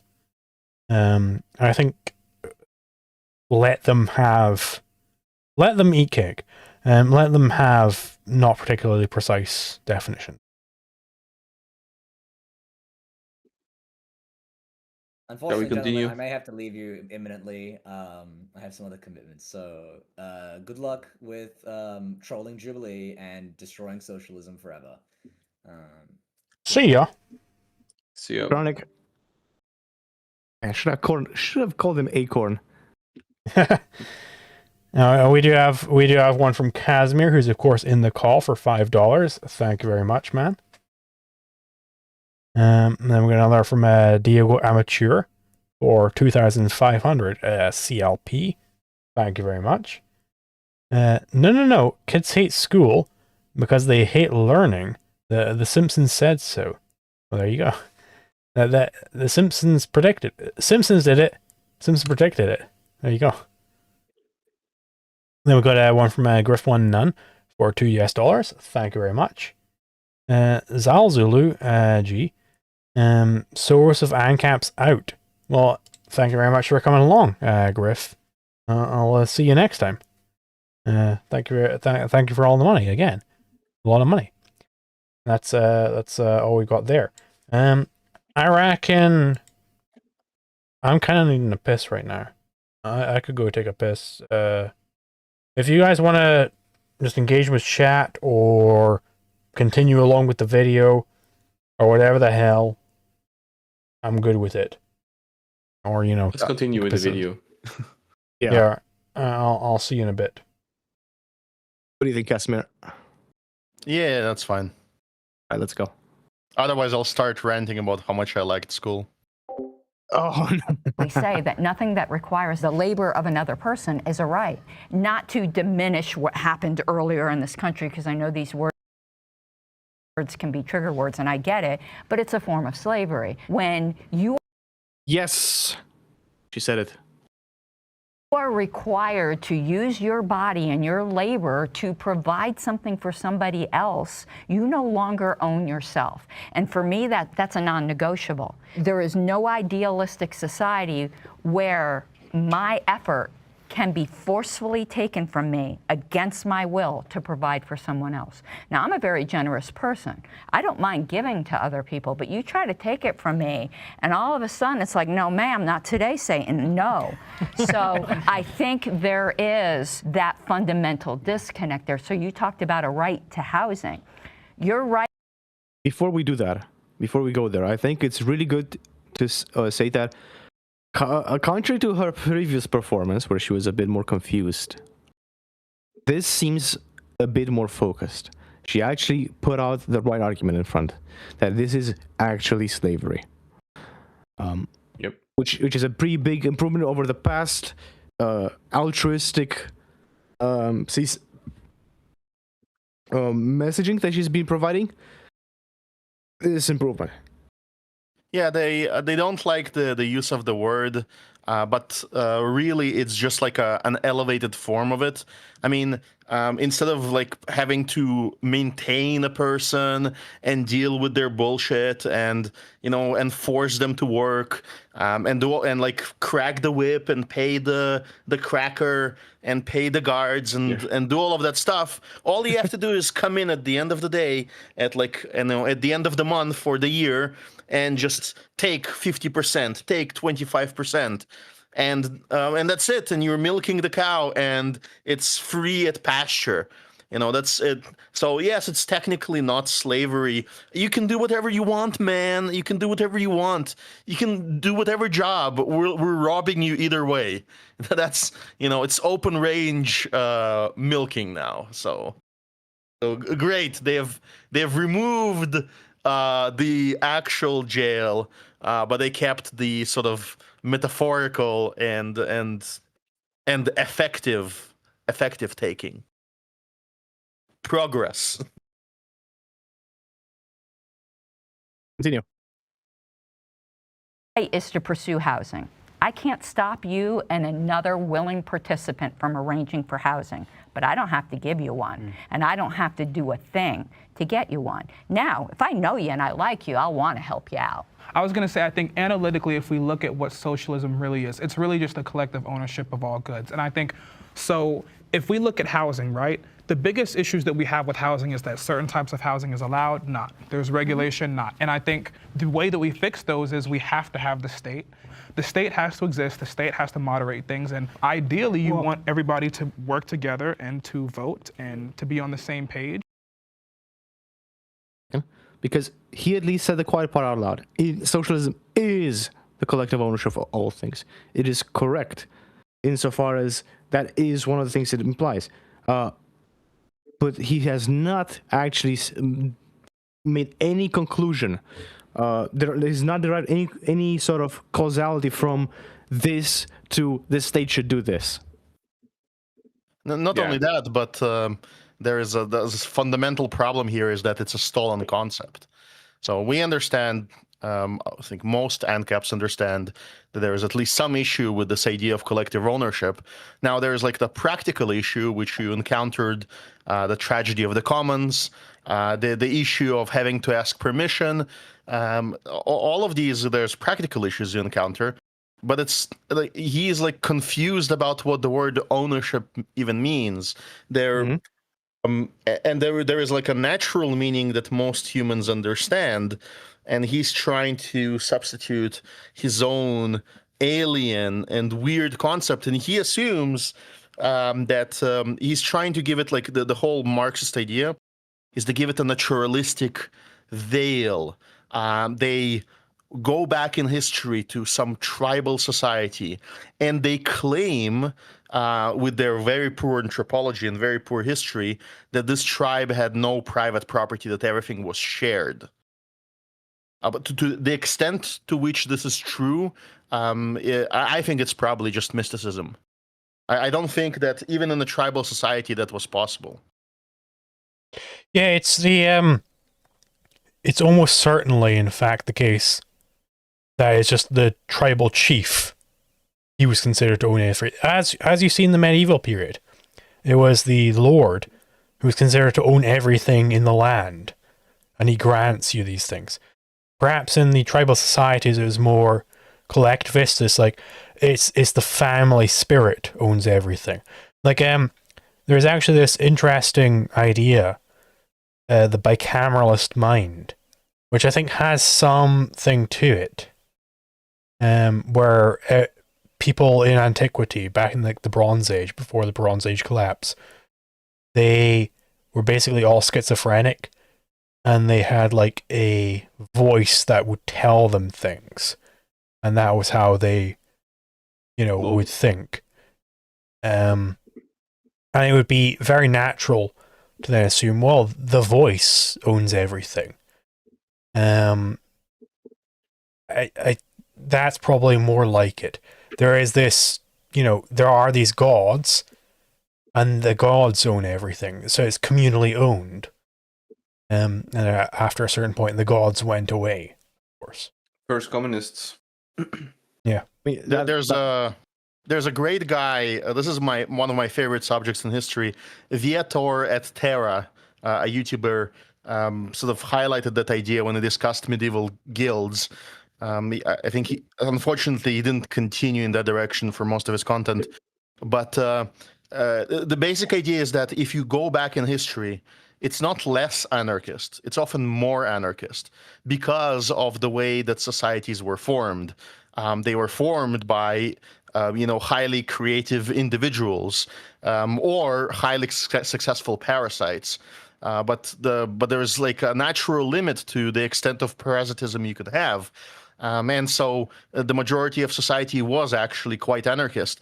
Like you could not, as the lord of, or like as a sovereign, control everything about what everybody does, because you didn't have the communication, you didn't have the reach.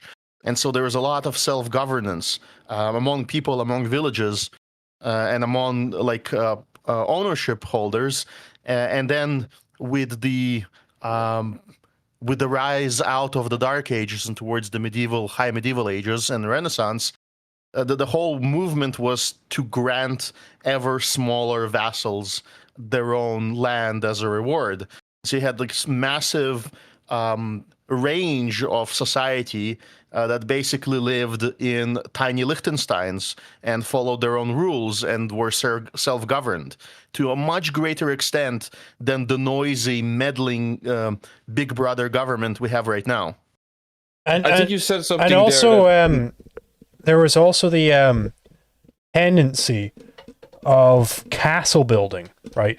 When you get castle building, that is, you know, individual lords, individual local power people can actually, like, you know, defend themselves.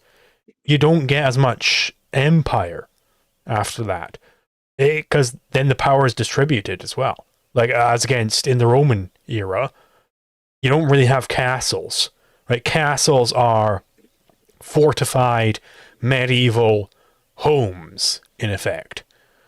You don't get that in the Roman era. It's all military.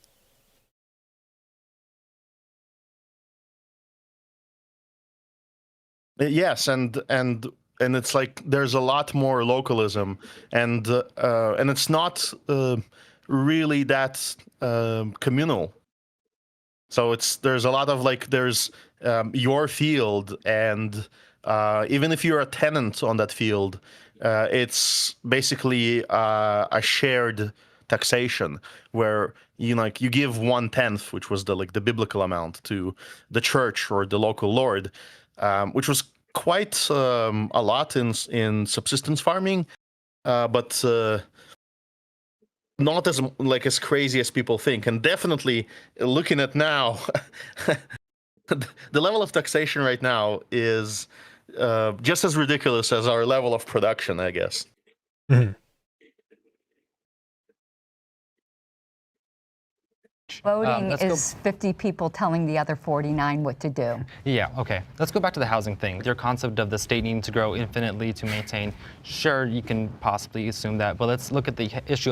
I would very much like to see Karen take that opportunity to go like, no, let's not go back to the housing thing.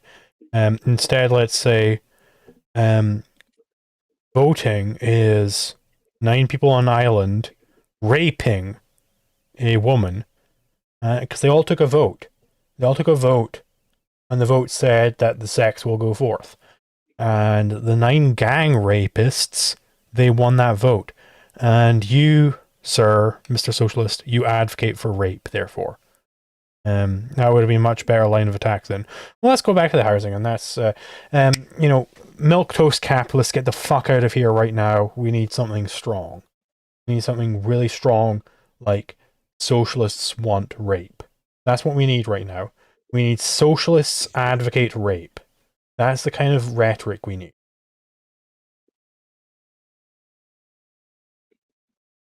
Of housing, where this is tantamount the exact opposite case. As the state has grown, as we have grown more and more regulations, we have stunted our ability to build. So let's look at California. I love the state, it's my home state, love it to the ground, but we have kneecapped our ability to grow. Let's look at that train we built. Because of our size of our state and because of the amount of regulations we put in place, environmental, all good and well, but when you overdo it... No!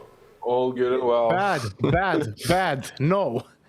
Milquetoast capitalists, just fuck off. Just, He's California. You're not Can you expect needed. anything else? Both of these are on the socialist side. Get the fuck back over there. I sort of understand where they're coming from, but again, this is their issue. It's always the unseen. The unseen part is if there is a factory that pollutes, and you can record the harm to your land, you can record the harm to your farm. Then what you're supposed to do is you go out with your posse, with your neighbors, and you take over that other property because the guy aggressed against you, and he's like if depending on the level of damage that he caused, he has to offer restitution, and which would make polluting and doing other antisocial things that directly affect other people's property very expensive. but instead we have the state regulators that come in and say, oh, no. You have to rely on us for restitution. You have to rely on us for retribution. I think the issue is more the motivation, right? Like there's this altruist motivation that the environment needs to be saved. I think that's more of the issue with these. No, yes, there is. No. But they will quickly, in a debate, and they're correct, they will make the argument that, look, we see all of these data centers. People, they are polluting. They're noise polluting. They're diesel, they're burning diesel. But they don't look at, and it's like air polluting and whatnot, and causing like a spike in cancer. Okay, all of that may be true, but where is the cause? The cause is that you've outlawed effective energy production. The cause is that you've outlawed retribution and you've monopolized like the systems of punishment to the point where corporations are exempt from it because they and their armies of lawyers, they have limited liability and you just cannot get the damages back. You're not allowed to. And what the cops will do is they will protect the corporation. So what the socialists see, what they observe, is their vision of capitalism where the police protects the evil corporation. But their vision of capitalism is not capitalism. The socialism produces what they call fascism, which is the merger of the corporation and the state. And they don't see that. They don't see how the monopolizing of the police caused that. Because once the police is monopolized, well, you have a single source of failure point where if you're not allowed to defend yourself, and engage in warfare against a person that harmed you, then all they have to do is buy the police, and they have you, and they can do whatever they want to your property. So that's not capitalism. That was the socialism that caused that issue. But he will never say that. He will say, "Oh no, because we have the socialism of the lack of policing of pollution, we need the socialism of the big government regulations of the environment." And it's important to note that this is a completely self-made problem because before you had limited liability, you could just directly sue your neighbor. You could just directly sue someone who is aggressing on you via this pollution, which could be anything else. It doesn't have to be pollution, right? You could sue for this, but because there's this limited liability, they thought, okay, let's go ahead and not solve this problem. Let's add a band-aid fix, which actually just becomes another problem of its own with these environmental regulations. So they never fix the problem. They just add more things that destroy, they make the situation worse. I kind of doubt this is his motivation, though. I think his motivation is kind of altruist, but like the environment needs to be saved, and like that seems to be both of these two. Like they are like environmentalists. He's from California. I wouldn't expect any less. Yeah. So yeah, I think there are some anti-human or altruist element there in their thinking. And sorry, I was just gonna insult his coat because I thought it zipped all the way up. Not a good coat design. Anyway, let's continue. We make it so that we have a sliver mile of a high-speed rail in the middle of a Merced going to nowhere, which none of us really want that. We all want a high-speed rail. That'd be super cool, but because of our heavy regulation, we just kind of slapped a portion of it down there, uncompleted. This also falls down to our housing. Because of how much regulation we have, there's so much red tape to get anything built, we don't get anything built, so we don't have sufficient housing. I mean, kind of to piggyback off what he's saying, it's artificial scarcity. In essence, it's the government who's imposing these problems. We see zoning as a problem. They don't allow us to make duplexes in certain areas, and it costs tens of thousands of dollars just to create a house. And I think with that, if the government is creating this artificial scarcity to even develop new housing or make it more affordable, aka build more and supply more, why would a bigger government do better if the small government's already doing worse? How did we get into that? Okay, no response, unfortunately, but that was a really good point. These are good points so far. I would add there that it's not really hitting the problem, but he's very close to it. He's at least talking about the effects, which they cannot really deny at this point. If I was on the socialist side as like a debater, what I would bring up is the story of like the mass investment in public housing that occurred in various countries. I would bring up probably France. I would bring up all of those examples which hide the unseen damage that this statist housing production causes. I would all focus only on the solutions. And the funny part is that this is what they're doing in the United States. They're pointing at like the Norwegian, the Northern European countries. They're pointing at France. They're pointing at the Soviet Union with its quote-unquote successful social housing program.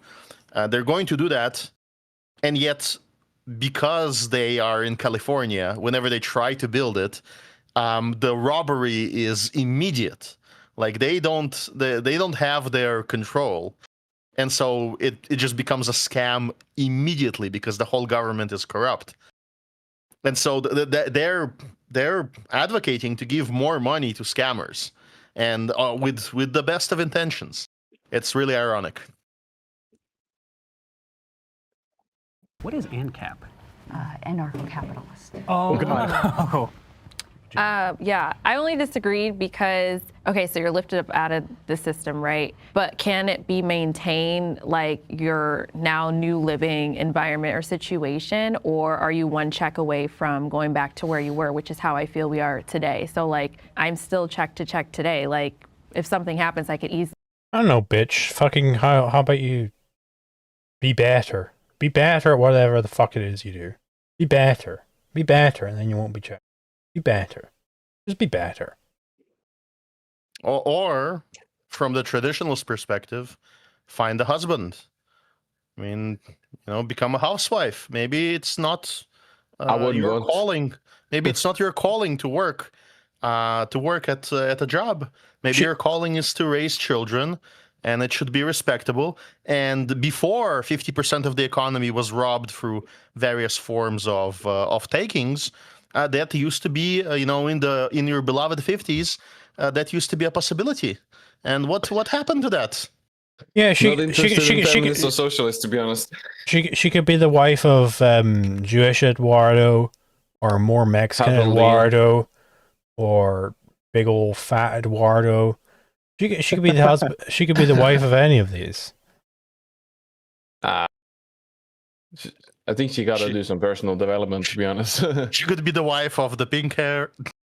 Actually, probably.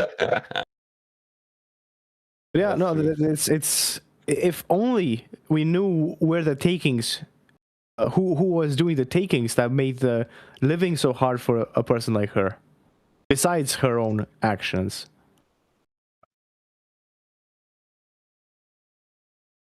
End up That's back not the there. prompt, though. Unfortunately, But I'm giving an example. Thank you, Sebastian, of why I disagree. God, that was so passive aggressive. Shut the fuck up.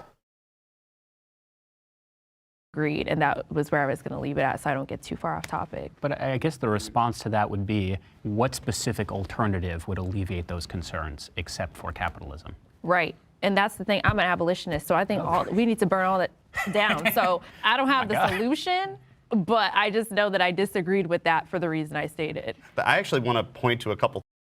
There's no solution. I do agree. And also, the resolution is capitalism has lifted more people out of poverty than any other system. Okay, so all she has to say on that is burn it all down. But it's inherently comparative. Inherently comparative. If you don't have any sort of system here, like, why are you speaking? What? Shut up. Let the white man speak for once. And to add to this, I mean, the question was, what do you replace this with? And she said, burn it all down. But last I checked, burn it all down doesn't really create wealth. So I'm not really sure how she's going to be living in a house, first of all, if it's all burned down. No, I disagree. You guys are just racist. You're white thinking this. You need to black think this. I disagree. I think she pointed at a clear solution. And I think I actually, unironically, no joke, I believe that's a real solution. For people that believe that everything should just be burned down, we should implement like a free economic zone. Take Chicago has-been city, lots of empty land, and this lady has to live in Chicago, and it's up to her to survive there. Now, we can even give her a head start. We'll give her farming tools and seeds, and like a year's supply of donated food from food banks or whatever. But after that, that's it. It's over. Everything got burned to the ground, and she can't access the medical system. She can't access any communication systems. There's just the remnants of civilization that she destroyed.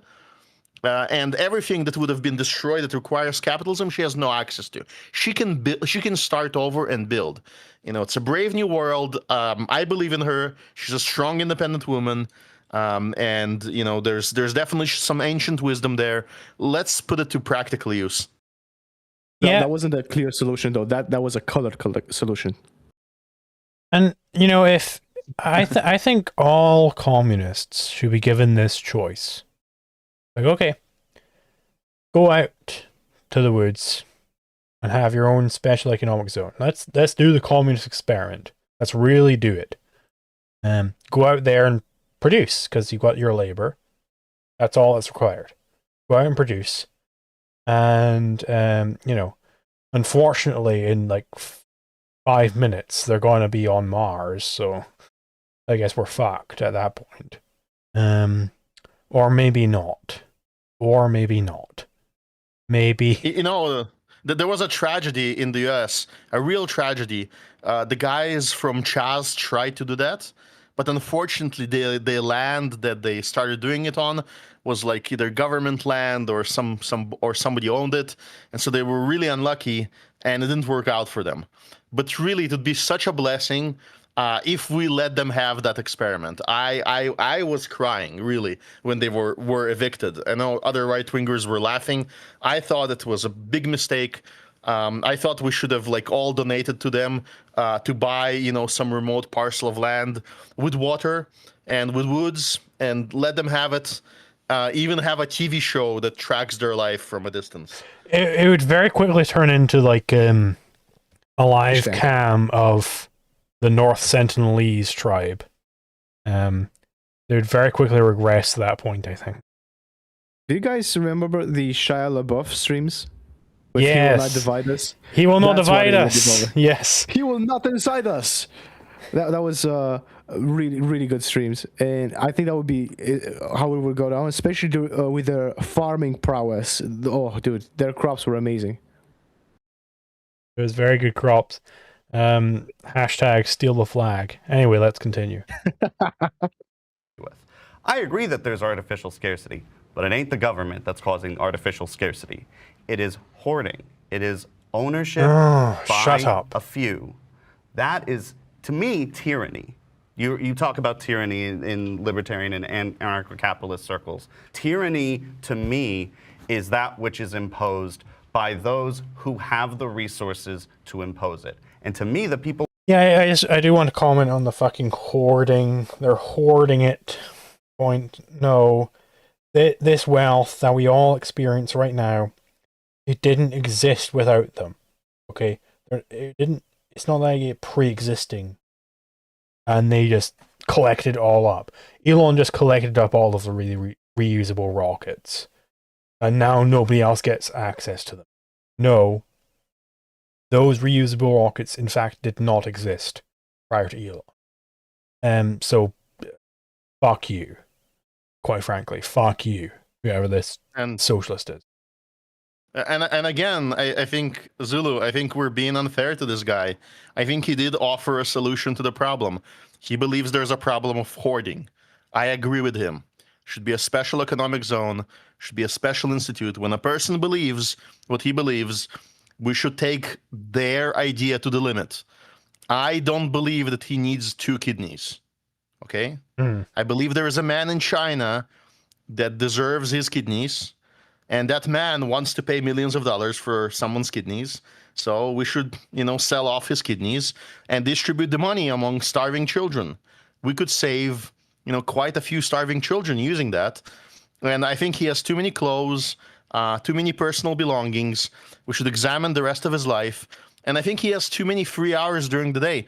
I mean, we could make use of his body for productive work in some sense, and he could contribute to the welfare. He's hoarding too much free time. I believe that some of his free time should be given away to other people. You know, take it to the limit.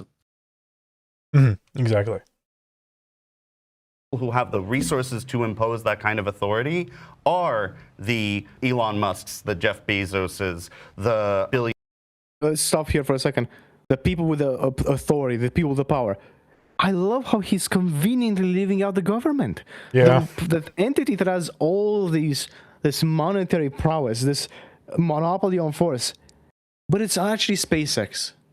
But it's actually Jeff Bezos. It's Amazon. What you don't understand is SpaceX, the company, currently is president. So what do you have to say to that? Got me, man. I should have known. I'm just too dumb, man. I'm not using that proletarian logic.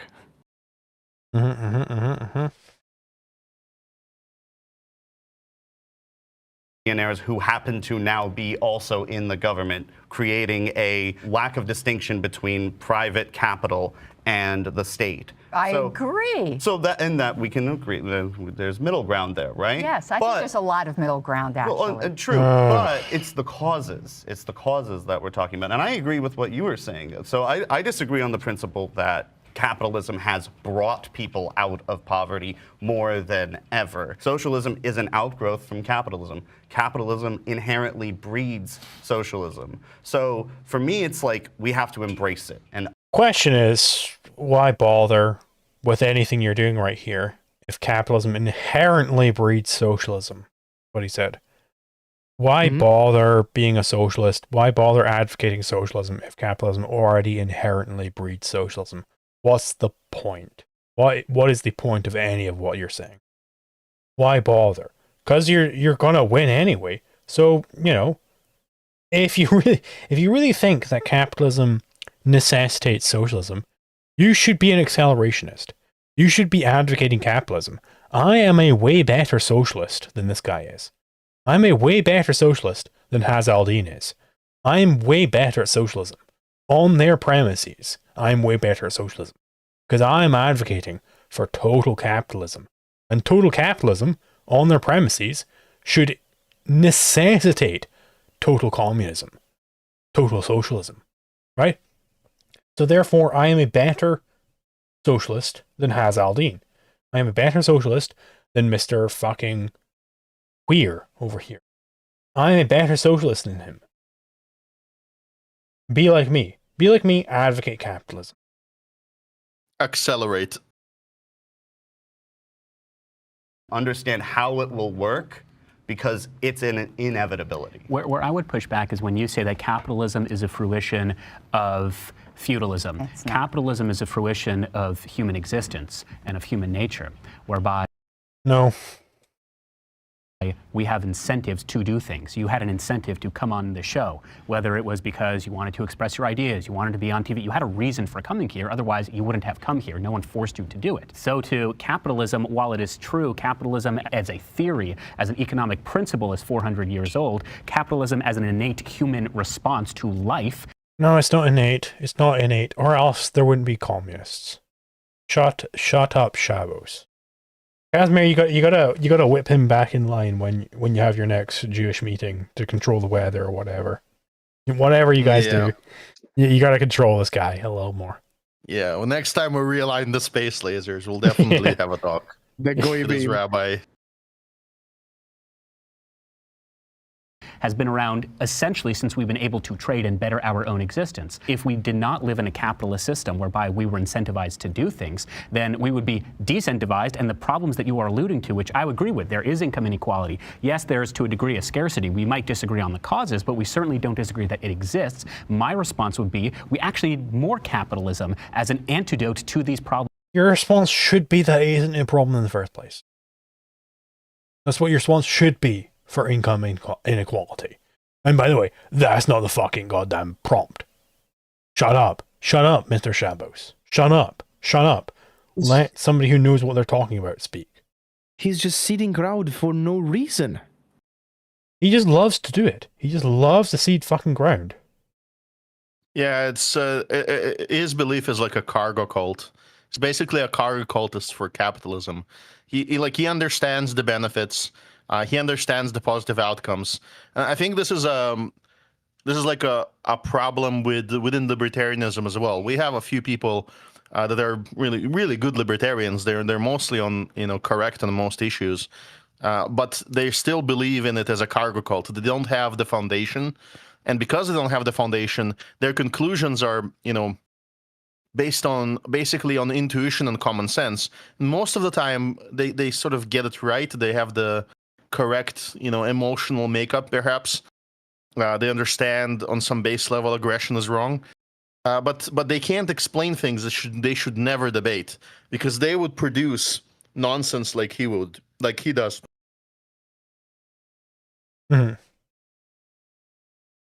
That you are alleviating. When I start a business, for example, truly the only way my business will ever succeed is if it provides a service to you, if you benefit from it. Because if you don't benefit from it, or if no one benefits from it, then guess what? My business will cease to exist. So capitalism can actually alleviate a lot of the concerns that you are addressing, especially when it comes to housing. I'm a New Yorker. We just elected an actual socialist, Zohar Mamdani. If we truly want to build more housing, something like a rent freeze would kill any incentive, this profit motive that land developers, property owners have to develop property and build land and housing. I feel that you're equating commerce with capitalism. And though they're not synonymous, commerce...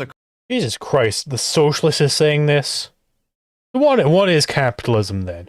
A stage of history, right? Fuck off. That's what he would say. It's everything he doesn't like. But it's actually exactly that. He is a demonstrated dialectical materialism believer. He said that capitalism is a stage in history from which socialism will naturally flourish. He's saying all the things that are in dialectical materialism. Of course, he believes commerce and whatnot is not capitalism. He believes it's just a stage in history. He doesn't have any new ideas to bring to the board. Yeah, so I mean, and if he's gonna be consistent, I'm a better socialist than you. Okay, Mr. Cunt. I'm a better socialist than you. I'm better at socialism than you are. Because I'm a capitalist.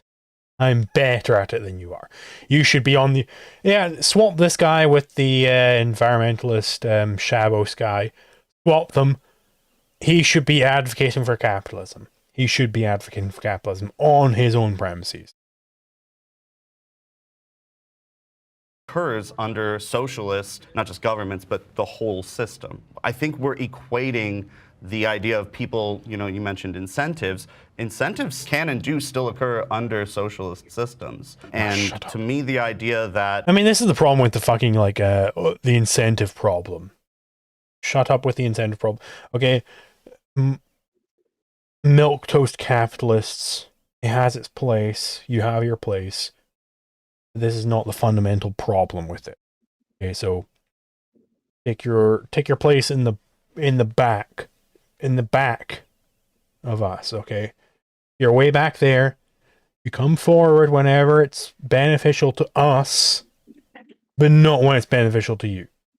Because when it's beneficial to you, it's not beneficial to you. I promise you.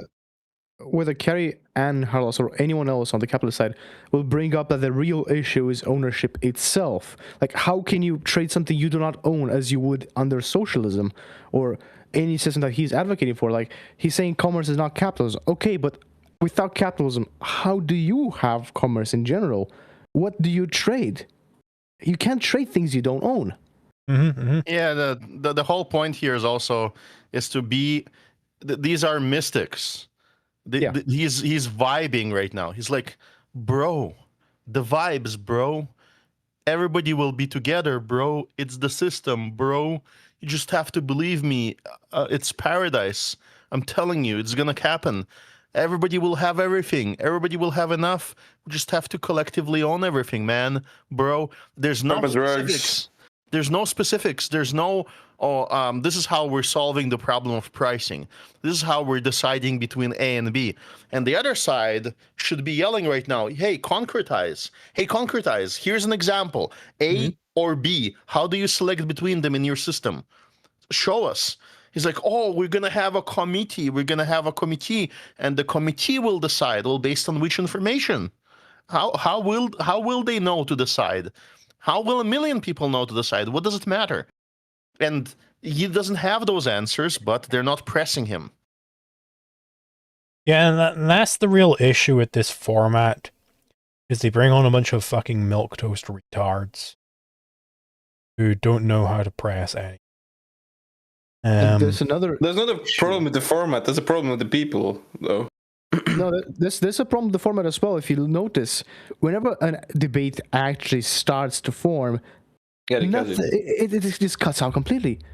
Like, when the capitalists were setting up that debate, that was interesting, but it was completely cut out. When Carrie-Anne Harris went and tried to she probably did this, but we don't know. It was cut out. She was about to talk about the fraternal societies or the welfare before the state. Cut out. Like, there's, I think, a bit more problems than just the format and the people, right? The people are obviously a problem. Like, you bring out these milquetoast people who cannot represent their positions in general, right? They don't even know what they're talking about properly. So they don't actually end up arguing anything. They find a middle ground between nothing and nothing. Yeah.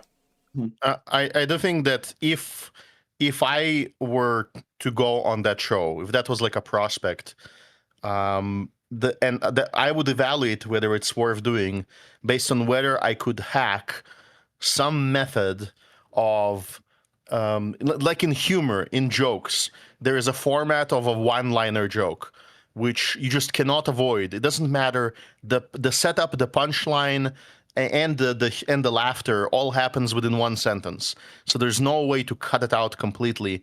They would just like have to cut out everything you say. And if I could hack my statements to be that condensed, to be like questions that the other side just can never answer, to be statements that the other side just could never refute, that would be the goal in this format. Because otherwise you're not confrontational enough. Like, everything should be an attack, and if it's not an attack, it should be like some kind of a very condensed statement. And the attack should be in the form of a question, so that let them cut out the result of a question. They would have to cut out all the questions as well. I think the problem is highlighted by the name of the show, actually. Middle ground. Yeah. It's a faulty premise on the first place. No, you can hack that. A good example is actually from one of our enemies. The academic agent had this idea, and I think he still maintains it, that he will present his position as the middle ground, that he is the sensible centrist, and it's a bit tongue-in-cheek, but you can do that even on that show. You can you can compromise with these guys. Just like we compromise, let's compromise. We'll give you. How about we advocate to give you an entire city, but you get out of everywhere else. Like, we'll give you an experiment, but you won't force your ideas on anyone else. Like, you'll if your experiment is successful, then we'll think about it. How about that? And let them middle ground that. Let them accept that, and then you can hound them by that admission. And if they try to invade, then the nuke's dropped. But nuke. So how long? So are you thinking like you want to do this all today? How many hours are we in now? 6 5 hours. or 6 hours in, or something like 5. I mean, 5 hours are. I'm good to keep going. I think Let's I go. need to sleep. Yeah. Go sleep. Go sleep. Okay. I don't know if I'm gonna last the whole time. I'm gonna go a little bit longer. It is 4 a.m. and it's gonna be even later for you. Right. Yeah, it's like 5 a.m. It's 6 a.m. here. Weak. All right. See you. Good night. Yeah, no, it is. I don't know if I'm gonna. Oh, we do have an actual socialist in chat. Socialism means the owners are the workers. Lol. There is still commerce under socialism, and there's more wisdom. The problem of pricing isn't a problem solved by different mode of production. Lol, you retards. Are you talking about the Mandy Morehole person? Yes. Yeah, I warned you about that person for some time. It's definitely a troll. This person actually thinks state capitalism is a thing. For instance, he said that Rothbard thinks so as well, and therefore we must believe it. Okay, I got it. Right, let's continue. Yes. Only occur in a laissez-faire, free market sort of situation, which again, markets also do exist in socialism. Trade and innovation, these are not things that are necessary only to capitalism. If you're cool with laissez-faire economics and you're cool with free markets and you're cool with the invisible hand, call yourself a socialist, call yourself a... But this guy also isn't cool with those things. He's also not cool with laissez-faire economics. You, Mr. Shabos, are not cool with those things. You aren't cool with them. Communist or capitalist, I don't care, but that's great. You know, but by that definition, every single Republican is a socialist because they would all agree with those things. A market does... He would be correct. Oh my God, based. Does not necessarily Giga-based? really mean a free market. It's about what that market is. Nobody's calling for the abolition of markets. It really has to do with how the markets are For sure ran. Yes, they are. He just did. Dude, that's literally socialism. No, No, it's not. It has to do with the collective ownership of the markets, and I think we equate like That's not a. That is the abolition of markets. That is the abolition of markets. That is the abolition of it's like- markets. They spit out words without having any possession over their meaning. They just spit them out and think that they mean something just by the fact that they say them in a specific way. Like they think that if they just say that, if we collectivize, it's power words. It's words of power. Exactly. It's the exact idea that Jordan Peterson talks about in the beginning of Maps of Meaning, where he's talking about how when he was a socialist, he just thought he was borrowing ideas from people. This was his conception, that when he would borrow an idea from someone, that it was therefore his idea. Like, no, actually, that's not the case. These words have meaning. You're actually saying things. These people don't understand that. It's good that they're catching it, though. That's good. Do note that quote unquote our side is doing the wrong thing when catching it. They're saying one of the sides says yes it is, and our side is saying no it isn't, no it isn't, and the other side will say no yes it is, and our side will say oh no it isn't. Instead of asking a simple question, okay, can I sell beer on the market, the beer that I craft? Yes, you can. Okay, great. Can I hire help? No, you can't. Oh, so you're going to put me in prison if I hire help? Yes. That's how the argument goes. That's how you concretize. Exactly. Free market, though. When you call. Yeah, We don't have free market. It's a market. We don't have free Okay, market. well, It's definitionally correct. We don't have free market. Lives-wise is not great. okay, definitely. Undermining again. Undermining. More Mexican Fucking Eduardo. Californians. Shut the fuck up. More Mexican Eduardo. Shut the fuck up.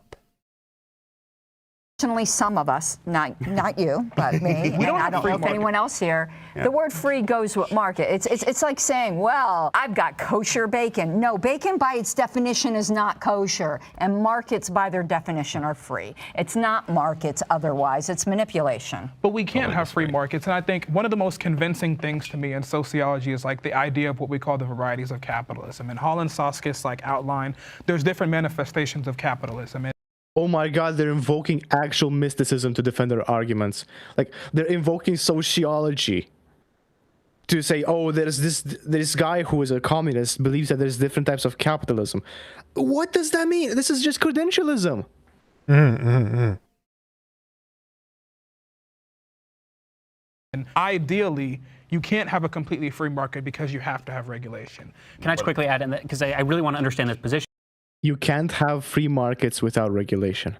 You can't have a bachelor without marriage. Yeah, no, he's saying you can't have free markets because you have to have regulation. What if you didn't eat breakfast this morning, though? What if you didn't have regulation? Right? That is what the market is. To whatever extent you have regulation, you do not have the market. Okay? And that's what Karen Ann Harlow is trying to get at here. And these fucking soy boy beta cucks keep undermining her when she's trying to get at this point.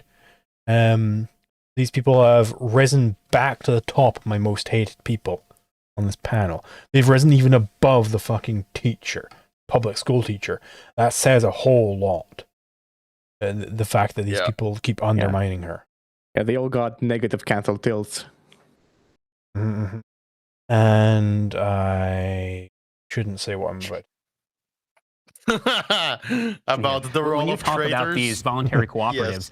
perhaps inadvertently, you are literally describing the composition of an LLC. I mean, you can say that's socialist. I think that's a weak argument, but ultimately, that is a fruition of free markets, of people coming together to make voluntary agreements. What I'm struggling with your side is, even with your diagnoses of the problems of capitalism, what specific alternative are you looking for? And then can you name 2 countries currently that socialism is in fact working? China. China's one. You think In that China- works? That's not going to go down well. You know, I want to go over some of what happens in China. The young population in China feels completely dissociated from society. They feel completely incapable of engaging in society because there are just no prospects. This is what is happening in China. China is the LED hyperspeed train economy. Everything is just, look at how many LED lights we have on our skyscrapers. Look at how many hyperspeed trains we have. It has nothing to do, no connection to wealth. People in China, in general, far poorer than people in the West. But Zulu, they got LEDs on buildings. Oh my god, they do have LEDs. I guess I'm wrong. But wait. Who walked them into that obvious argument? And who walked them in? Who gave them this perfect setup to say China without pre-destroying their narrative? Like, who did that? Oh, it's the traitor. Yes. Mm-hmm. The soy boy beta cucks. Also, like, what a horrible argument. Who cares if there's no country with your idea? What does it mean? There used to be a country with no airplanes, just 100 years ago. Does it mean that airplanes can't exist? Retarded argument. Yep.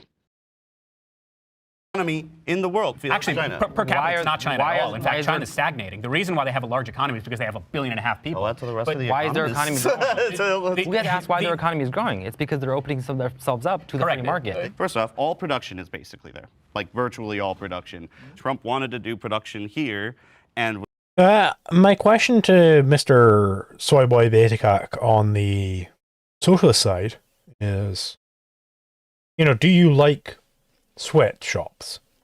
Are you in favor of sweatshops? I am in favor of sweatshops. I like sweatshops. I think they're a good thing. If you are against sweatshops, you should think that China is evil. You should think that. You should say, no, I am against China because they employ sweatshop labor. And that's why it's bad that there's so much production there. Right? Because, again, production. What? These people were against production just before. They were against it because that means that you're taking surplus labor value. Right? Shouldn't you be against that? But no, he's for it because it's a communist nation. That's why Soy Boy Betacuck on the communist side is a Soy Boy Betacuck. And don't forget the appeals to authority. Tell that to the economists. Which economists? Because it's not like there's a consensus on it either. No. This whole approach of arguing with them, haggling with him over that is stupid. The whole point, if you want them to bite the bullet on China, there's a very simple answer, and you just have to enable their bullet biting as much as you can. I've seen it before.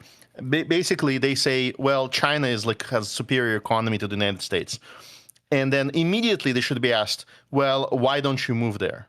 And they will give you an excuse. They will say, well, my grandma is here, my family is here, they don't want to move, I want to be near them, therefore I need to change the United States into... And you're like, okay, here's a hypothetical scenario. We pay each one of you $1 million to move to China permanently. You cannot ever go back. You have to stay in China, and we arrange it with the Chinese government. You go there forever, you and your entire family. And in fact, we'll pay enough to convince every single member of your family to move. Are you willing to go to China under those conditions?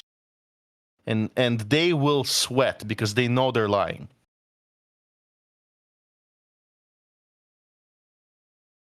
Was not successful, in part because of capital forces has somewhat of a monopoly on production. Whether that's good or not is another question. What does that mean? Capital force as a monopoly on production. What So does that mean? every instance of production requires capital. So therefore, capitalists are evil. It's nonsensical, even if you take it for in that direction. Like, it's not making the argument that he wants to make. It's goodbye. But I think the idea that we shouldn't question it because it's working for some of the people now is a concession that society can't get better. It's saying Fukuyama was right, history's over, people can easier understand the end of the world, the post-apocalypse, than they can post-capitalism. And that's because there's not that understanding or forward thinking, in my view. It's going to cut right here. At least looking at China, you can see... Going to cut after he says this. I'm not saying that it's a perfect country. I'm not saying that there's not problems with the system itself. But it is a force that I would say is pushing forward at least some form of socialism. Oh look at that. Predicted. I knew it would cut right after that. I knew it. Because he was going to deliver the fucking, killing blow against capitalism. No responses allowed. I knew it. Yes. I fucking knew it. That's why Shabos should be... by the way, Shabos is a very active debater in, the Israel-Palestine debate. Corporate And he is known as a competent... his current aura is a very sharp, very competent, very learned debater. And he is on that topic. Here, he is displaying absolute setups. He's giving setups to the enemy, and that allows them to walk all over his team. So he's like a traitor here. And I'm going to try to pressure him on X, and I think everybody else should participate in that. We should organize a campaign of just absolutely shaming him for this performance. This is embarrassing for a debater.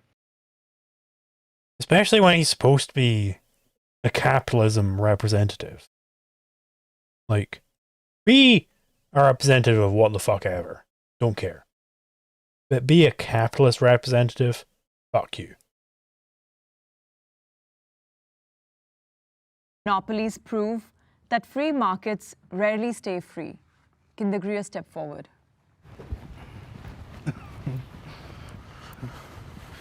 What? Yeah, I thought this was like a socialist layup again. I was like, why are we going back to socialism? Corporate monopolies prove that free markets rarely stay free. Let's look into that. Here's the thing I'm really curious about. Why is Karen there? Yeah, prove that free markets rarely stay free. So what the fuck? I suppose maybe the idea she's going for is that indeed it is rare throughout history given we've got all these monopolies, that free markets stay free.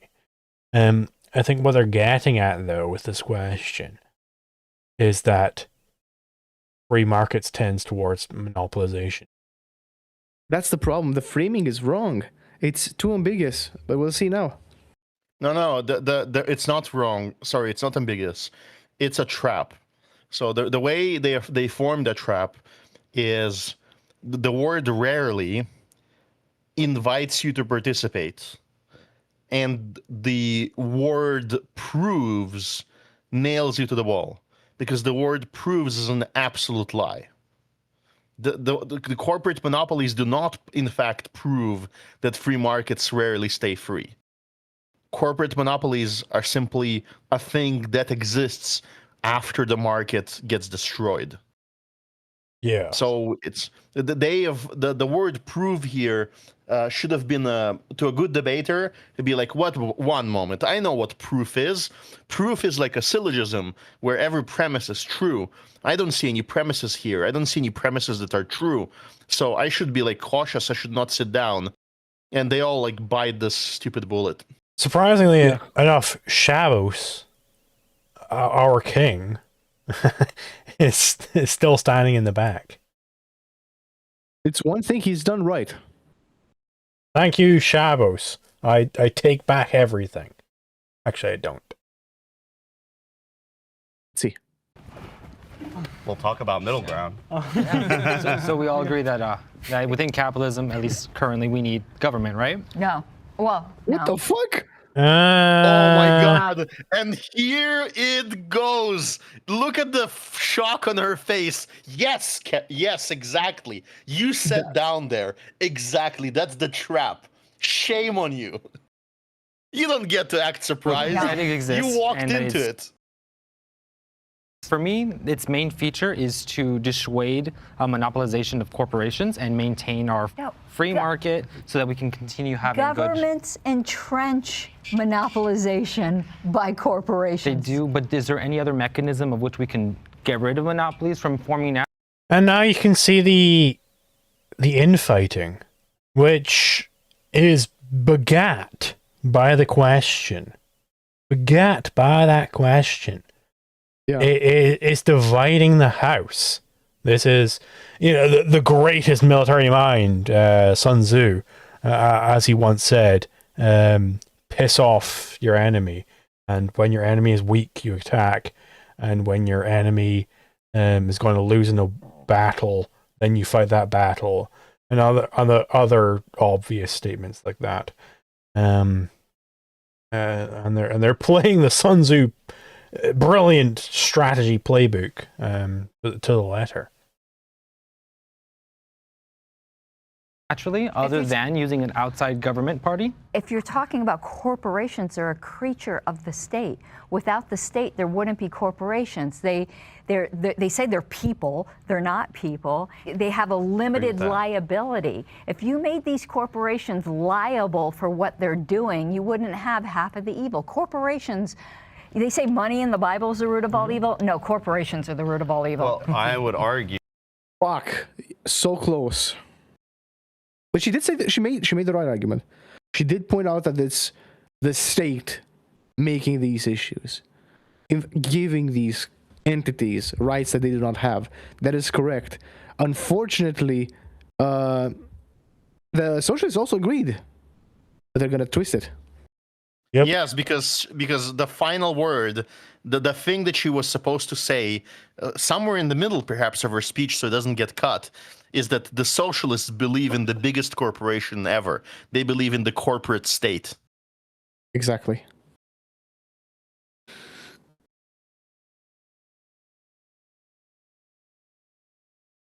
Then that would require a law that limits the size of corporations, that limits that ability. Yeah. Oh, I would say the existence, not the size. You can see the distinction there. The existence versus the size. Because the socialists, they think that corporation just means really big company. Whereas she seems to be using it in the sense of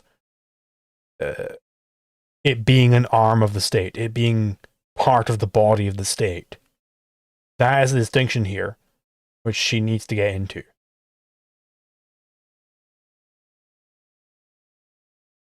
I think corporations, by their nature, You think the ability for corporations I see to what be you're saying. formed yes, is the It gives them legal liability, like Yeah, people they separation do of LLCs liability, so that yeah. when they do something crappy and they like poison the well, instead the company gets fined, not the guy that poisoned the well. Because if you or I went to poison a well, the cops are knocking on our doors because we poisoned a well.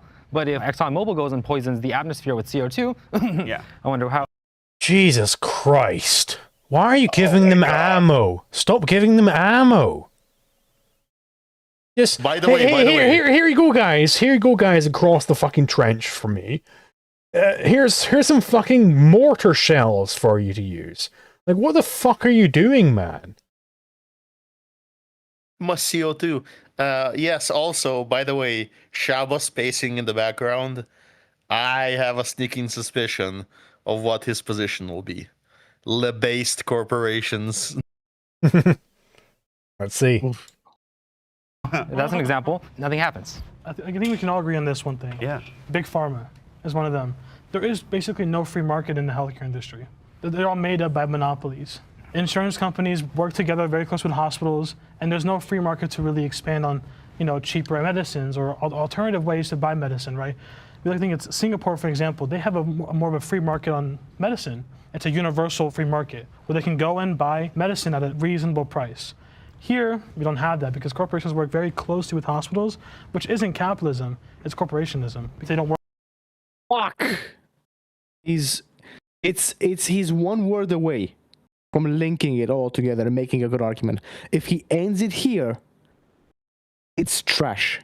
It's everything he just said is complete bending down, holding his ass cheeks open and lubing his asshole open just for the enemy if he stops here. Oh, let's see. And a free market. Singapore also has a pretty repressive government, if I'm not. You interrupt there. You say, silence, faggot. I'm trying to speak. That's what you say. Just like in China. That's what you say.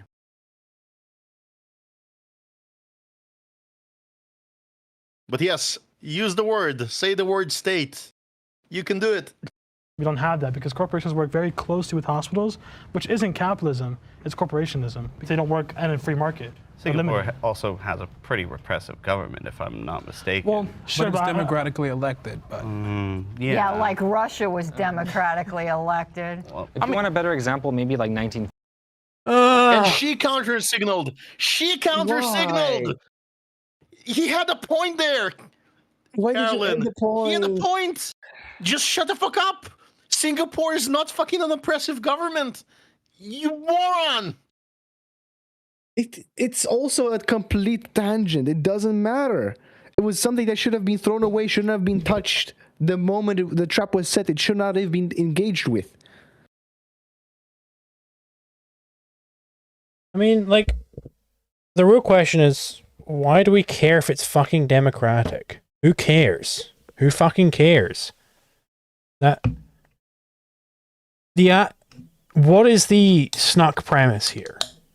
That, well, if it's democratic, then it's good. Don't accept that premise. Don't accept that. Get rid of that premise. And then you're fine. Their snuck premise is that they can label a regime as oppressive when it doesn't do what they want. But when the regime does what they want, it can be hella oppressive and they will never name it that way. That's it. You know, the reason why they hate Singapore is because Singapore has border restrictions. Singapore has a lot of sort of right-wing laws about a public menace and drug use. And so the lefties hate that because there's not enough libertine attitudes there. There is like basically not even an ethno-state, but like an actual nation there that they could not weaken yet, because the founder was very hardcore, and basically, no, actually, because it was anti-communist. That's why. Even though some of his decision making and rule was very much like some later Chinese rulers. And not a lot of distinction in how he actually implemented capitalism in Singapore. But yet he was on the wrong side of the third worldist war that's still ongoing, and therefore he's the great evil. And of course, it's all a distraction from the main point. Yeah, the main problem was that this was even engaged with. The socialist guy, the cock, should have... He threw it out, right? The right thing would have been just completely ignore it and let the fat guy, the fat Eduardo, make his point till the end, because he's one word away from actually making a good point. And the fact that he gets interrupted and sidetracked in this shit will kill the point. And that's his fault. That's his fault. You should have been saying corporations are a product of the state, therefore... And like say it should be woven into the argument, because if it's not woven into the argument, Mr. Editor will edit it out. Exactly. It should have been from the very beginning. Karen said this, but he didn't, and that's an issue. Let's see if he says it though. 50s America for medicine. Sure. Then later on, it sure. I guess I'm talking more modernly, because that's one that pops into my head. They have an actual free marketed healthcare system with medicine. We don't. Personally, I would argue that with pharmaceuticals, we do technically have a free market, you could call it. What we don't have in place is a proper universal system of health care. And in part, I think that's because of corporate collusion. There's more. It's not even corporations. It's intellectual property. So these people get to patent these, and then they just change it a tiny bit, and then they get another multi-decade patent. So I think intellectual property is an entirely different thing, but you combine intellectual property with corporations, and you have a level of Dante's Inferno. Don't get me wrong, like, I'm not an apologist for pharmaceutical companies by any means, but I do think there should be a mechanism somewhat to protect intellectual property. I think it's... What the Why? Why would the socialists be for this? I can kind of see in the same way that they would argue for art, being intellectual property. Yeah, your labor went into that thing, so therefore it should be protected. Like, I mean, this just does show that the socialists' intellectual property protections are just a socialist program. It's granting monopoly privilege over some idea. The thing I did not like up until this point is that you see it cut out, right? We didn't hear the link between we didn't hear the term state being spoken out loud by that guy, which is a big fucking problem. Karen said it, not directly. She didn't spell it out, but that's a problem, because they may think that, the corporations are the ones who are responsible for the intellectual property, not the state giving them this monopoly. It's a big mistake. That's why I prefer intellectual monopoly as the term. I use intellectual monopoly generally when I'm talking about it, because that's what it is. It's a monopoly over some idea. Mm-hmm. I rarely empathize with with ANCOMs and other soon-to-be helicoptered people. Joke in Minecraft. But I do believe that we both cringed right now when that socialist, quote unquote, started speaking. Yeah. Easy to say, in other countries, like, pharmaceuticals can be cheaper, yes, but the majority of that research and development is done here in the States, and it does cost a lot of money. I do think there could be mechanisms to kind of control the price of drugs or limit, like, the amount of profit they're able to make. But I don't think we... Why is the majority of research done in the US? Why? For what reason? Like, what is the cause of this? This is never answered by these people. Need it. Say, for example, Coca-Cola with their recipe, they don't have a patent on it anymore because if they put a patent on it, it would have expired. So they didn't put one on it. They just use it. No, it's not that it would have expired. It's that it would be public. And also, you can't have a copyright over a recipe. It's not possible to do. But also it's not that it would expire because you can always renew it. If you can, there's a lot of ways to just renew shit. Patent trolling is a thing, but like, why would you make this argument that it would expire instead of saying it will be public? Because that's the real thing in their shit. That's the real thing that keeps people from creating Coke. It's because they don't have the recipe. They don't know the recipe. If they publish a patent for it, they would expose the recipe. Mm-hmm. But yeah, so what I'm saying is that sorry, I forgot what I was going to say. Rage-induced memory loss. Right. I was raging at the bastard from before who was angering me. It was something to do with Coke. Like, let's see, maybe you'll remember.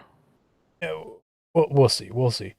But, the idea that Coke is like, well, what does continue? I was trying to piece it together from my mind, but I wasn't. I have a proposal. Let's just skip to the the only thing I care about right now is I want to know what Shabos was going to say if they let him sit down, and if it doesn't happen, then I think this is game over. Yeah, so we're at 4103. Let's see if Shabos sits down. Oh, here he is. All right. You see a problem with manufacturing. Get your bets in. How are we going to get betrayed now? I would say It's going to be some whole new, very much terrible betrayal. Like a betrayal we didn't even see coming, I think. That's my bet. No, it's going to be Amazon based. It's going to be, he is going to be the Cato Institute speaking. I think it's going to be something even more terrible than we've seen. I think it's going to be exactly what this other guy next to Karen, not the fat guy, the Mexican Eduardo, is going to say. I think he's going to say exactly the same thing, where we need limits, we need all these things on the market for it to really be free. I think he's going to basically secede all ground to the socialists, but in that way specifically. Let's see. that crony capitalism, crony corporatism is not a hallmark of free markets, and that's why actually I think within a free market system, the fact that we have organizations like the SEC, the FTC, the DOJ, the Department of Labor, the Department of Commerce are actually ensuring that free markets remain free. Hey, look, I won the bet. Oh my god! Oh my god! I think I also win that because that is even worse. Yes. Oh my god! He's not defending the corporations. He's defending the state upholding those corporations. Yeah, exactly. It's what I said, dude. Oh my god! You were right. Oh my god. It's also worse than I expected. I expected him to say like, okay, there's got to be some things, some regulation. I didn't expect him to deep throat all the institution of the state.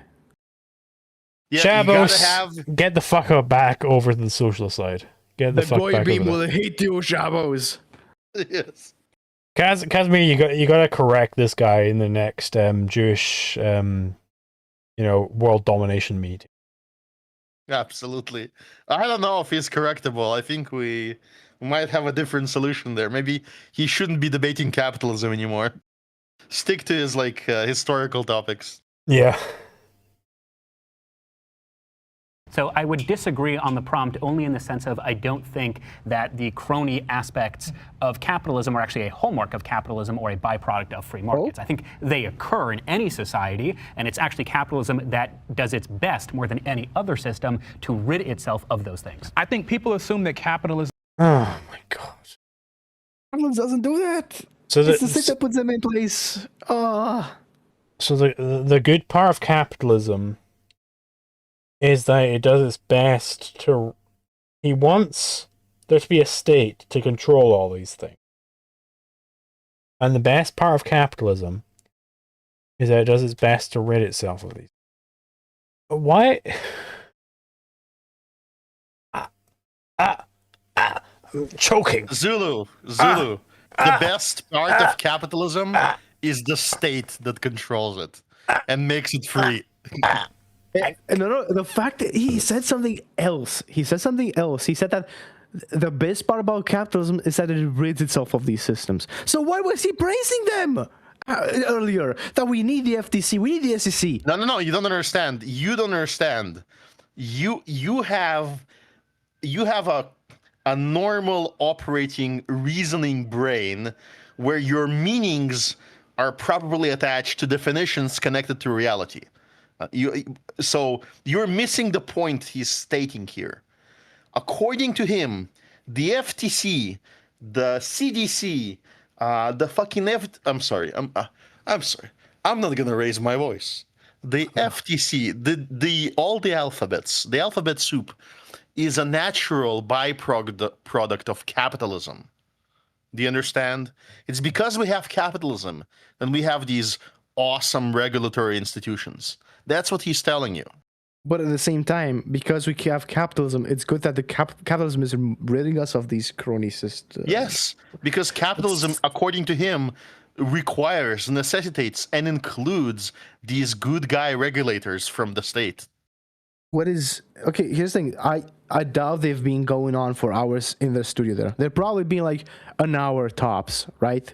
After they cut, before they cut everything, up until this point, at most, right? We've gone on for 6 hours if we've not committed errors like these. If we commit something like this, I can understand. We're tired. We it happens. A slip of the tongue. But this, dude, no fucking way. No. What do you mean error? I'm trying to tell you right now that it's not an error. This is something that he believes. He is one of those that, maybe, I don't know if he's even a minarchist.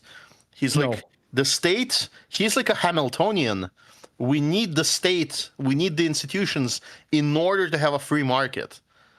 And so the institutions are the free market. The state is the market. That's what he's trying to tell you. He's redefining it. I want to hear more. I want to see how bad this can go, because he's contradicted so far a little bit. I want to see where else he will fail. Let's go. Happens in the absence of institutions or things like that in government. Like, you have to protect private property rights, for example, to have capitalism. If your entire motive is to profit, logically, as you make more money and profit, you are going to spend money on things like lobbying or whatever to manipulate the rules in your favor. Yeah. And so I personally, cronyism or oligarchism or monopolism is a natural byproduct of the way that capitalism works. Sure. I think it'd be hard to make a case that's not true. Sure, he says. Oh my God. Oh my God. I'm telling you, he said sure. And because we have the institutions, we can fight that. Sure, he says. He's the middle ground with the socialists. See, I did. He's on the other side. I did want some sort of, I suppose, middle ground with him. To understand why he might say that. It's like he might not hear it correctly. He might, be just like on a spur of the moment, not walking forward or whatever. And he's got to stick to that. But it's the fact that he constantly, whenever they say anything explicitly socialist, he's just like, yeah, I agree with that. I agree with that one, and I agree with the other one, and I am also a socialist. Thank you, socialists. It's all of that put together which makes me despise the man. It's the fact that he is apparently arguing for capitalism, and then he just ceded everything. Like here with this Black Eduardo saying all these things. Fuck, I'm tired. I forgot what he actually said exactly. I think he was talking about monopolies. Yeah, he said that capitalism naturally leads to these monopolies, and he said this monopolization, and you cannot have capitalism without it. Like, and he agreed to this. This is nuts. This is nuts. He's fully adopted Marxism. He's fully adopted it, and he's like, "Oh yeah, I'm still a capitalist, guys. I'm still arguing your side." Like, dude, just go to the other stool. Go to the other side. Holy crap. Yeah, this person is not a legitimate defender of capitalism. Not even the slightest. Well, would you not concede, though, that we have in the United States very aggressive anti-monopoly laws? But what does that have to do with like corporate monopolies stemming from the way that capitalism operates? Because there are laws against corporate monopolies, and therefore you don't see it in much as a capitalist society as you do in, let's say, the Chinese Communist Party society. But those Reagan policies, though, are a... No. The correct response is, what is the biggest monopoly ever? Is the state. The state. That's the monopoly. You guys want the state. You guys want rape of children. You like the state. That is the correct response. Not, well, if you look at, fucking China, they actually have shut up. Milquetoast capitalists get back to the fucking back of the queue, okay? You have your use, but you're not the vanguard, okay? So piss off.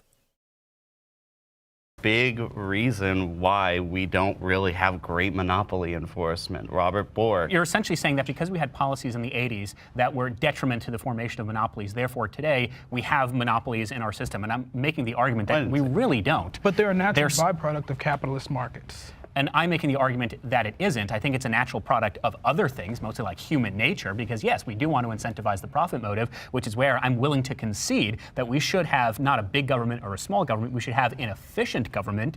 Oh my God, shut up. You're not willing to concede that. You conceded everything. Oh my God. I hate this man. Yeah. It's part of human nature for things to go corrupt. And we can maximize. Therefore, let's give a small group of people full power to go corrupt without any counterbalance. It's insane. Capitalize those free market systems. I just disagree on the way that the prompt was stated. You're still operating from the notion that capitalism is driven by individuals buying products. And the reality, no, that's not. If we look at what Milton Friedman talked about, the goal of the corporation is to maximize shareholder value. Milton Friedman did not say that. He's not even quoting him right. It's to maximize profits. There's no shareholder value in this quote. Does not even get that right. The most widely known quote of Friedman. Toy boy beta cock. Destroy it again.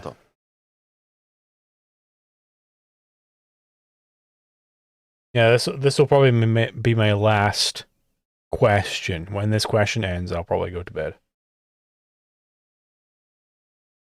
At any cost. And that means no matter what the product is, no matter what comes out of it. It's why in these mergers you have these mass layoffs of and it might be right people here, and actually. cancellation of movies and media. Like I come back to film and the games industry. that was a major hit. I'll say two things. Number one, I find it interesting that you start your answer by talking about individuals and saying that the individual is not animated by profit motive, but then you end your example by talking about corporations. You started off talking about individuals, and then you ended by talking about corporations are really only interested in shareholder value. The average American is in fact motivated by profit. Otherwise, they would not engage in the commerce that they currently are. Again, I stated earlier that when I start a business, I have to provide a service of value and of meaning to you. Otherwise, my business would collapse. So if you go on Amazon, for example, and you see 1,000 different socks available, we are all better off as consumers because Amazon is providing a lot of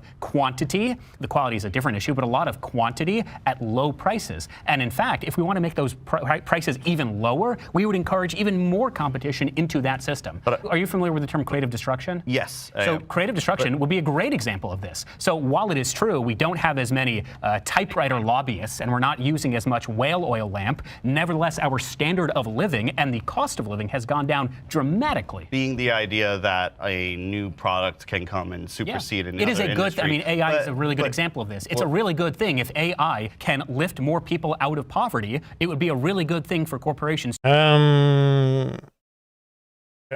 I think they caught something out there, because he was saying that's a really good example of this AI. Presumably, the other guy mentioned AI. Like, they're clearly cutting things out of here. Yeah. Which is making it AI hard to parse. Yeah. Because the flow then is like discontinuous. Like, I was trying to track the guy's flow as he was speaking. We're missing arguments. Yeah, we're missing arguments. Jubilee release uncut versions of these things, and I will do a fucking 24-hour stream going over it. Release the uncut version. The uncircumcised version. And if AI doesn't do that thing, then you know what corporations aren't going to do? Adopt AI. Well, I want to substantiate something you said earlier.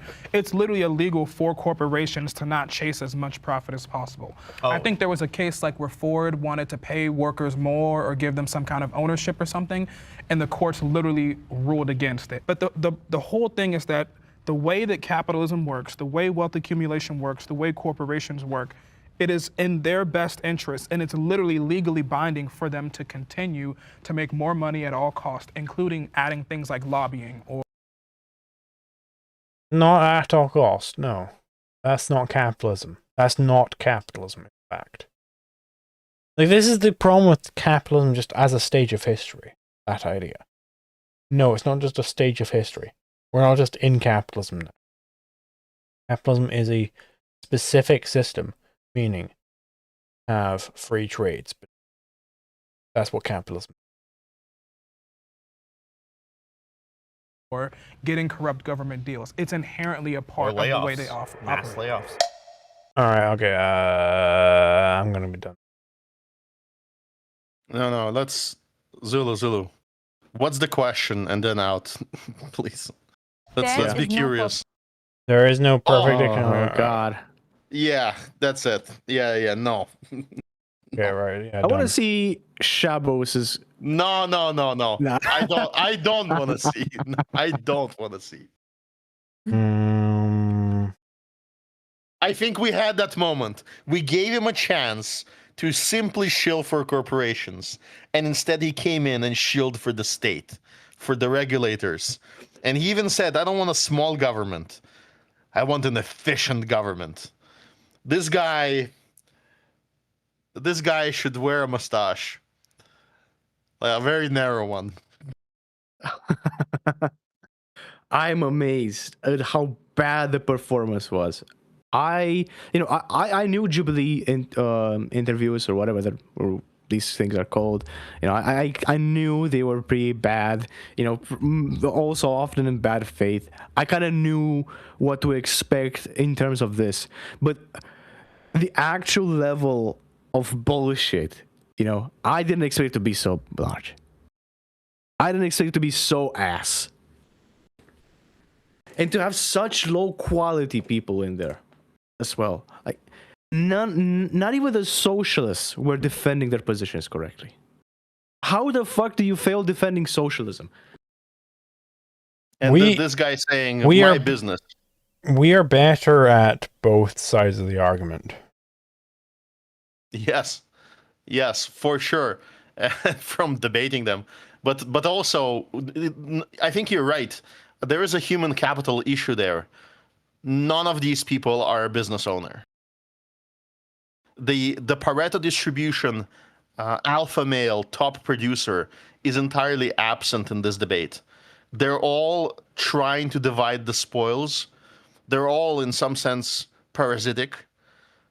And the person who they're parasitizing off and debating the fate of is missing.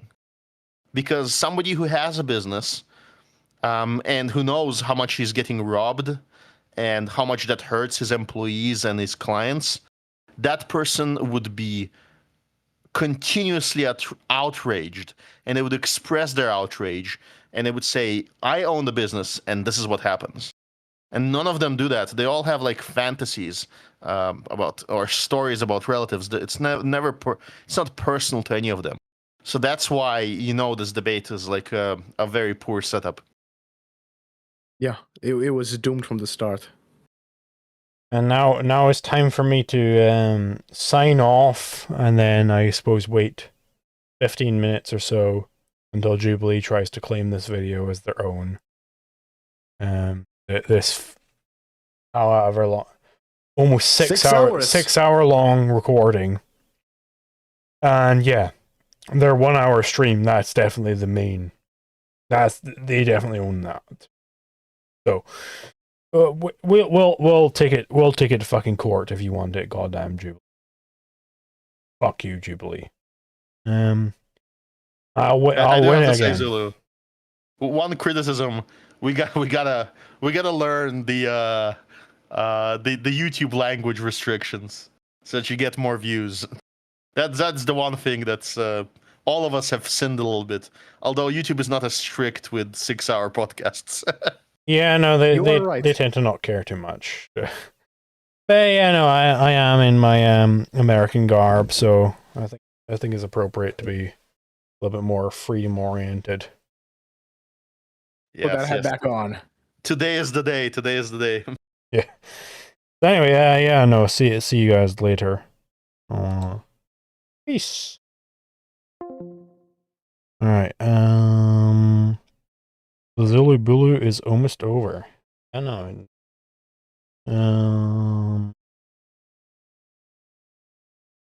Yeah. All right. I will need to big fat pen once I'm done here. United States of America is now 250 years old. Indeed. I don't think there's anything else to say. So,